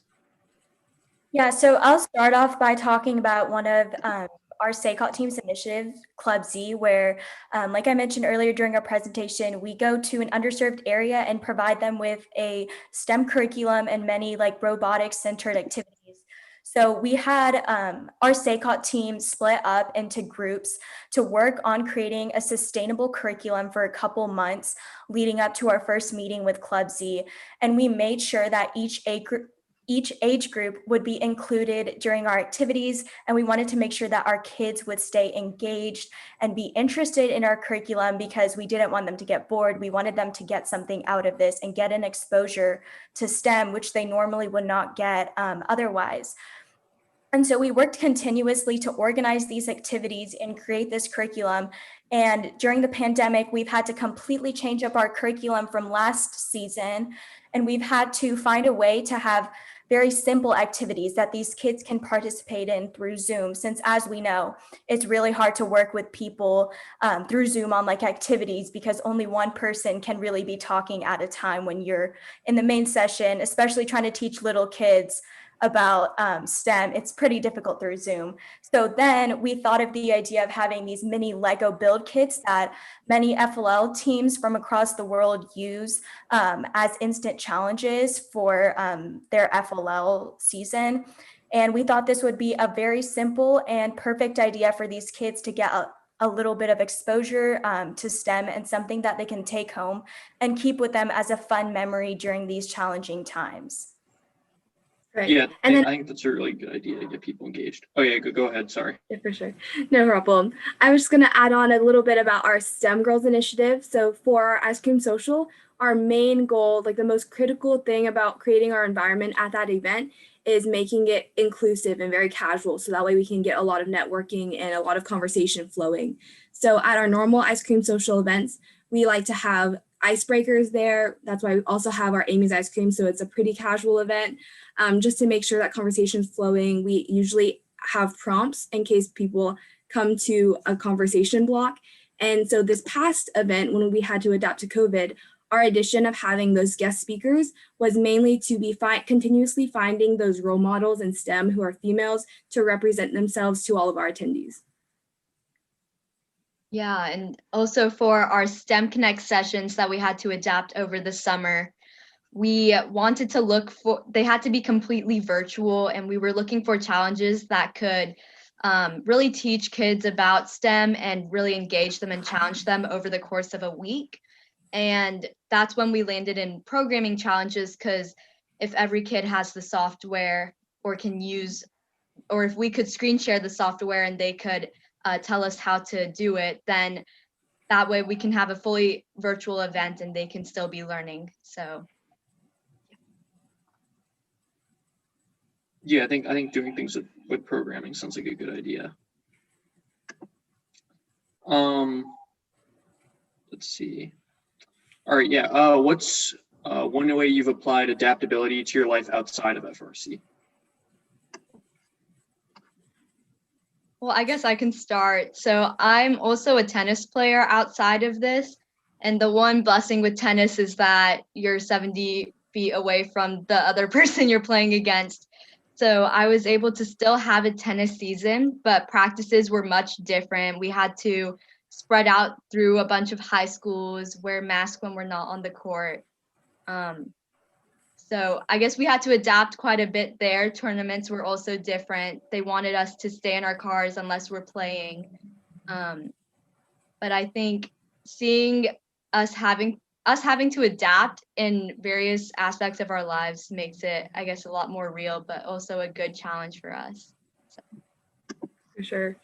One of the first adaptability challenges that I came across was earlier this summer. I'm also part of HOSA, and I'm a competitor in that. So this past summer, when I was at a competition, we had to completely go into a virtual format. And for my competition event, we usually give a presentation as well as an online test. So that was definitely a different experience of finding the time to pre-record and communicate with my group that I compete with to keep going with that smoothly, even though it was all virtual, something completely new, but it definitely made for a different experience. Yeah, and I'm part of my school's choir program. And through choir this year, we've seen a lot of challenges because when you're on Zoom in class, you have to mute yourself and learn the music on your own through the teacher sharing their screen. And you can't unmute and sing because that would get very chaotic. So I've had to learn to, I guess, be more independent in my music learning. And I'm also on my choir's executive council, and I'm a part of the outreach team on choir as well. And through service projects that we do each year, we usually have in-person meetings to discuss these ideas of ways that we want to impact the community that year. And it's been really difficult having to have multiple people collaborate on this virtually, but we have learned how to get past that through new innovative ways, I guess, as we all have through this pandemic, and successfully still go on with all of our day-to-day activities. Yeah, I think the initial transition was very hard, but people are finally starting to adapt and figure out new innovative ways to do the activities they love. All right, next question. What advice would you give teams looking to adapt their programs in the pandemic? I'll go ahead and kick us off here. So I think a piece of advice I would suggest, and I always give this advice to our FTC teams when they're asking as well, but definitely think about the network that you have, the connections that you have, and see how you could utilize those as well as the resources and skills that you have already within your team, and how you can use those to change the initiatives and outreach that you already have to maybe create something new or a different variation of that could be a good type of growth. Yes, I guess one piece of advice I would give is the hardest part is just starting. And I would say come up with a bunch of ideas, pick one, and just go for it. Don't debate it. Don't think too much about the logistics or like in the beginning, because that will all fall into place. You just need to get started on it. And one piece of advice I would give is to make sure to put yourself out there and be as engaged as you can, because right now when we're having meetings through Zoom and trying to like continue our team's growth through Zoom and other virtual platforms, I think that sometimes people tend to be less engaged or they don't want to like unmute and talk to everyone. But I think that making sure that you stay connected to your team and continue to participate like you would during a normal competition season is especially crucial during this pandemic.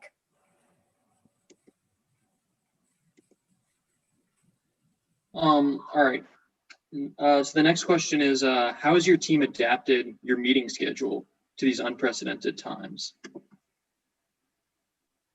Yeah, so all of our sub teams right now are meeting virtually. So usually we have design and programming and electronics on Tuesday nights from 6:30 to 8:30 over Discord. And then outreach meetings are usually on Wednesdays, and all the sub teams will meet on Saturdays.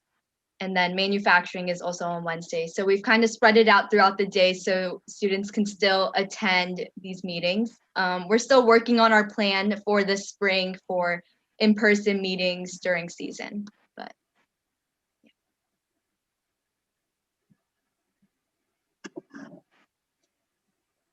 Okay.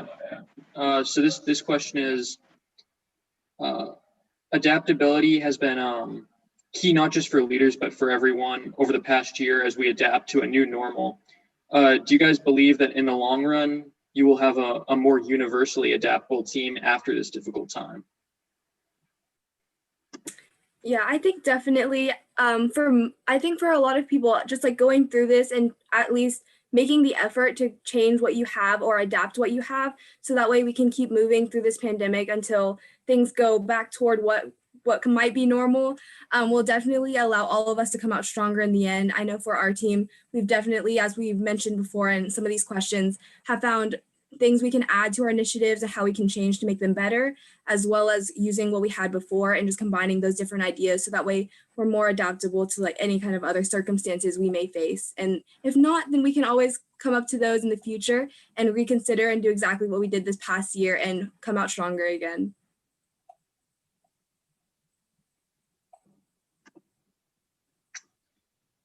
Okay. What advice would you give teams who can't do anything in person, given that obviously the pandemic?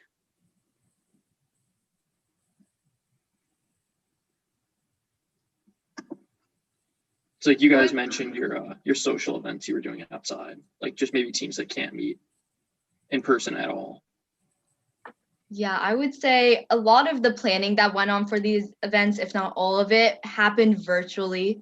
Most of these events were virtual. So there's definitely options and opportunities for you virtually. Don't feel limited by the fact that you can't be in person. There's a lot of people who, even if you organize an in-person event, they can't go because of COVID. So actually having a virtual event may reach even more people. So I would say just keep your head up. There's definitely things that you can do out there.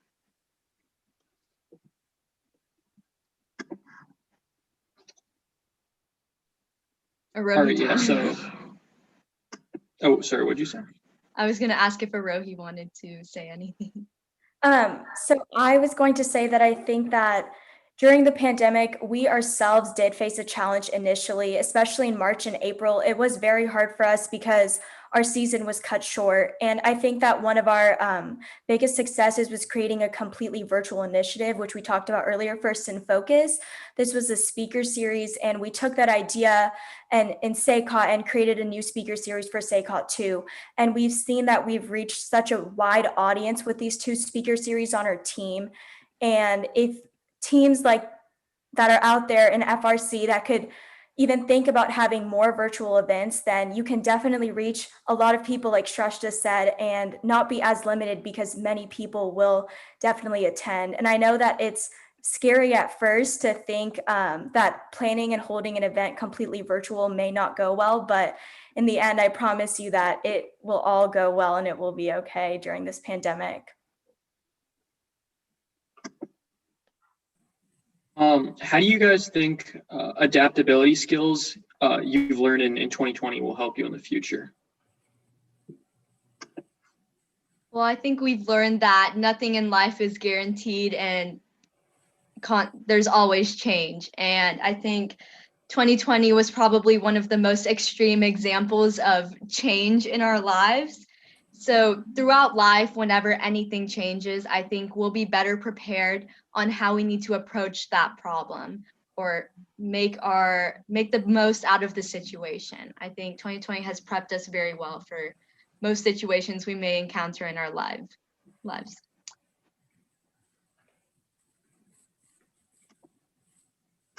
Yeah, I think it'll be good in your careers going forward to know how to adapt to adverse circumstances.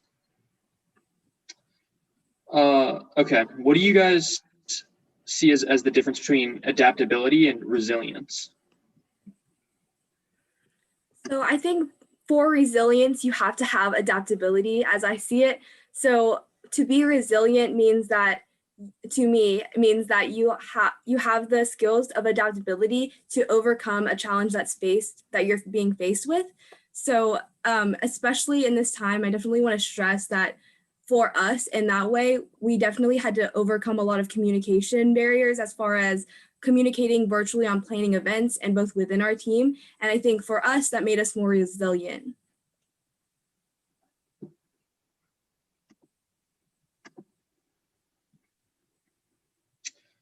What does adaptability and leadership look like after the pandemic ends?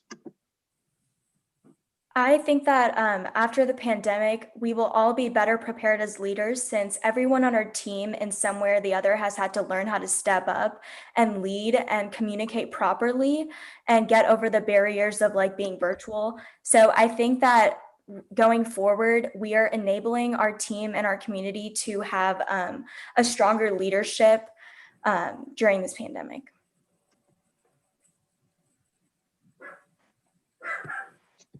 And then also, how is your team going to adapt to remote judging?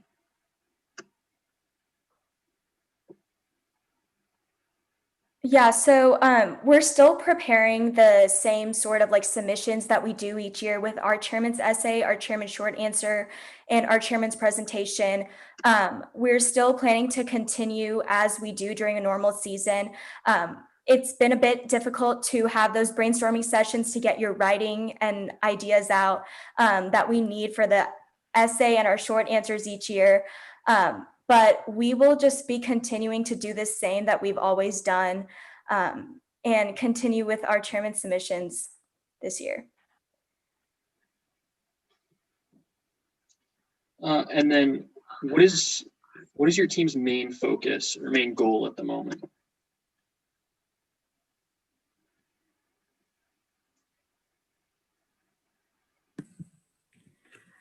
That's a really loaded question. I think for this, at least for this next semester, this next season, I think one of our really large goals is to first make sure that we continue our outreach, maintaining it, sustaining it, growing it, and developing it. And then as well as that, we're always looking toward growing our team as far as strength within each of our sub teams. But that's a very good question. We definitely have a lot of goals for the future. One of them now that we've started is including diversity and equity within our team. And we've actually started up a new initiative where we would like to start having speakers come and speak to our team. So that's definitely one of our goals. But yes, we have many coming into this next season. Yeah, it seems like you guys want to grow your outreach even more so you can reach more people. For sure. And then in your leadership training, at what stage do you introduce adaptability training? I think adaptability is something that our team members learn not just in leadership and training, but throughout their time on the team. Of course, when you're learning things, there are challenges, there are barriers, and everyone has their own personal challenges in their learning. And I think everyone has faced adaptability. In terms of adaptability for our leadership, I think when we first came into our leadership positions, of course, COVID was here. So it was very strange for us. It was much different than any of the past years, but it was something we adapted to as we went along and something we kind of took step by step. So.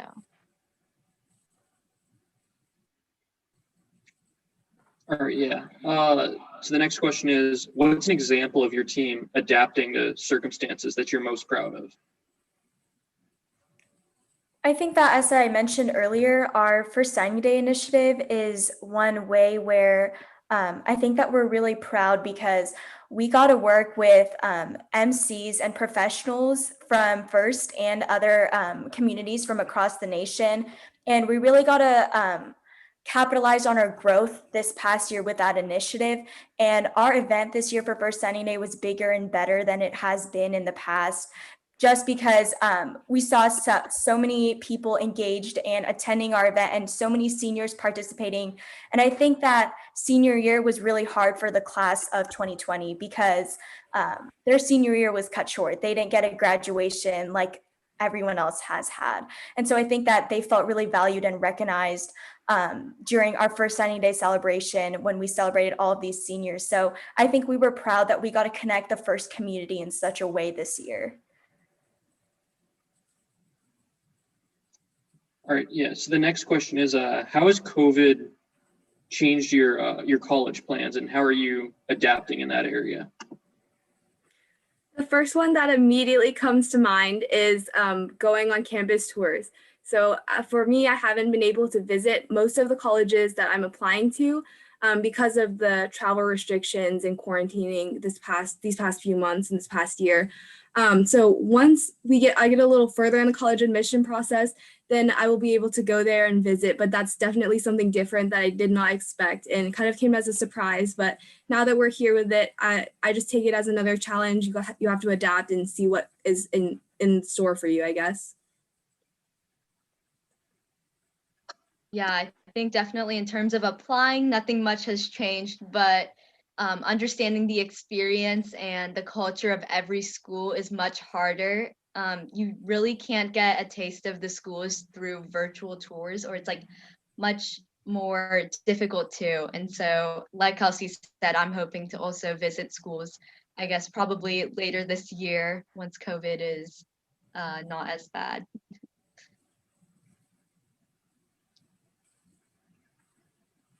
And I guess Arohi's a junior, so she doesn't have to deal with this yet.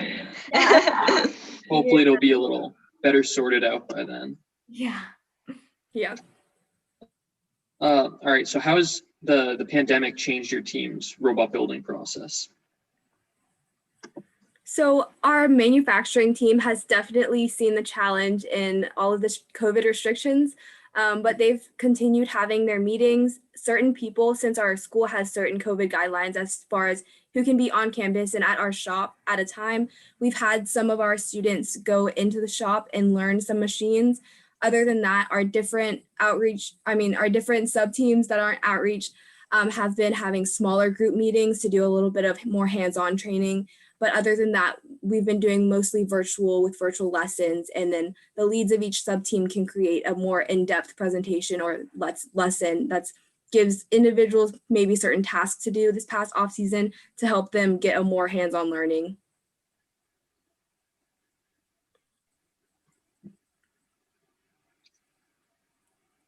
Okay, yeah, I guess we can move on to the next question. Has your team run any remote FLL or FTC events? And if so, how did they go?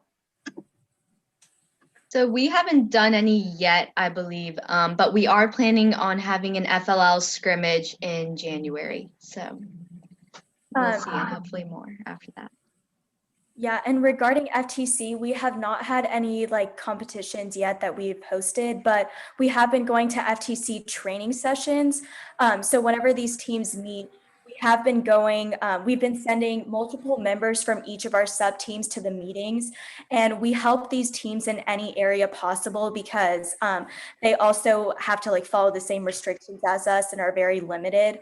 So we have like manufacturing answer questions about CAD at those meetings. And if like outreach members on FTC need help with their website or like social media, those are two areas that I've been able to help at these FTC training sessions.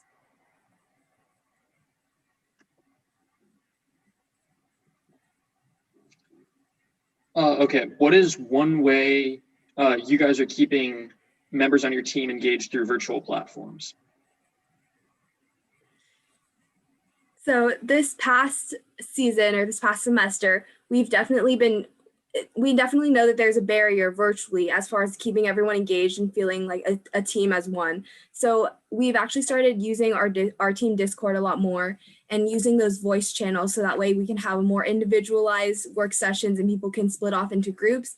It also creates a bit more of a casual environment so that way we can still engage all of the newer members who may not feel that sense of like belonging yet within our team.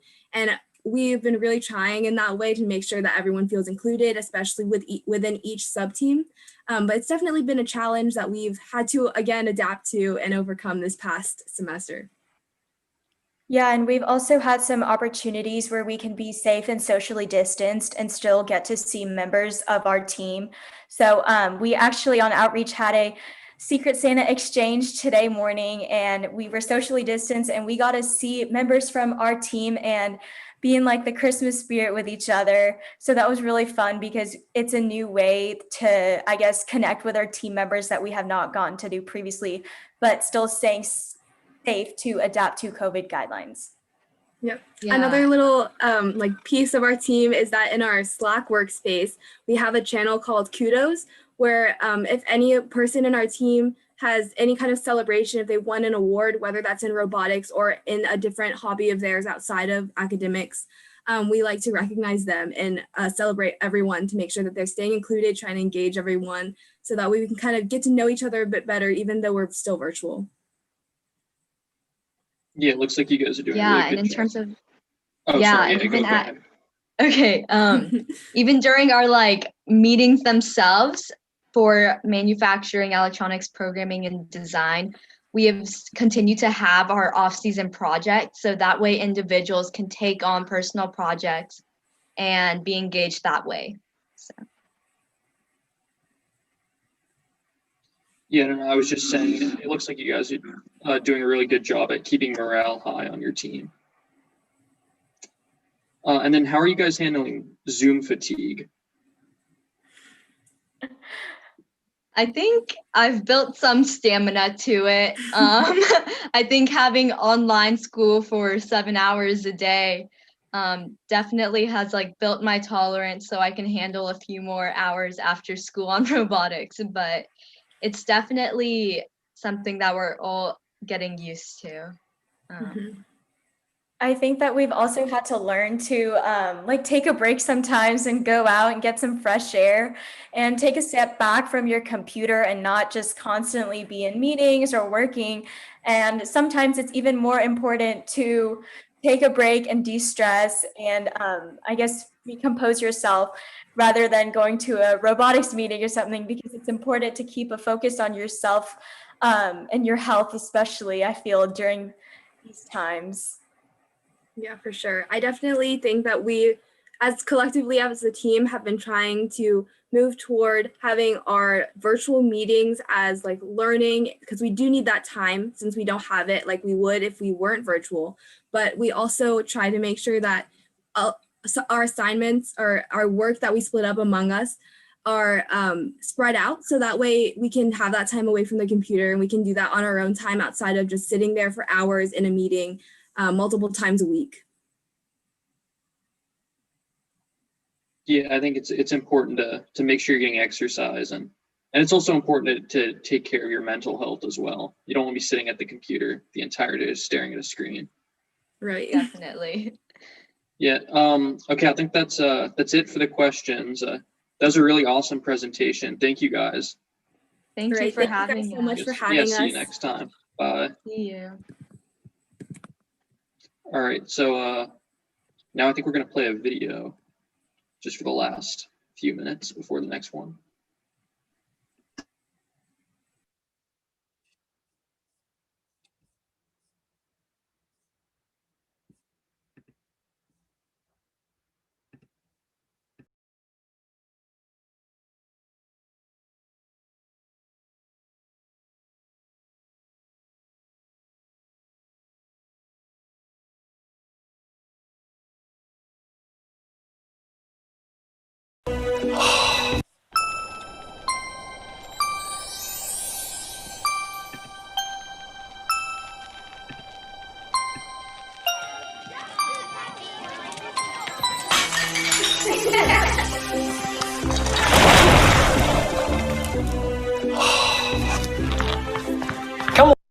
Come on, you two.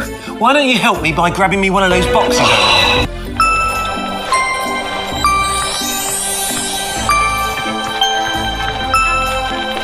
Great, thank you. Oh, don't open that box. Have you seen what's inside? Be careful. Come on, you two. Why don't you help me by grabbing me one of those boxes over there?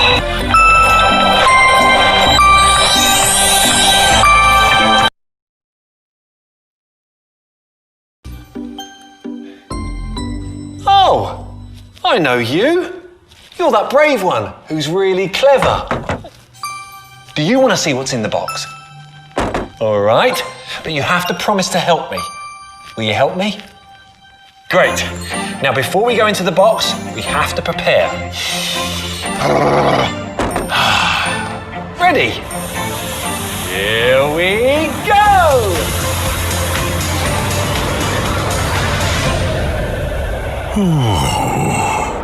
Here we are, deep in December, but the weather's not as I remember. Our world is warming, our planet is bare. Frost and snow are now so rare that even here at our North Pole, there's little ice. And over the whole world it seems much too warm. In winter, we should have a snowstorm. Oh, this Boxing Day shows me we've been forgetting what is good for our Earth and what our natural world is worth. Plastic bottles, plastic bags, plastic wrapping, plastic tags, gadgets on standby, lights all left on, leftover food, goodness all gone. Smoke from our chimney pollutes the air, and we all need to take much more care.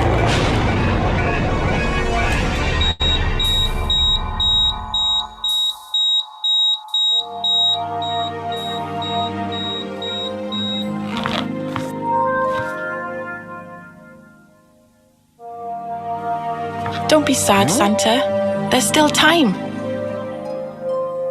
Come with me. I'll show you. With my skill in technology, I can help them to create a plan. And if we all work together, we'll make a difference we can measure by ensuring our planet stays cool. Think of less waste and energy renewal.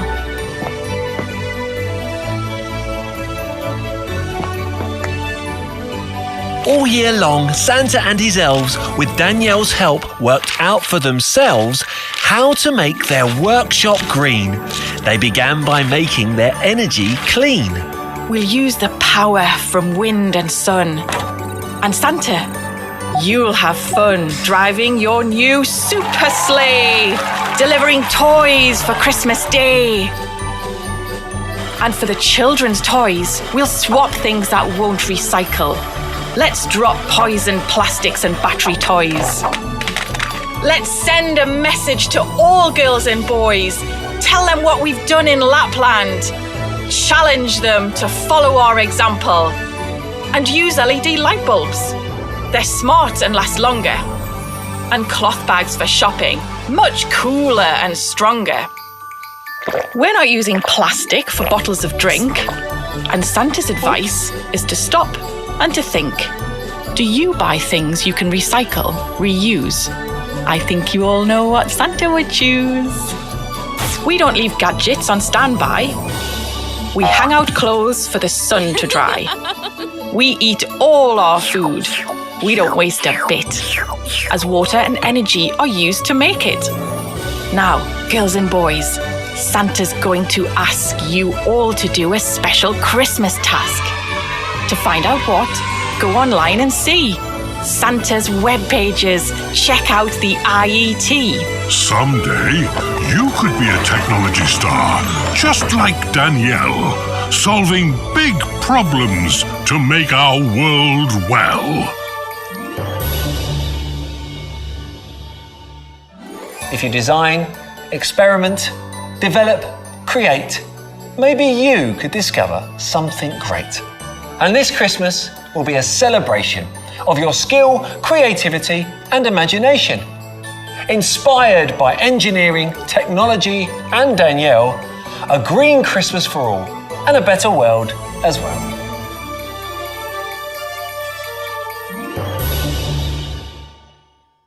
Don't forget to visit our webpage to find out what Santa wants you to do. He needs your help. You promised. See you there. Subscribe to our YouTube channel right now and click on the link to help Santa.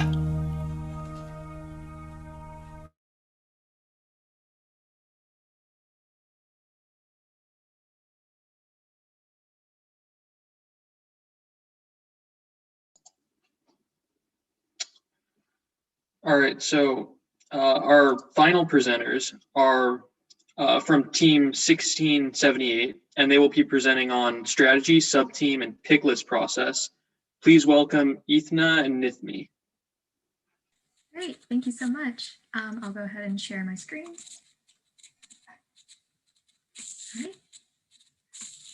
All right. Alrighty, Etna, you can go ahead and start. Alrighty, hello. My name is Etna. I'm from team 1678. I've been on the team for 4 years and I'm a senior. Hello, my name is Nithmi. I'm also from team 1678. This is my 3rd year on the team and I am a junior. Yeah, we will be presenting about the strategy sub-team, how it works, and also our pick list process. So the strategy sub-team, who are we? So the strategy sub-team is one of the sub-teams on Citrus Circuits that works to analyze the games in depth, develop strategies for competition, and take data collected during competitions to create a strategically designed list of preferred alliance partners. We're a secondary sub-team, which means that members in our team participate in the sub-team in addition to their main work on the team, and that our team is comprised of members from all different skill sets. We became our own sub-team in 2018, and since then have been primarily student-led. So during the off-season, the strategy sub-team mostly focuses on training our new members and getting prepared for the season ahead. Usually our training focuses on analyzing old games by treating them as a type of current game. We start off the unit by watching the game animation, reading the game manual, and answering a modified version of the rules test that we release to Chief Delphi every year. We then go on to answer a variety of questions that center around predicting common fouls, general gameplay, and match flow to create our preliminary match strategy. After going through the document and the process of analyzing the game, we begin watching old matches from that year and modifying our strategy accordingly. In any given year, we cover about 3 of past year's games, either as a whole sub-team or by breaking off into small groups and taking a look at the games within these smaller groups and then presenting to the rest of the sub-team. This year, obviously, things are looking a little bit different due to the pandemic, and we have had to put our training in an online format. We have continued to do a very similar type of game analysis, and we've also added some presentations that started in the summer and have been going on for the entire off-season. In these presentations, members will present about a variety of topics that pertain to the work on the sub-team. The purpose of these presentations is to give members a well-rounded base of understanding of all the different components that go into making a strategy. So for build season is like when the game for the year is announced and our team has 6 weeks to design, build, and program our robot. Of course, the design of the robot is centered around what tasks we decide to accomplish for that game, and that all ties back to the strategy team. So on the first day on kickoff, every member of 1678 reads through the game manual and fills out an analysis document. We go through and pick out important facets of the game, such as specific rules, zones on the field, and the scoring metric and how that works. Once everyone on the team has a general understanding of the game, we list every possible action that our robot could do. And then based on that list, we go through and select realistic goals and what we want to accomplish. After that, we go into more in-depth analysis about how each match will flow, what we want to do maybe with specific game pieces, and figure out if there are any actions we can do that can guarantee a win for this game, which we call chokeholds. For the rest of build season, the strategy team meets weekly to discuss specifics about our match strategy, such as physical paths that the robot's going to take during the game, like where it's going to go, or any other specifics that we may have glossed over during kickoff. A resource that our team members use a lot to familiarize ourselves with the game and other teams' takes on it and how they're going about the game is Chief Delphi. It's a forum site for FRC members to discuss their robots in the games, and every meeting during our strategy meetings at the beginning, we'll often go around and see if anyone has discovered something new or something interesting from another team from Chief Delphi. So our job in the competition season mostly revolves around making our strategy better and adapting it to what we see at different regionals. We assign members to specific events, and they have to watch a certain amount of matches from each event and know any interesting strategies or play that come up. We then discuss those strategies as a sub-team and improve upon our current strategy to reflect the type of gameplay we are seeing throughout the season. These assignments last until the week before champs, so that we stay up to date with different types of gameplay until we make our final appearance of the season. But our work doesn't end just when we get to competition. Once we get to competition, there's still a lot of stuff that goes into the strategy sub-team. Our team members analyze matches live and tweak our strategy for each match as necessary, as well as collect data on other robots. Our travel team consists of several strategy-centered roles. One of these are the scouts. Scouts use mobile apps created by one of our software teams to take live data of robots on the field. So each scout will be watching one specific robot, and they'll take note of like what they score, when they score, kind of areas of the field that they go around, etc. The match strategist and drive coach work with the teams that are in our alliance for each match to figure out the role that each robot in our alliance is going to play per match. At the end of the first day, a few members of the strategy sub-team and some of the mentors meet to create a pick list for alliance selections, which Etna is going to talk about in the next slide. All right, yeah. So as Nithmi mentioned in the previous slide, 1678 prioritizes getting good scouting data from all the robots present at a competition. This data is then used in our pick list meeting where we decide who to include in the pick list. And the pick list is essentially a list of teams or robots that we are considering for alliance selection. It helps us keep track of which teams we could potentially pick and which teams to keep an eye out for before alliance selection begins.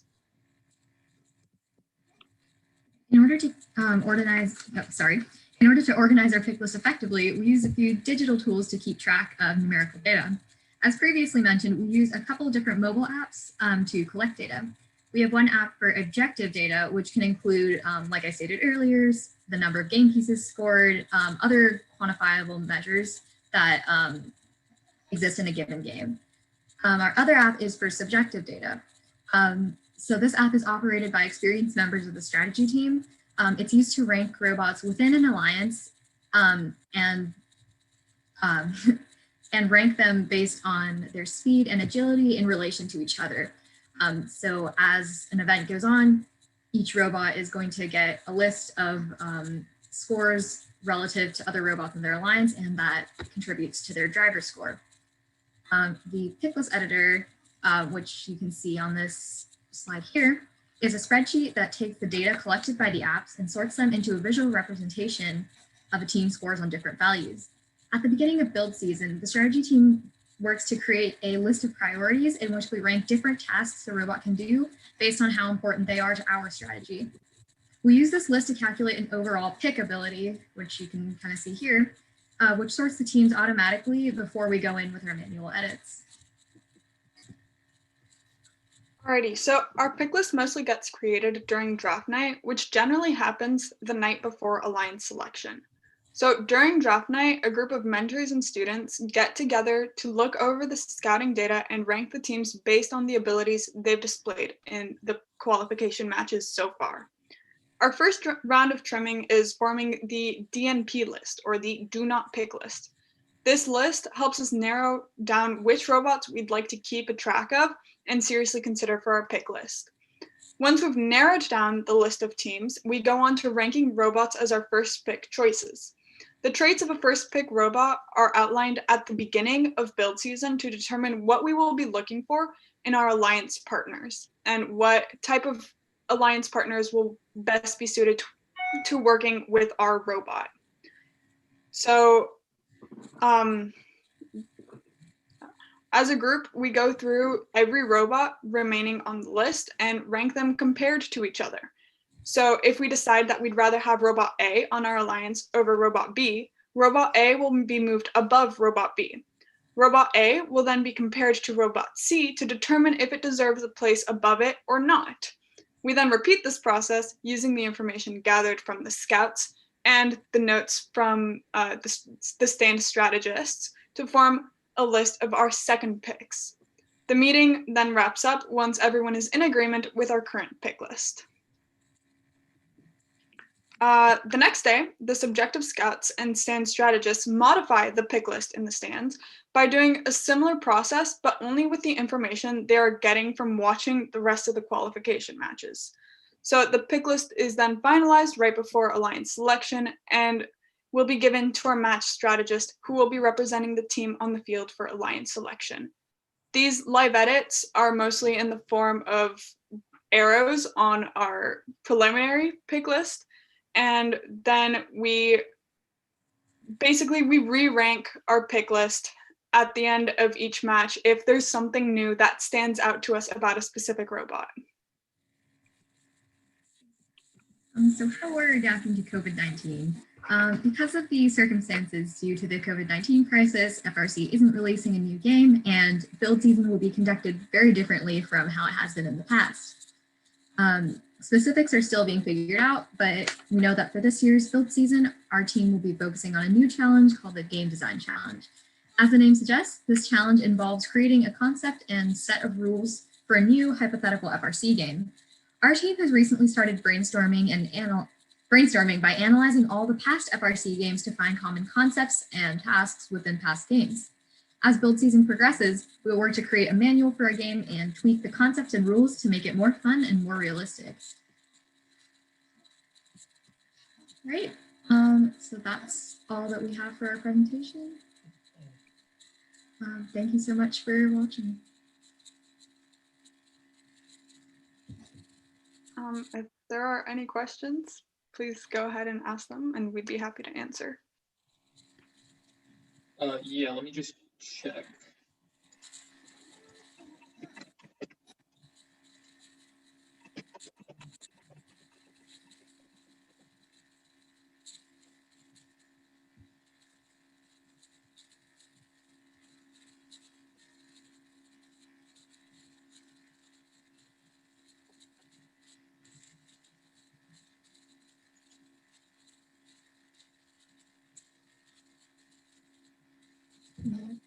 All right, yeah, I think we have a few coming in. All right, yeah, go Just, ahead. just give it a sec. Yeah, no worries.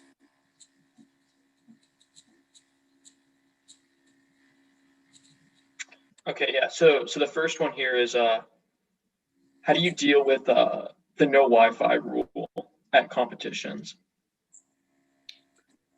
I can answer this. Okay, so our scouting sub-team, so we've got a specific sub-team dedicated to developing the scouting apps, and they get the data from the tablets directly into our own server. So there's no actual connection between the tablets used for scouting and collecting data and the actual data collection spreadsheet.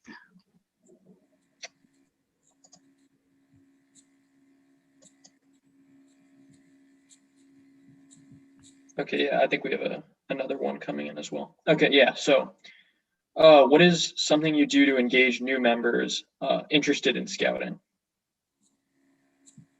Neither of us are on the scouting sub-team, so scouting and strategy are a little bit, they're separated, but we can sort of touch on that in terms of strategy.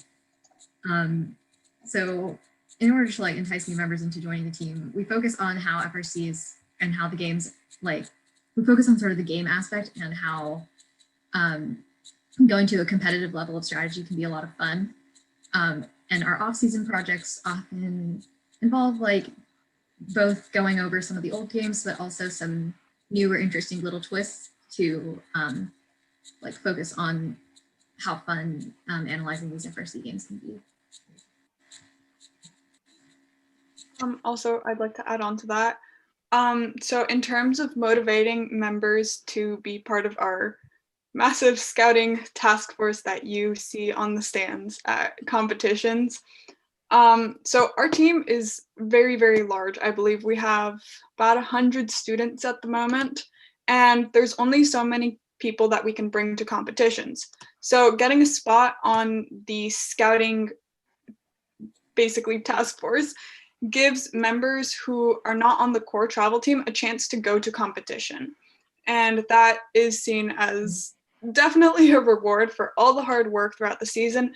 And our team captains and the rest of core leadership do a good job of balancing the scouts and getting a bit of everyone in there so that everyone can feel like they're part of something and that they get to go to competition. So yes, I do understand that it is very long days on the stands, but yeah, I do believe as a scout myself, or I used to be a scout, a lot of members look forward to going to competition. It's a very fun event, and being a scout is their way to get to go to the competition. Thank you. And I think I misunderstood the original question. So yeah, I hope we answered that. Yeah, I think scouting is very valuable, and it's also a good experience to go to the competitions, get used to it for maybe when you go there and you're part of the pit crew or something later on. Yeah, for sure. Oh yeah, go ahead. Our students do generally understand how important our scouting system is. I mean, we've got a whole sub team dedicated to creating our scouting systems. And so I think it is, our students do understand how important it is and how much of our competitive success relies on having good data about everyone else at the competition. Okay, so the next question is, how does the pick list process change at champs? Yeah, so the pick list starts a bit earlier for champs, and before champs, we actually go through another scouting process where we gather information about each of the robots in our division. And then we have that, we've got our scouting data, and it is pretty similar, but it is a much longer meeting since there are many more quality robots at champs.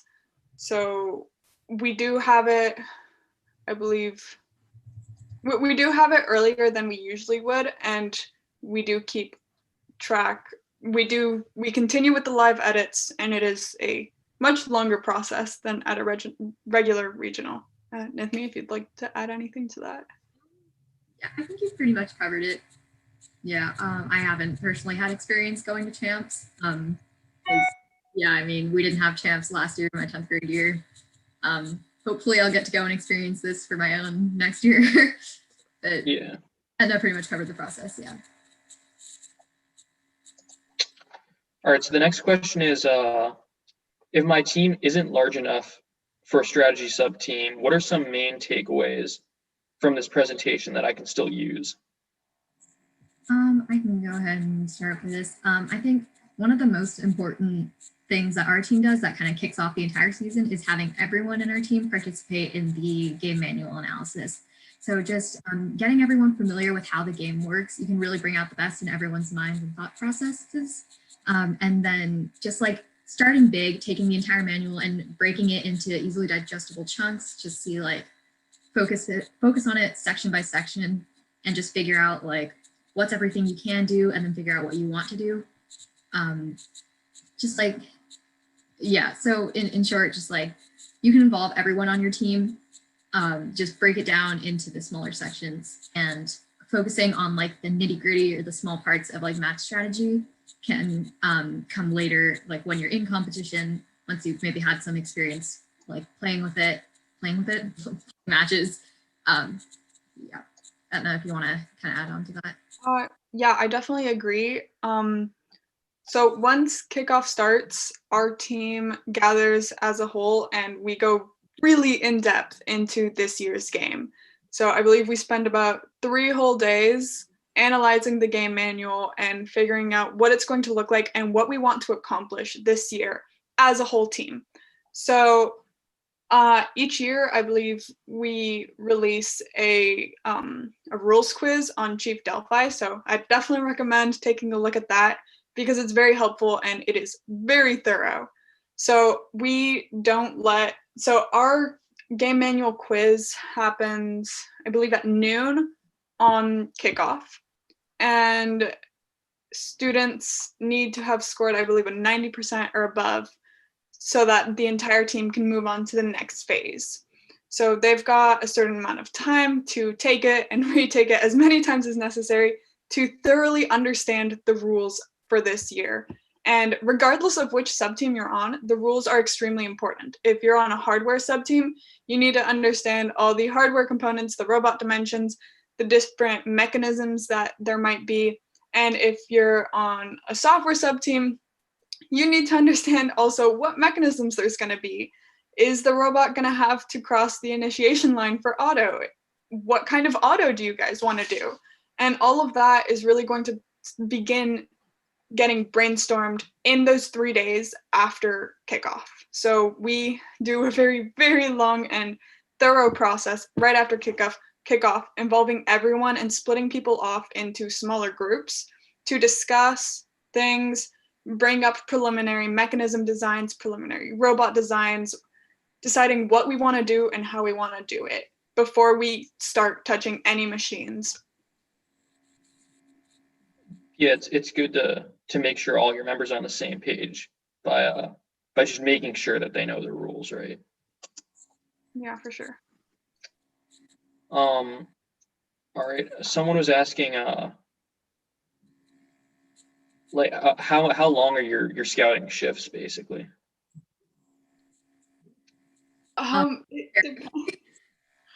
So typically we'll have, so in stands we'll have 20 scouts and shifts will be like 18 people on and 2 people get like a half-hour break. Can't do the math off the top of my head how often they switch out, but I I think it really depends on the year. So last year, I believe we had 3-hour scouting shifts. At Champs, we generally have 4-hour scouting shifts, I believe. But it really changes year to year. So, but I think most consistently it's about 3 to 4 hours. Like I've been a scout and like the time passes pretty quickly. I don't know. I really enjoy like watching the robots and pushing the buttons. I don't know. It's fun for me, and I'm pretty sure many of the scouts on our team agree.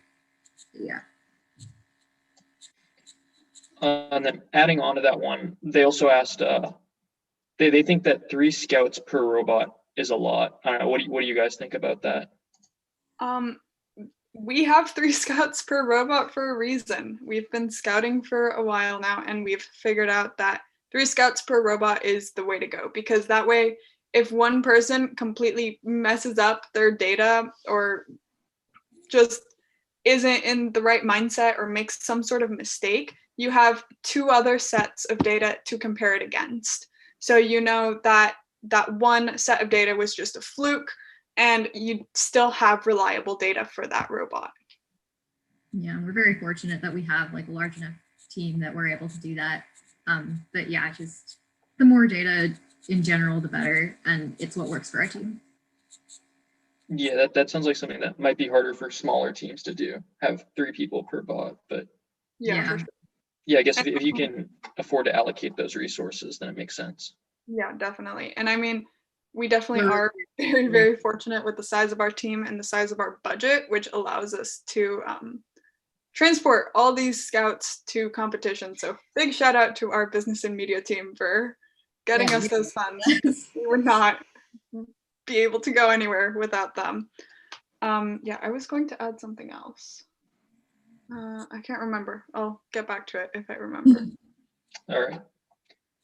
So moving on, how do you keep scouting fun and engaging? For me, a lot of it is like the social setting. You know, you get to be with like some of your closest friends. Just the competition aspect of like watching super close matches, seeing what a robot's going to do is like very interesting. It's kind of like, you know, watching like a super hyped up sports event. Yeah, I had something else I was going to say and I can't quite remember. Etna, is there something you want to add on? I think everyone in the stands has a very good relationship with each other, and if they don't, by the end of the competition, they will have found their closest friends in the stands with them. So I think definitely a big part of it is the social setting, as Nithmi said. And I personally become very invested in all the robots, and I want to see what's going to happen next, what they're going to do. Are they going to fix their robot since it died in the last match? Are they going to fix their auto yet? Are they going to cheesecake some sort of part for the next match with the rest of their alliance? Yeah, just the sheer number of matches, you get pretty familiar with like some of the robots. So I found that really interesting. Like on your break, you can go down into the pits and see like, hey, I recognize that robot from the match, and then you could talk to their team and stuff. So scouting, like because you're hyper focused on like one of the robots, you pick up a lot of details that you would have missed. Yeah, and you're also in the stands with your friends. So I think that definitely helps keep everyone on track and focused and motivated to do their best. Yeah.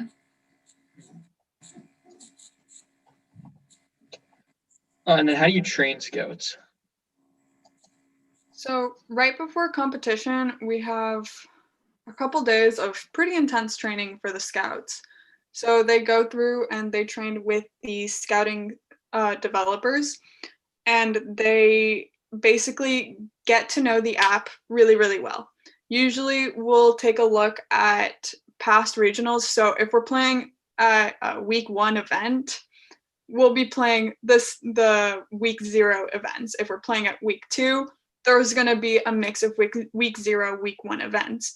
And what we do is we start playing them at normal speed to get the members used to playing around on the tablets and entering all the data in correctly. And then we ramp up the speed.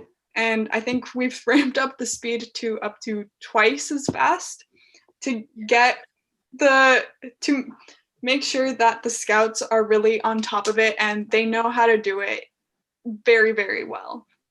And that way, when they get to competition, it feels a lot more scaled back than the training. So we have a very rigorous training so that when they get to competition, they're kind of surprised by how slowly the robots are going. And they're trained to get the data in precisely and on time at various speeds so that when we get to competition, we've got very reliable data. Yeah, over preparing them so that they're prepared for anything, basically. It's always better to over prepare than under prepare. Yeah, for sure. It's like practicing video games. Yeah. in anything though, like yeah, it's better to do more than do less. Yep. Okay, so the next question was, at a tournament, do you interact with scouting and strategy people from other teams? It depends, I think. So for pick list purposes, definitely. Our stand strategists will be speaking to other teams' stand strategists. Our match strategist is going to be speaking to other teams' match strategists to figure out what kind of strategy we're going to be using in the upcoming match with them. Scouts don't generally socialize with other scouts from other teams because they just don't have the time. When they're on break, they're out of the stands doing their own thing in the pits, visiting the pits, walking around the venue, and just stretching their legs. But our stand strategists do sometimes compare notes with other teams that are sitting nearby or other strategists that come to visit us in the stands. Overall, like, the cooperation aspect of FRC, like, we really just want everyone to do our best. So, if we're working with another team, we're going to share what we have so that, everyone can have a more competitive experience. Yep. Yeah, and actually after we have our pick list done, for the second day of competition, our stand strategists meet with our first couple of choices to kind of compare notes, talk things through, and get ready for alliance selection.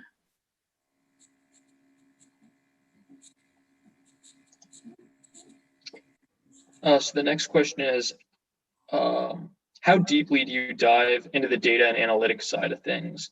Are you using a software like a Tableau or custom software or something else? Yeah, we definitely do use Tableau at competitions and for data visualization at the pick list meeting.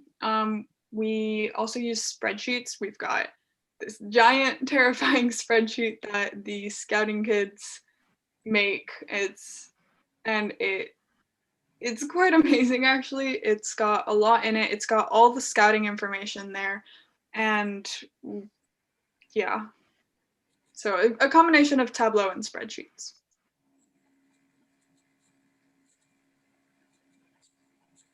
And then do you ever send scouts to talk to teams and learn what went wrong if you see something uncharacteristic on the field? Yeah, so we do have pit scouts that go around and just talk to teams throughout. We also have our Citrus service crew, which lives in the pits and helps teams out. And if there's something that goes really wrong, they will tell the scouts what happened with that team and whether or not it's been fixed. But usually we can see if a problem has been fixed by the next match. And if it's like the last match before alliance selection, we will send a strategist down to talk to them, see if they've gotten it fixed, see how they're doing.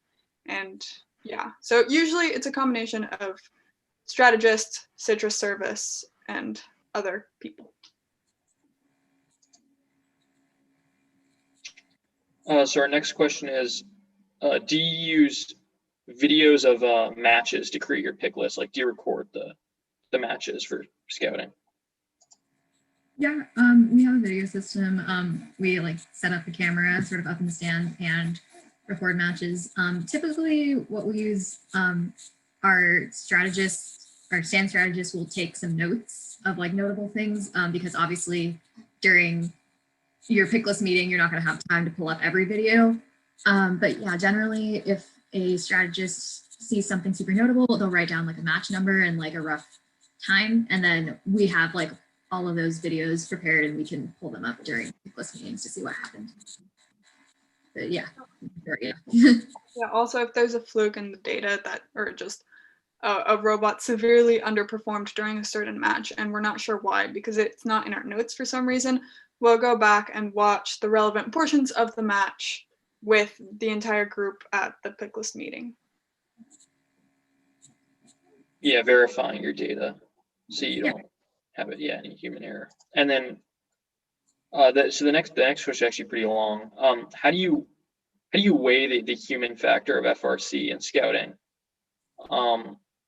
Sometimes you have two drive teams that just don't work well together, or individuals on the field or in the pits that you may find concerning. I don't know, like how do you deal with the human element? Yeah. So yeah, there are a couple layers to this. In terms of like our scouting system and like human error of our scouts like taking data. We rely on like the 3 scouts per robot system. So like, if like Etna said before, if one person makes a mistake, you can look and see if the other 2 have like more similar data. So yeah, just like in terms of collecting data, we kind of go by like power and numbers. Just we talked about that a fair amount earlier. I think the question was more about like weighing drivers, like how good a driver is, or a drive team, right? Like how does that factor into it? Our compared also to the robot, Our subjective scouts are pretty good at telling at this point if a robot is very agile, just like general speed and agility of a robot. And if there's a certain team that is very hard to work with, then I'm not gonna lie, that is a pretty quick and easy way to get on the DNP list. We're looking for people who are easy to work with. We do our best to be easy to work with, and I mean, we're trying to have fun and trying to help everyone. So, I mean, if people are getting along, we're not going to want to work with them, if that makes sense. Does that answer the question? Yeah, I think, the question was just about, like how drive teams factor into, to your scouting, like relative to robot performance. So that would definitely be subjective scouts and also pit scouts who walk around the pits, meeting the drive team, meeting the coach. And I think over all the matches that a team ends up playing at a regional, unless they've got a terrible schedule, our subjective scouts and our strategists will have a pretty good idea of what a drive team's ability is by the end of the first day.